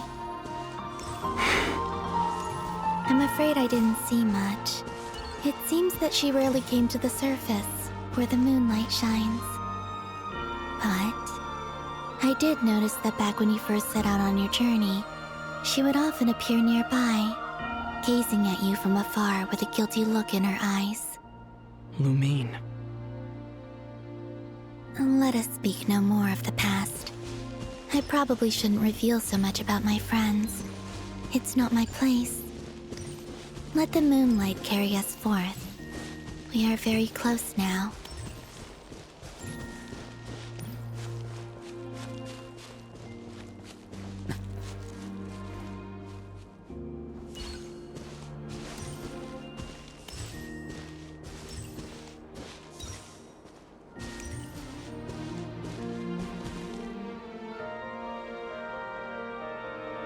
After this, I'd like to bring some kuhenki to the moon as well. If they're willing, of course. What about your other friends? Will you bring them to visit too? Certainly. But I'll need to tidy the place up first. This home hasn't received any guests in a long, long time.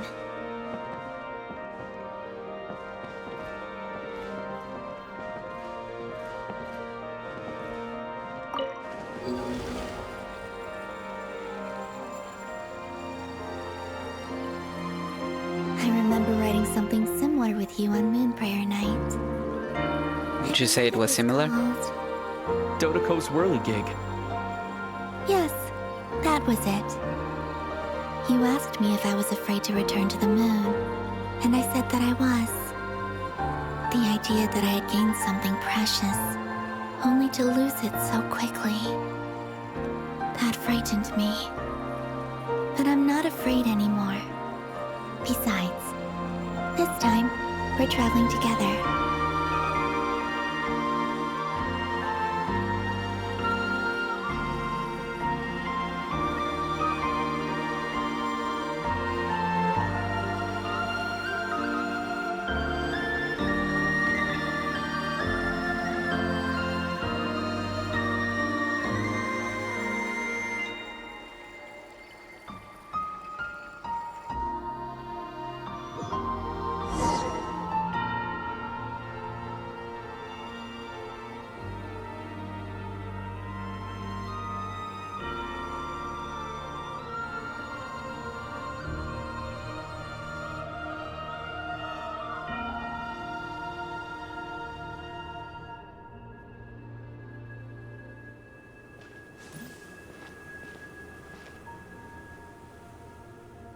We're here.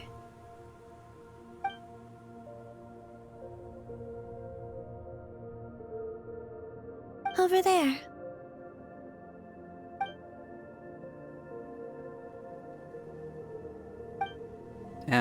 It's right there. To the moon, fuck you!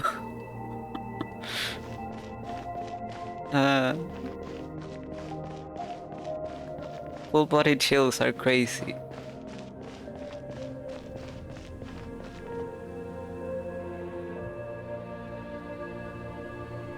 What do you mean look up? Wait, I didn't get to.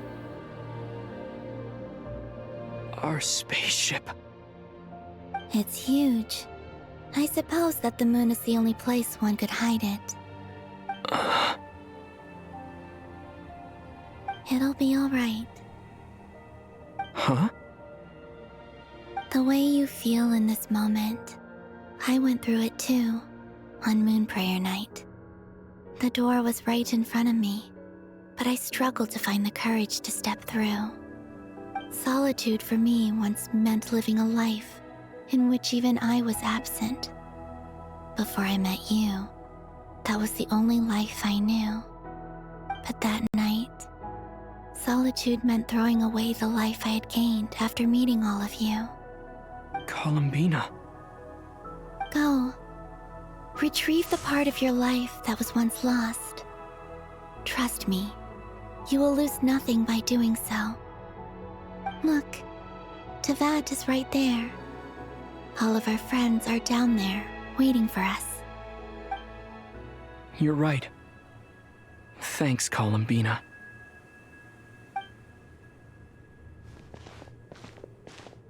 God, I'm getting an ominous feeling by the lack of music.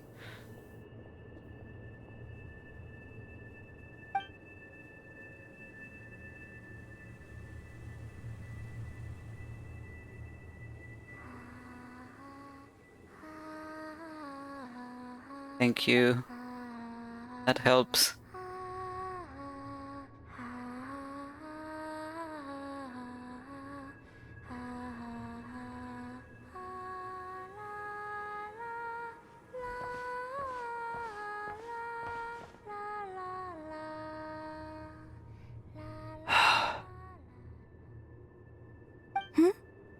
Finished? Yeah. Why did you take your eye mask off? Well, since my return, I've decided to take more opportunities to see the world with my own eyes. Besides, I've always wondered how Tevat looks from the moon. And what do you think? It's beautiful. I could spend a whole day here just gazing at it. What about you? What do you think of the truth you found? I haven't looked at another person's expression in a long time, but I think yours is saying it was neither good nor bad. Keep this up, and it won't be long before you give Nephra a run for her money. Oh, I don't think that's going to happen. I'm much more used to sensing what's going on around me with Kuvaki. I think I'll save my eyes for seeing special moments I really want to remember. I read the spaceship's flight logs. I always assumed that this was my first time in Tevat. I thought that Lumine and I must have been hibernating in space for centuries on end. But the logs show that our spaceship flew over the skies of Tevat once before. A long, long time ago. Flew over? So you didn't land? No, the ship barely came to a stop before flying on again. After that, it continued traveling through space for a long time. Some of the data is corrupted, but I suspect that it kept flying for thousands of years. It was only after that that the ship made a forced landing in Nod-krai. When Lumine found me, she came from outside the ship. Could this mean that she left the ship long before I did? Maybe even during our first pass over Tevat. That's unironically something that's been theorized about since, I don't know, when was the first Dane quest? 1.4? Around? No. 1.8? I don't remember, but at some point in the first cycle. And ironically, people were theorizing that she's been here for thousands of years. And like, there's never been any information to refute that, only that it sounded weird based on the information that we knew. But it would make sense because she had to become the Princess of Kandri at one point. Like, you don't become a princess out of nowhere from one day to the next. Are you alright? Yes, I can feel that the truth is coming together, one small piece at a time. I remember Lumine telling me that when she first arrived in Conria, she could not recall the past. So this might be something that even she doesn't know. Here, I made some space for you. Your mind must be racing, and this seems like the perfect place to relax and clear your head. Oh, wait, there's one more thing. What is it? Wait here a moment. Oh, right, the outfit.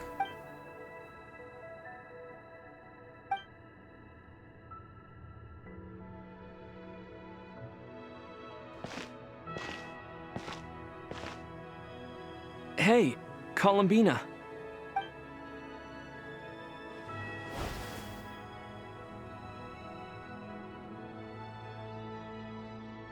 Looks so much like Lumine.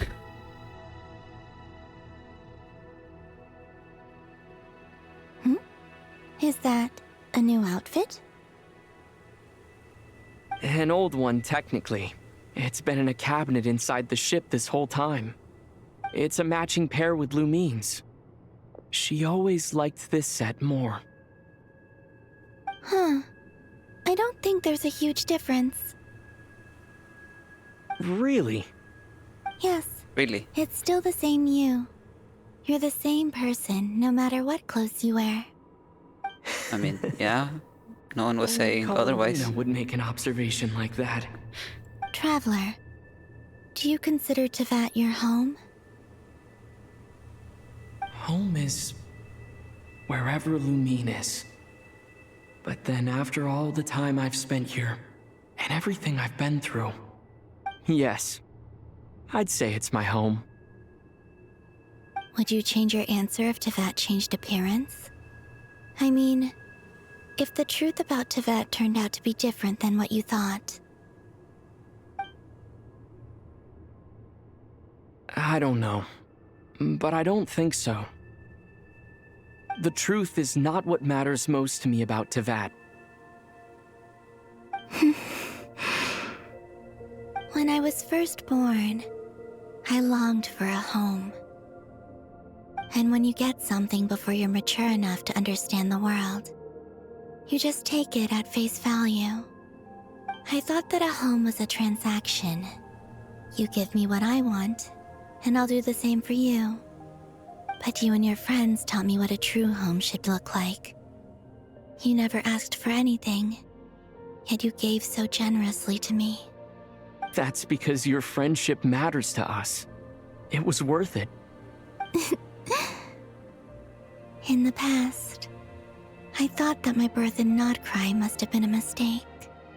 But after journeying to the distant past where the story began, I realized that it was I who chose nod-krai to be my future home.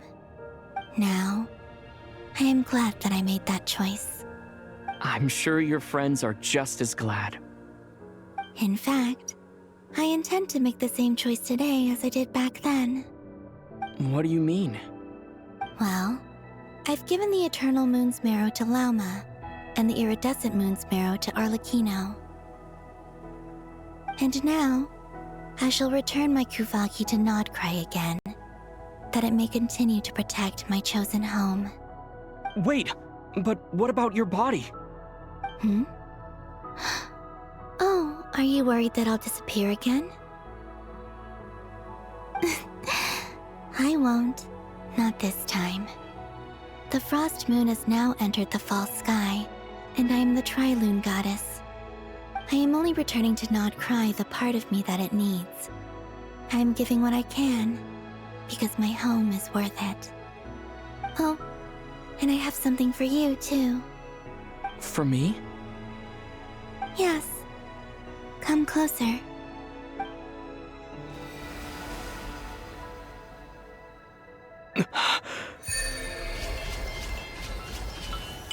Yo? What?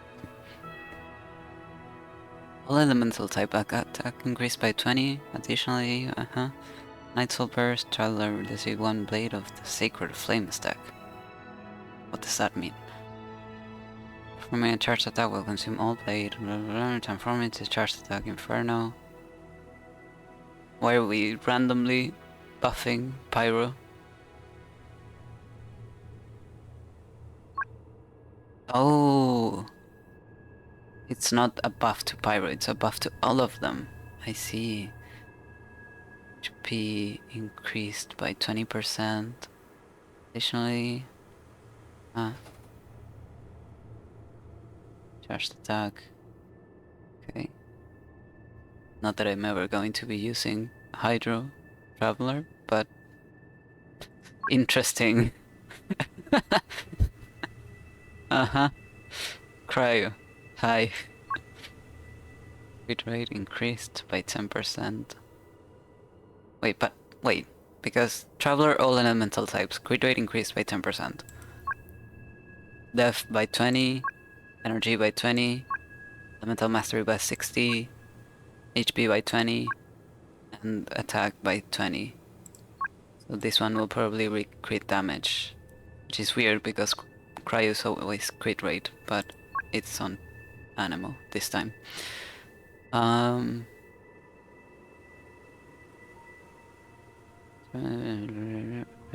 It's always a charged attack.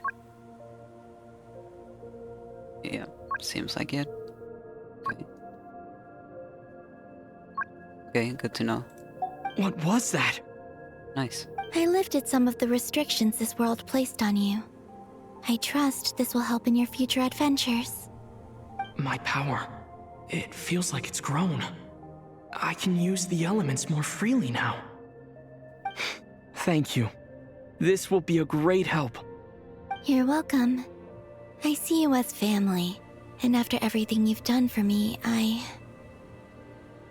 In fact, no. It's not because I owe you. It's because you're worth it. Here, this flower is for you.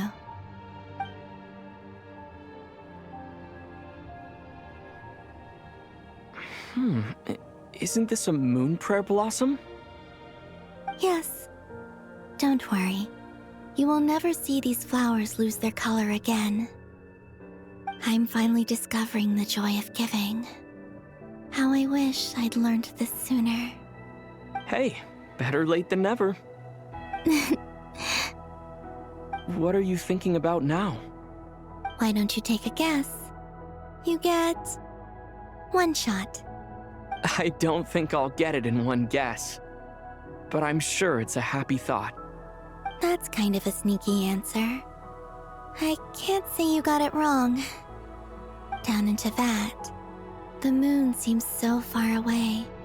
I felt it might always lie beyond my reach. But on the moon, everything feels so close by. The haze that once enshrouded the skies has finally been dispersed. I feel like a traveler on a winter's night, starting a new chapter in my tale by the warmth of a bonfire. I don't have a lot of luggage, but I do have a lot of hope for the future. Well, what's next? Next?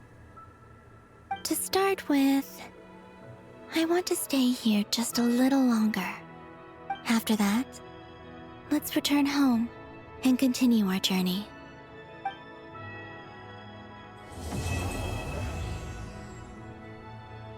Damn, the Traveler's model looks so good now. I'm so happy he got an upgrade. These clothes bring back so many memories. Thank God that I'm still here. Okay, look up. There's nothing up. I don't see anything. Okay. I see that light over there, which I'm not sure what it is. Unless it's like the other frost moon, like the fake one that was inside. Oh, I just wanted you to look at Tevat. Ah, that's fine. Yeah.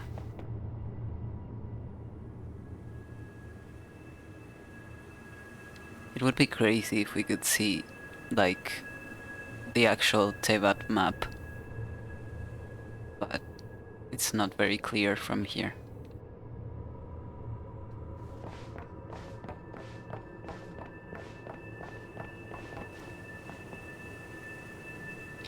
Huh. Why are there Nadlan stuff? Oh, wait, I'm dumb. It's not Nadlan stuff, it's moon stuff, which happens to be in Nadlan because of the dragons.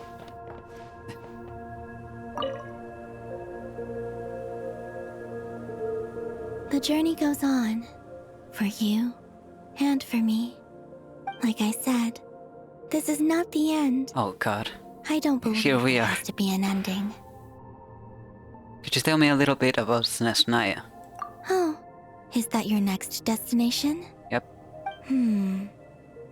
Most people would probably tell you to pack some warm clothes. But I experience things differently than most people, so I can't know how cold it is. In fact, it is home to quite a wondrous heat source. I think they call it Kreshnik's torch. Every city in Snezhnaya is built around one of those. Let me write it down. I sensed No. the energy it gave off as I was passing by on a railway train. It felt grand and distant.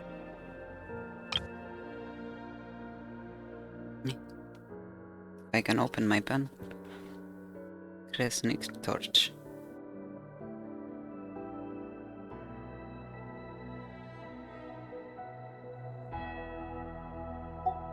I also recommend the Korolievsky troupe in Snezhnograd.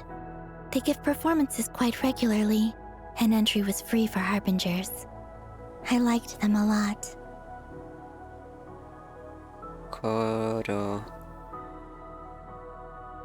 Gives key.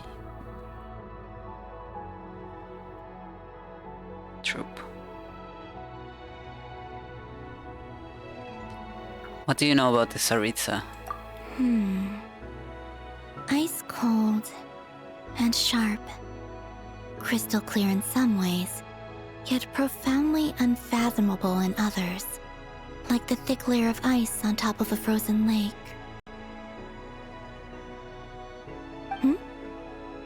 That's just the impression that Tsaritsa gives me. I was never able to glimpse what truly lies beneath that icy exterior. In fact, I don't think the people of Snezhnaya even know what kind of power their god wields. Maybe that's because the Tsaritsa herself has never acknowledged, nor accepted that power. Tell me more about the Fatui. There's Regrator, the Rooster, and the Jester. The Jester, give me the Jester, please. Between them, they control a lot of what happens in Snezhnaya. But I can never wrap my head around how exactly power is split between them. I just know they are each responsible for many specific domains. 1 second. Because I think those are the only 3 we haven't met yet. Okay, Dottore is dead. Pulcinella, Regrator, and the Jester. Yeah, those are the only 3 we haven't met yet. I noticed that the Rooster and Regrator often appear to get along on the surface, while working against each other in secret. And theirs is not a friendly rivalry. But I wasn't particularly interested, so I tended to keep my distance. Now that I think about it, the term Mistelton often seemed to come up in connection with Project Stuja.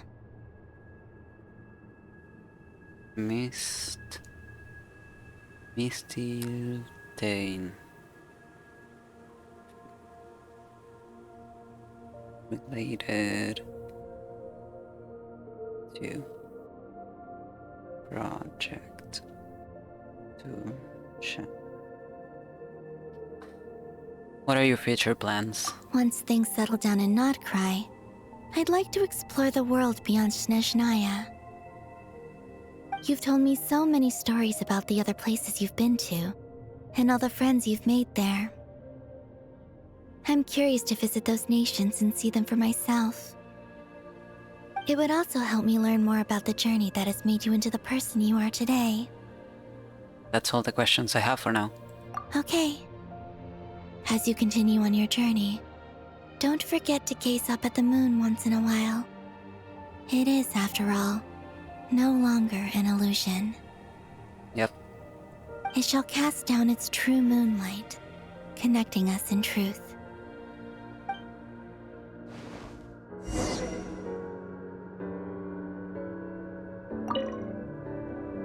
Anything else, or The is this just a journey goes repeat? on, for you and for me.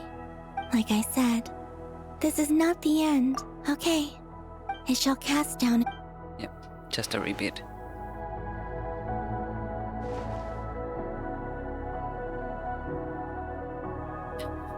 I'm standing very precariously over here.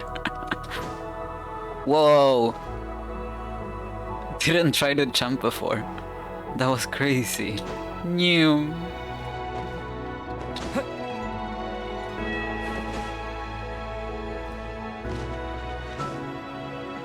Whoa. If I return to Tevat, can I not return back here? Is this freezing my computer?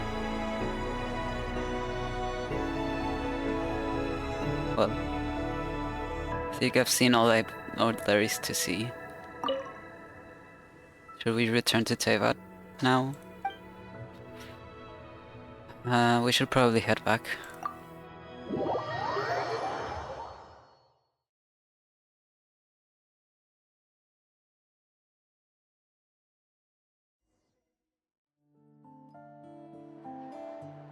to Jean, Acting Grand Master of the Knights of Favonius. Ugh, this preamble is such a pain to write. It's probably high time we got rid of this acting business. Are you thinking of retiring? I trust that Dern has updated you all on recent events. Hope we didn't worry you too much. The good news is, we managed to come together and put a stop to the Doctor's evil schemes.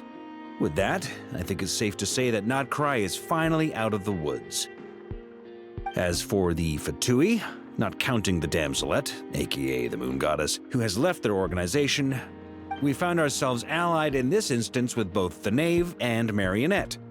May she rest in peace. As ever, we find ourselves better off for making friends rather than enemies.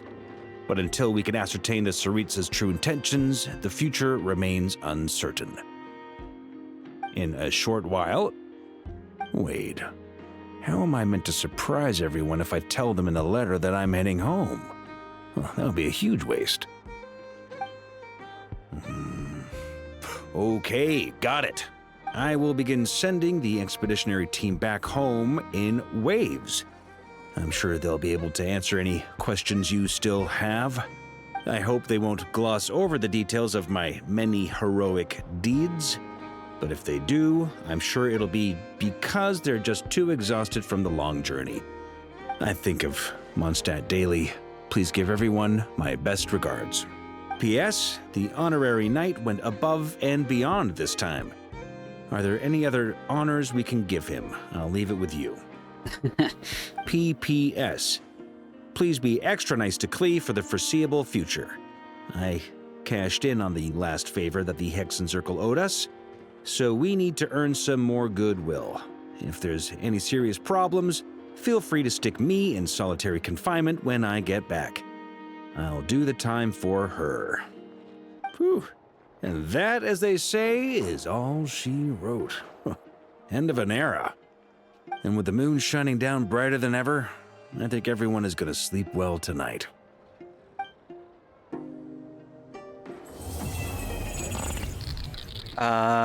Excuse?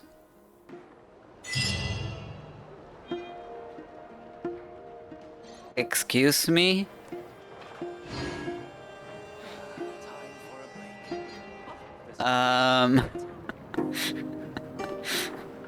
Why are you breaking my game?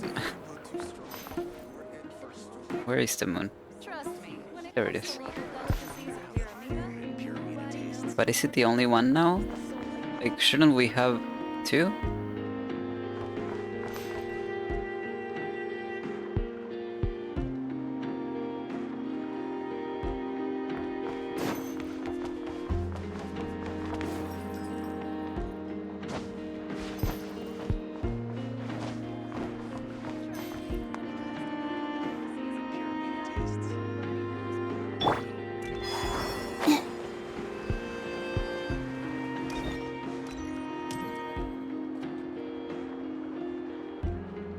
Interesting. We have a new moon.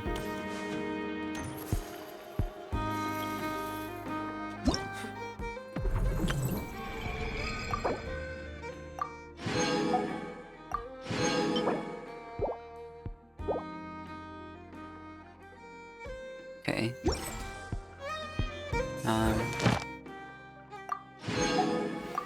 Claim all the things.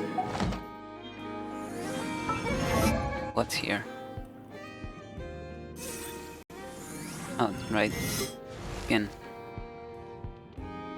I really want to see him standing next to regular Lumine and then skin Lumine next to regular Ether. Because, like, the color schemes. What? Did you want me to see it? Oh, right, there must be. Lore. Damn, I forgot. Heaven and earth are made anew. It had journeyed through countless worlds and endless distances, surveying every kind of terrain and gazing upon skies tinted in different colors. This might sound romantic, but in reality the matter was closer to torture than adventure. It also once pictured a scene like this. Twins standing under the radiant night sky, their eyes shining as they watched the stars and the many moons above. But it immediately disconnected its idea association module. A sky with such colors only meant that the atmosphere was unfit for life. After witnessing such vistas hundreds of times, there was no longer any need to be moved by them. It did not wake the slumbering twin travelers. Instead, it carried the weight of an exile and a journey so long that numbers had lost their meaning. The fine details of the lithosphere, atmosphere, or biosphere ultimately mattered later. Reshaping terrain, adjusting the air, rebuilding an ecosystem. These were simple tasks for the pioneer vessel meant to bear the spark of civilization. Star's position, its distance, or its lifespan might pose a minor challenge, yet even those had solutions. The true difficulty lay in finding a world with potential. Without that, destruction would catch up all too soon. It was a trivial matter in the span of a long voyage. The planet they passed was never a destination, since its star had already entered its twilight. Its biosphere and atmosphere had been utterly destroyed. The surface held nothing but cooled masses of molten rock. A supernova had caused the devastation. For several weeks or months, intense heat and light had marked the star's final brilliance. After that, it had been reduced to a cold, dim dwarf. It ran a quick calculation on the event had occurred. I see. I can read sometimes. It ran a quick calculation on when the event had occurred. What a coincidence. The radiation trapped in the planet's crust indicated that the supernova had erupted the very year the twins were born. Naturally, the two events had nothing to do with each other. No one would ever celebrate their birth by burying an entire world with it. Such levels of extravagance and cruelty simply did not exist. Interstellar travel was dangerous after all. A supernova 5 or 6 light years away could damage the genetic vault, and perhaps the twins as well.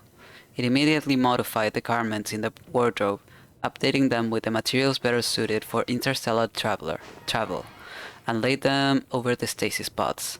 The gesture might not amount to much, but it offered a quiet kind of comfort. Within their slumber, the twins were granted new refuge, and so it continued its journey across countless lands and stones, numberless atmospheres and skies. That's interesting. The world exploded on the same year they were born.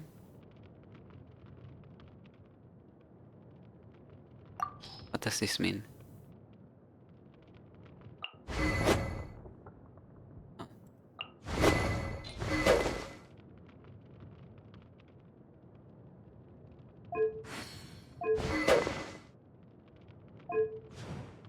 Okay.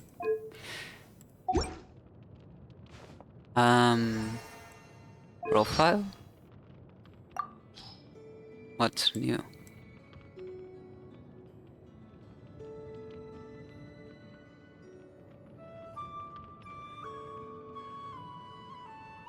Oh, crazy. Paimon heard that the Frost Moon Scions worship the moon. So, what do you think they get up to during the daytime? Just go about their normal lives, I guess. No way! Not if they're up all night worshiping. Paimon bets they have a really unusual daily routine. Unusual how? Like, when the sun comes up, they probably shapeshift into huge boulders and take a nice long nap. When night falls, they wake back up again, and with a swish and a swoosh, they're back in human form. Then, they sneak away to start getting up to their secret, mysterious work. So let me guess. The worst case scenario for them is blowing through nap time and doing an all-day and all-nighter? Yeah, exactly. See? You got it. Yeah, I got it. You're getting mixed up between Scion and Sayu again. My god. You know how some people from the Frost Moon Scions have antlers on their heads? In Paimon's view, that's a good sign. Because if you think about it, over the years, everyone else we've met with horns or antlers has turned out to be a total legend. Yeah, you're right. From the Bull Warrior of the Collective of Plenty to the Oni King of Hanamizaka. They all share one thing in common. Which is? You'd better get out of the way before they stampede! Whoa, yeah! So, do you think that if Lauma ever got really mad, she'd... Wait, no, that's ridiculous. Paimon can't picture that happening. Like, ever. Me neither. But at the same time, I can't get the image out of my head. Okay, well, now Paimon's imagining it too. Ugh, what even is this conversation? Clearly, this is what happens when Paimon goes hungry. We need snacks, pronto. Aino definitely lives up to her reputation as a whiz-kid mechanic. Everything she builds is so... creative.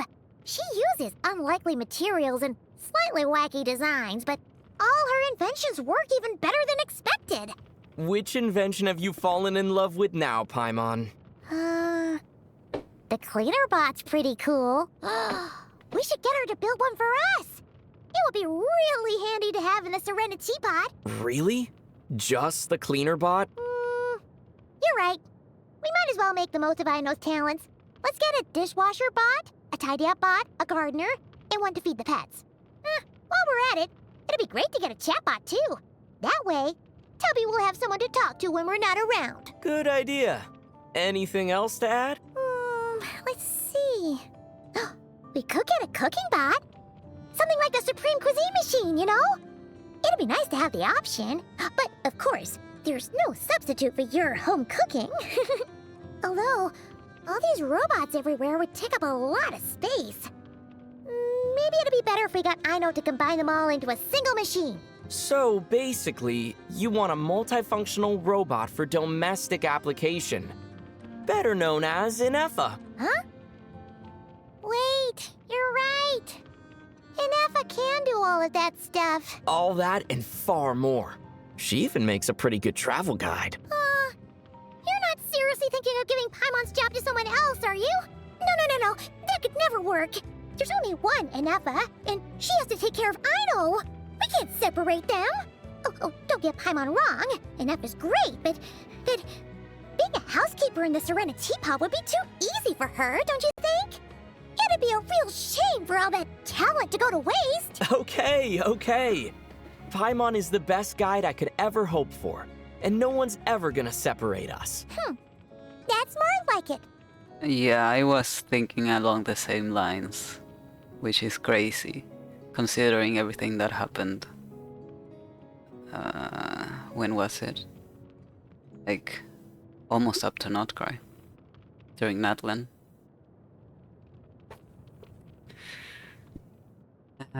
Anyways, moving on from that. The boss of the Curatorium of Secrets. Huh. Now there's a conundrum. Yeah, Nefer does seem pretty mysterious. That's true. But what Paimon really meant was, don't you think it's possible that the real boss is actually Ashru the cat? Huh? What are you basing that theory on? Well, because it's like how the boss of Komore Tea House is Taromaru. And if so, maybe Ashru has some treasure hidden behind the counter too. Ah, treasure. So that's what this is about. But what does secret treasure have to do with whether Ashru is the boss or not? Simple. The boss usually earns the most out of all the employees, so the boss's treasure is bound to be the most valuable of them all. There's always value in Paimon's insights. But I'm afraid to say that all the available intel points to Nefer being the real boss. So why don't you just go ask her what treasure she has? What? No way, not a chance. Oh, never mind then. Why the sudden change of heart? Well, obviously, because Paimon's too scared. Ugh, Paimon gets so nervous around her. When Nefer looks you in the eyes, it feels like she's gazing right into your soul. Ooh, Paimon's gut tells her that she's one of those people you should never, ever get on the wrong side of. I'm with you there. We should play it safe. Let's go back to Plan A and see if we can figure out where Ashru's treasure is hidden. Aha! So you were after Ashru's treasure this whole time, too! Anyways. Paimon heard that nod-krai is where the treasure hoarders were first founded. It's just a fancy name for a bunch of common thieves. If Paimon ever found their headquarters, she'd bust in there and give them what for. You know, in the name of justice and all that. Oh yeah? And what kind of justice would crime buster Paimon be dishing out? Poetic justice, of course. Paimon read somewhere that means giving the bad guys a taste of their own medicine. So, Paimon would track down every bit of treasure they're hoarding at their base and steal it all. Huh. See how they like having their treasure taken from them. Then let me ask you this. If you stole all their treasure, wouldn't that just make you another treasure hoarder in their eyes? Yeah. Maybe. Yeah, kinda. Oh dear. I'm sorry to say that makes you no better than a common thief, Paimon. And for the sake of justice, I would feel compelled to punish this heinous crime by seizing your secret stash of treasure myself. Hooray for the Traveler! Putting the world to rights once again! That isn't justice! That's plain old justifying! I love the banter. Did you know that the first group to conquer Nasha Town was the Conch Gang? Or so the story goes. The Conch Gang? You mean that gang I'm still where they're all collecting the kids? book. That's right. In fact, they only accept children as members. And after you get to a certain age, they kick you out. That's their gang tradition. It's been that way from the very beginning. Wait, so you're saying that a bunch of kids took over Nasha Town? What a funny thought! They must have some pretty tough kids. Did they have superpowers or something? I don't think so. At least the story I heard didn't mention anything about that. Then how the heck did a bunch of kids conquer a whole town in nod-krai? I guess they just hung out and played games in what's now the market square. There probably weren't any shops in Nasha Town back then. That doesn't sound much like conquering. Before long, the grown-ups took a liking to the place. Slowly but surely, the children's Elysium was engulfed by the adult world. Couldn't they just find somewhere else to play? That's easier said than done. I mean, imagine if one day you suddenly found that your favorite nap spot in the whole garden had been taken over by hilly churls. Once a cozy patch of lawn, now a camp full of rowdy hilly churls who throw pebbles at you to keep you away. You'd never be able to nap in your favorite spot ever again. No, that's terrible! Paimon was there first! Stupid hillagers. Oh, and stupid grown-ups. So, what happened after that? Did the Conch Gang fight back? I'm not too sure. It's possible that they tried, but I suspect that when the kids in the gang grew up, they had to make a living somehow. So they ended up turning into the same adults that they once saw as their enemies. Oh. Huh. Well, that took a depressing turn. To be honest, it's probably not a true story. The Conch Gang of today, on the other hand, they seem to be doing great. They have a lot of members and some pretty good benefits. Ooh, benefits? Can Paimon join? Oh, I'm sure you'd have no problem getting in. And if you don't like it, I heard that you can leave at any time. Not a homies for life type of gang, then. You know, I think it would suit you.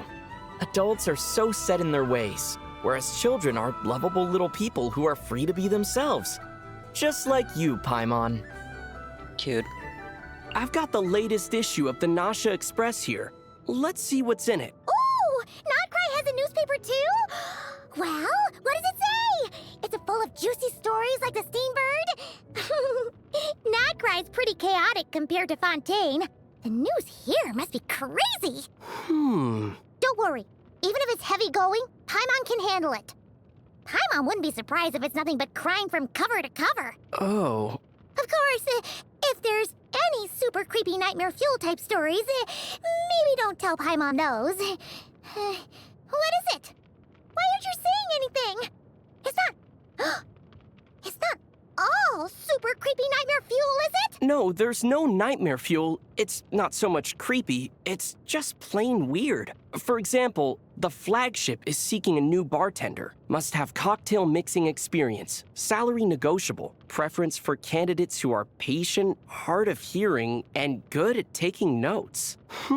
Me Miss Bruner Books is holding a clearance sale. Many old titles for sale by the kilogram at bargain prices. Browse first at no charge. Please note, established authors, budding authors, or any other type of authors should not use this as an opportunity to advertise your work, or you may find your stock being sold off dirt cheap by the kilogram too. New flower seeds now available at Vesnici Proleka Greenhouse. Each purchase comes with a full suite of essentials to keep your plant in tip-top condition. 1 can of engine oil, 1 bag of rust, and 1 pair of cut-resistant gloves. Limited stock available on a first-come, first-served basis. What kind of flower needs oil and rust? Aren't newspapers supposed to report the news? This just seems like a classified section gone mad. Pretty fun though, right? A little window Classy into daily feats. life in Nod-krai. Huh. All that says to Paimon is that the people here live very strange and very confusing lives. Well, what is life if not the thread between events that offers some semblance of order amidst chaos? The through line that we cling to in an effort to traverse the maze that is the cosmos. Honestly, whatever you just said went completely over Paimon's head. Let's stick with the newspaper for now. Any other interesting ads? Here we go. There's some good news and some bad news. Which do you want to hear first? The good news? Seeking game testers for a paid position. Flat rate per session. Perks include free lunch, free dinner, and a small gift at the end of each session. Ooh, that sounds pretty cool. We should definitely check that out. Let's apply quick before someone else gets it. First things first, Paimon. The bad news. Which also happens to be related to the game tester position. What is it? Oh, did they fill all the positions already? The ad was posted by a researcher from the Fontaine Research Institute by the name of Luba. Okay, time to throw that paper away. Let's head to Vesnici Proleka Greenhouse and check out this flower that you're apparently supposed to oil instead of water. I don't remember Luba. I mean, the name looks familiar. I feel like I've read it on top of a NPC, but I don't remember exactly who he is. Whew, nod-krai seems like a pretty complicated place. There are tons of people from all over Teyvat here. We've seen people from Liyue, Fontaine, Sumeru, Inazuma, even Natlan. Wait! Hey, how come we've hardly seen any merchants from Mondstadt here? That doesn't seem right. Mondstadt's the wine capital of the world, right? You'd think someone would be making a killing off of that out here. Maybe Mondstadt wine isn't really designed for exporting. Most of it's brewed and enjoyed locally. It might lose its flavor when transported long distances. And even if someone managed to solve that problem, the cost of shipping it all this way would mean they'd have to increase the price, which would make it harder to sell. Maybe it's simply too difficult to turn a profit. You think? Paimon's theory was that Mondstadters drink so much, there's none left to export. That could be part of the reason for sure. They can't get enough of their wine, can they? Hey, the next time we go back to Mondstadt, we should bring some nod-krai liquor with us. Yeah, the strongest one. And then get Charles to trick Kaya into drinking it by masking the flavor with some other drink. While we're at it, we should get gifts for other people too. Oh, a rat doll for Klee? And how about a little robot for Sucrose? Might come in handy with her research. Oh yeah, and remember those red goggles we saw that time? Maybe a pair of those for Amber. You know what? Let's go souvenir shopping right now. There's a bunch of other cool gifts Paimon's thinking of getting too. She won't spend all our Mora. Promise. Okay. Let me tell you a story about one of the craziest con games in nod-krai's history. There once was a thief and a con man who heard that a traveling merchant had just arrived in town. This merchant was said to be extremely wealthy and a big spender, meaning he'd brought a huge stash of valuables and Mora with him. And so, The thief and the con man decided to team up to try and steal the merchant's wealth. Uh-oh.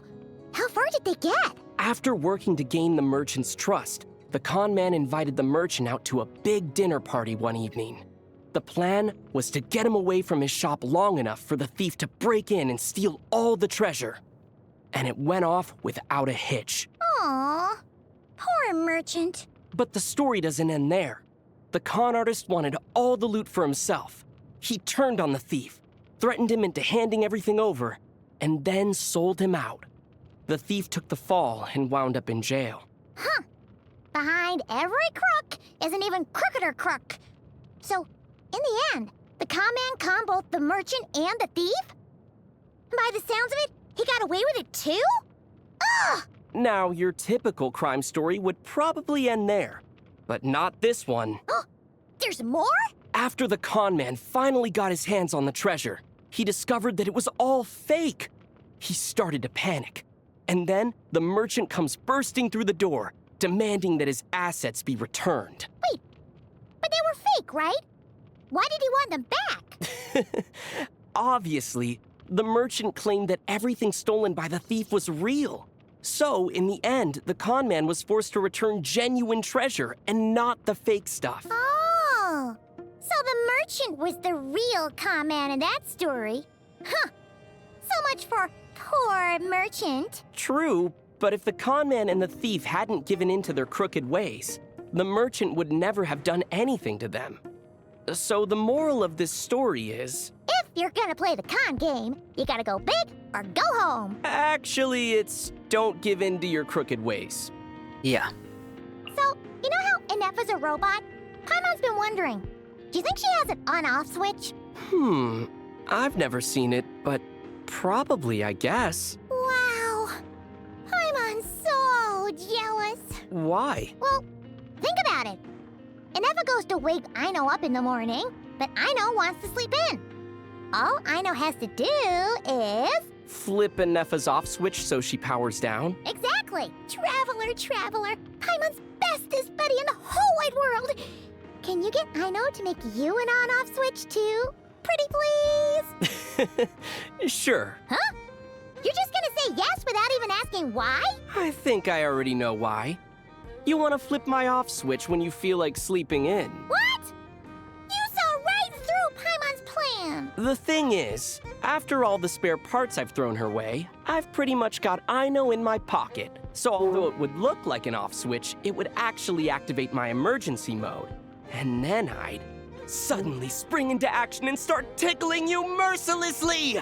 Protest all you want, Paimon! The tickling cannot be stopped! No! We're not getting you an on-off switch, okay? Happy now? Yes.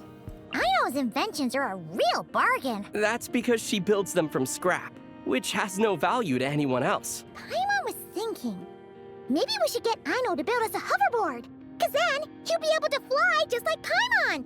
Oh, it would make the rest of your journey way easier. We could just fly the whole way. Wow, what an amazing idea, Paimon. So, what's your budget? Paimon only has 500 more left after last week. But Aino might still be able to find a way, right? That's a pretty tight budget. At this rate, our hoverboard might have to be powered by a potato battery. Potato-powered aviation. Wait, hold up. A potato battery? Is that a real thing?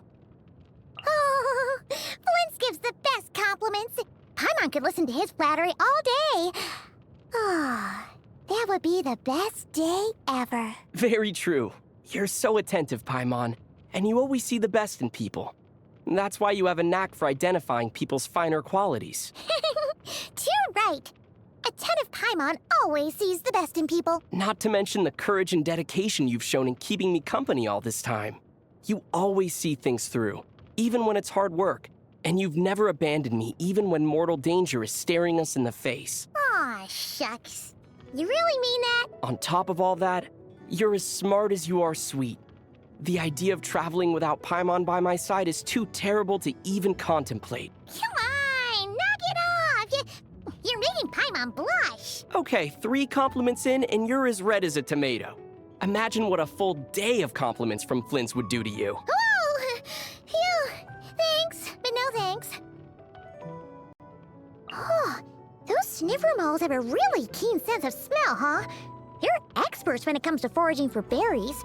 Oh, we should get some as pets! Then we could have all the laka berries and midsummer berries we wanted! And then you could make krumkakes and midsummer tort for Paimon every day! It's a nice idea, but sniffer moles are wild animals. Would they really make good pets? Don't you worry about that. Paimon's got it all figured out. Back in Sumeru, Paimon read this book from the Amorita Darshan, which said that if you raise an animal from a young enough age, they'll treat you like family. So, let's go find some young whippersnapper sniffer moles and raise them right. In that case, it'd probably be a few months before they were old enough to fend for themselves. Obviously, we'd need to feed them properly during that time. And as we know, their diet is mostly laka berries and midsummer berries. So, by the time they're all grown up, Paimon's stash of laka berry krumkakes and midsummer tort will be completely decimated. No! Oh, why did you have to turn this into a horror story? So, we finally met Varka. Long time coming, huh? When was the first time we heard his name? Let's see. It definitely wasn't the letter that Eneva gave us. Or when we heard him on the Dodo communication device. Was it when Mika read out that letter to the Knights of Favonius? No. Paimon's pretty sure Jean It was mentioned 5 him years long ago, before Paimon. that. I actually read Almost a book 6 about him now. in the Mondstadt library once. It was called 100 Things You Never Knew About Varka. Really? What was it about? A list of all his heroic accomplishments or something? That's right, yeah. It was a while ago now. Let me see what I can remember. Yes. There was one bit that said Varka can chug 300 dandelion wines in a row without getting drunk, mainly because he drinks them so quickly that the alcohol doesn't have time to kick in. What the hacking heck? Really stretching the definition of heroic there. What else did it say?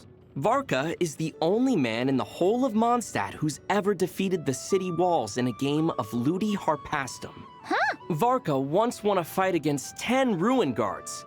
6 of them were destroyed by his fishing rod, 3 of them by the stool he was sitting on, and the last one thought it had been destroyed, even though it hadn't, but it still counts. Huh. You know, what's weird is that all of this stuff obviously sounds like a bunch of baloney, and yet, having actually met Barker in person, it all kinda makes sense. Wait a second. Do we think that maybe he wrote this book himself? Next time we're in Mondstadt, our first priority is to head to the library, find Lisa, and borrow that book. Then, we'll take it to Varka and demand answers. In that case, we'll have to rename it as 101 Things You Never Knew About Varka. Really? Why? What's the 101st thing? 100 Things You Never Knew About Varka isn't even a real book. That's the one thing that even Varka never knew about Varka. But of course, the book would never dare break the news to him. The Northern Intelligence Network. Whew, what a mysterious-sounding organization. A secret society, quietly pulling the strings behind the scenes, running the entire world from the shadows. Secret society seems like a stretch. We know a whole bunch of the people involved. Oh yeah, we do! Hey, this could be our foot in the door. We should totally join. Dad, we can get one of those cool code names, like, oh! White Gold. Oh, because you have white hair and I have blonde hair. An unusually sensible nickname for once. Oh yeah, this is our own nickname. The weird ones are reserved for other people. Actually, don't the Knights of Favonius work with the Intelligence Network? What do you think Varka's codename is? Grandmaster? It's kind of hard to imagine Grandmaster Varka doing spy stuff, isn't it? He's not exactly a low-key kind of guy. He'd probably go busting into the enemy base through the front gates, mowing down all the minions in his path, and then strut his way out with a briefcase full of intel in hand. I suspect that as Grandmaster, he probably delegates that kind of work to people like Kaya and Rosaria. Oh, Good point. Wait, you're right. This isn't a secret society at all. More like a who's who of people we know already. The cool code names they use in the Northern Intelligence Network kinda remind Paimon of the ancient names back in Natlan. I mean, sure, they're both pseudonyms, but beyond that, do they really have any similarities? Sure they do. They're both, cool. Although, the Natlanese version is definitely cooler. Cause they get a phlogiston engraving on their body too. And when it's time for action, they go poof and light up like a lantern. It's like, yep, that person's definitely the hero in this situation. Just like Varessa when she puts on her mask. Speaking of masked heroes, that reminds me of someone else involved with the Intelligence Network. Let me guess. Master D-Luke? Yep. Hey, how about we bring him with us to Natlan next time we visit? We should get someone to make a phlogiston engraving for him. That's an awesome idea! It probably won't light up since he's from Mondstadt, but hey, it'd still be pretty cool. The next time he's out fighting crime, he won't have to lift a finger. Just a glimpse of that phlogiston engraving will have those cowardly crooks curled up in a fetal position on the ground. Oh yeah! Oh, actually no. The Dark Knight hero can't go around being too flashy or he might blow his cover. True. Yeah, on second thought, there's a lot of issues with this plan. The biggest one being, how do we get D-Luke to Natlan and back in one piece? He'd melt in the heat, unless we can convince him to change out of that fancy suit. Difficult. Come to think of it, we've met not one, but two genius inventors in nod-krai, haven't we? First Aino, and then Sandrone. Yeah, you're right! And the proof of their genius is in the high-tech pudding. Inefa pudding and Polonia pudding. Actually, okay, well, Polonia pudding kinda works. Paimon's not gonna lose any sleep over that one, but Inefa pudding feels a little disrespectful. I'm speechless. After years of giving people ugly nicknames, you're finally learning.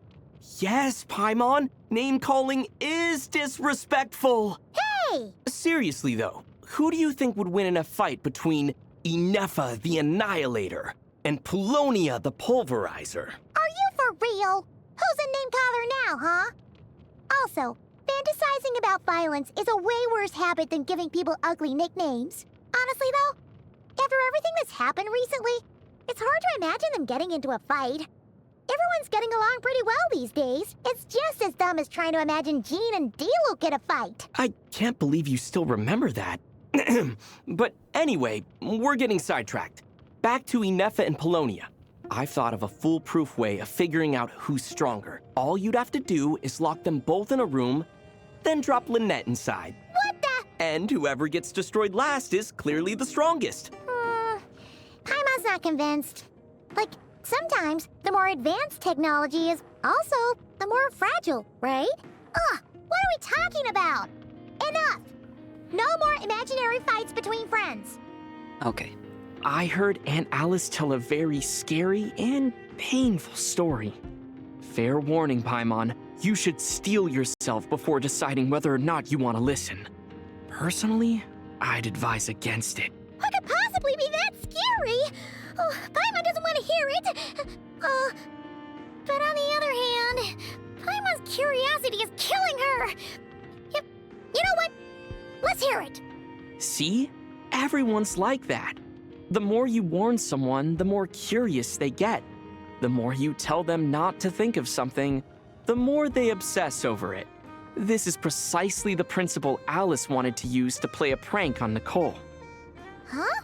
Why would you do that? It seems like Nicole was quite the chatterbox back in the day. Back in the day? She could almost talk your head off. And Alice wanted to hear what a scream from her might sound like and how far an unconscious voice like hers might reach. Sorry, what kind of weird motive is that? And so she said to Nicole, Yeah? seriously, Paimon, last chance to save yourself. Keep going! Paimon can take it! She said, whatever you do not think about having a toothpick wedged between your toenail and toe when you stub it. Nicole was stunned for a moment, And then she reacted much the same way you did. Every living being within a 100-meter radius, Alice included, suffered from Honoralia for the next few days. That didn't answer to me what is an Aurelia. But that's fine.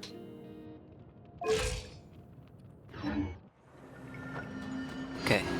What else? What else? I mean... Okay. Cannot finish leveling her up yet. Oh. Did I get any drops? No. Okay. That's fine. Then... what else? Is there anything else? Let me check on something.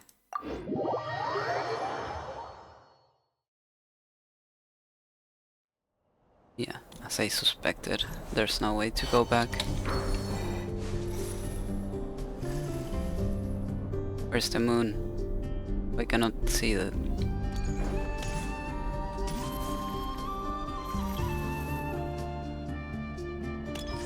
Okay, try it.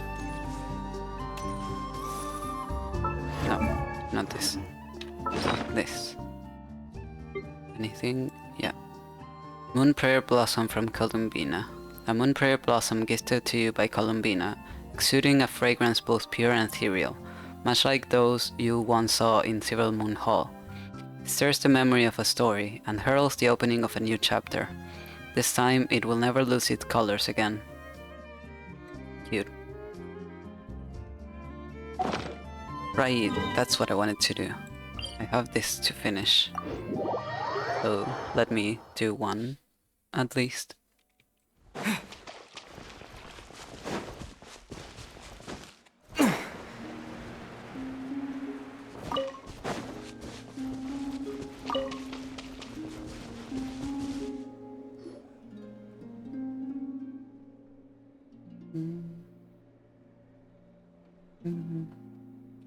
Huh? Isn't that Mallows? Has she been out gathering inspiration again? Yes. But the little one has been like this ever since she came back. As if lost in thought. Huh. Maybe the theme this time is super profound. You know, like when a great artist realizes some fundamental truth about the world. Come to think of it, Mallows has given us a whole bunch of paintings. We could hold an entire exhibition at this rate. Paimon can't wait to tell everyone all about our little painter's rise to artistic stardom. But we'd need Columbina's permission first, of course. Why is that? Well, cause they're nearly all paintings of you.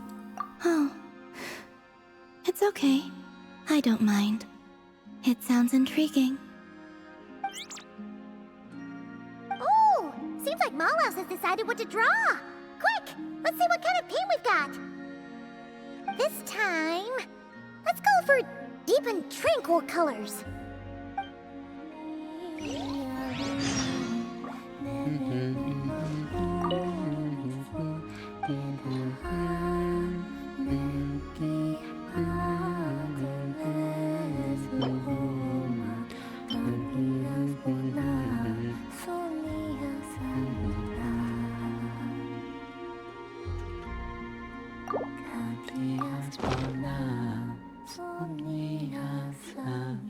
Alright, these should do.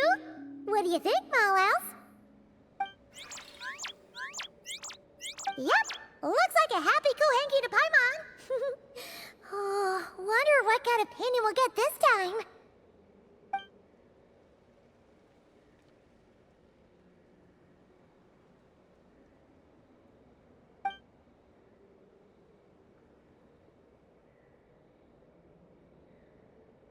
Oh, is it done already? Mallows seems a little sad. Is it because of the painting? Oh, let's take a look.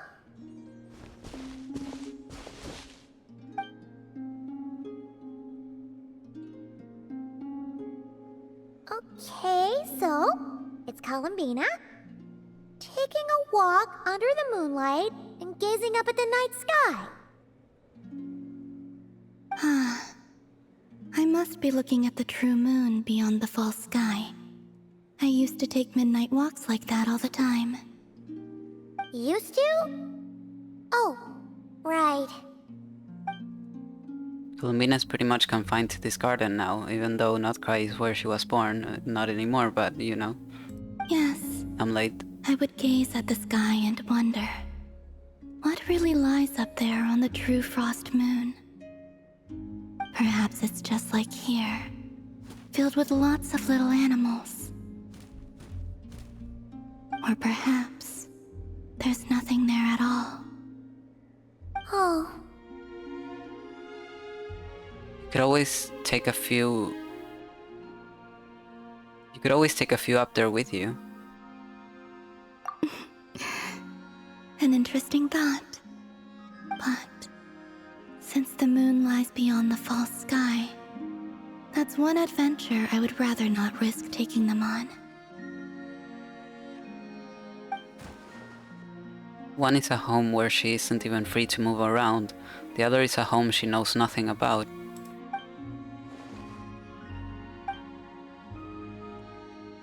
Malos and the other Kuhenki are really gonna miss you. And I will miss them too. But in the end, this is a journey that only I can make. And the answer at the end of it is mine alone to seek. And who knows? Whatever that answer turns out to be, perhaps it will be something beautiful. Well, we'll just have to come visit you then, with Malos.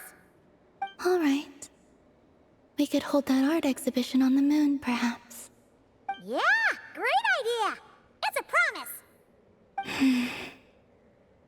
I hope so. I truly do.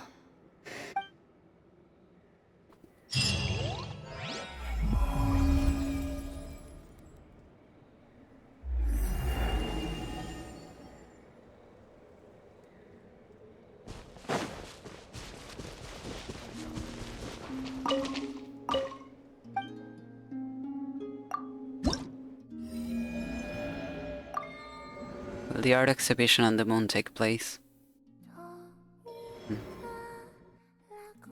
Okay, I have one more of the old ones. And then I will be doing the ones from this patch.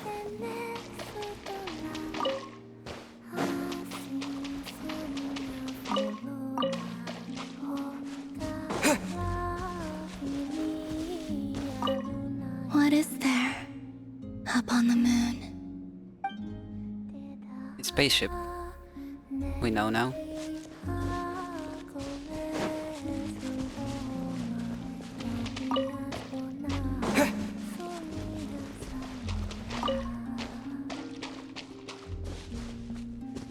Okay. Is there anything else that I'm missing?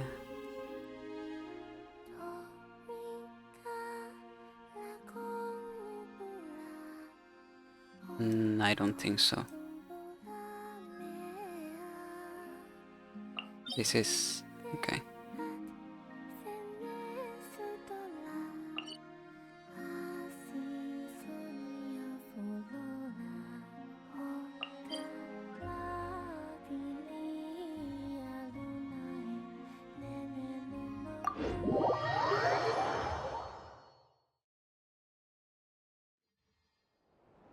Okay. So... I think I will stop here. And then we have a lot of stuff to do.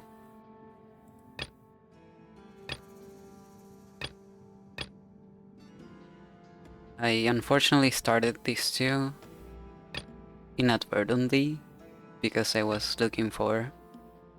I wanted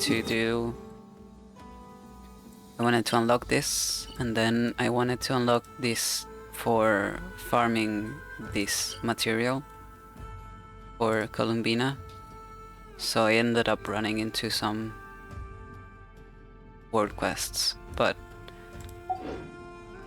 I will make the time tomorrow, actually. I can do some tomorrow. I can start doing work quests tomorrow. So, yeah. I will most likely be back tomorrow to do some world quests.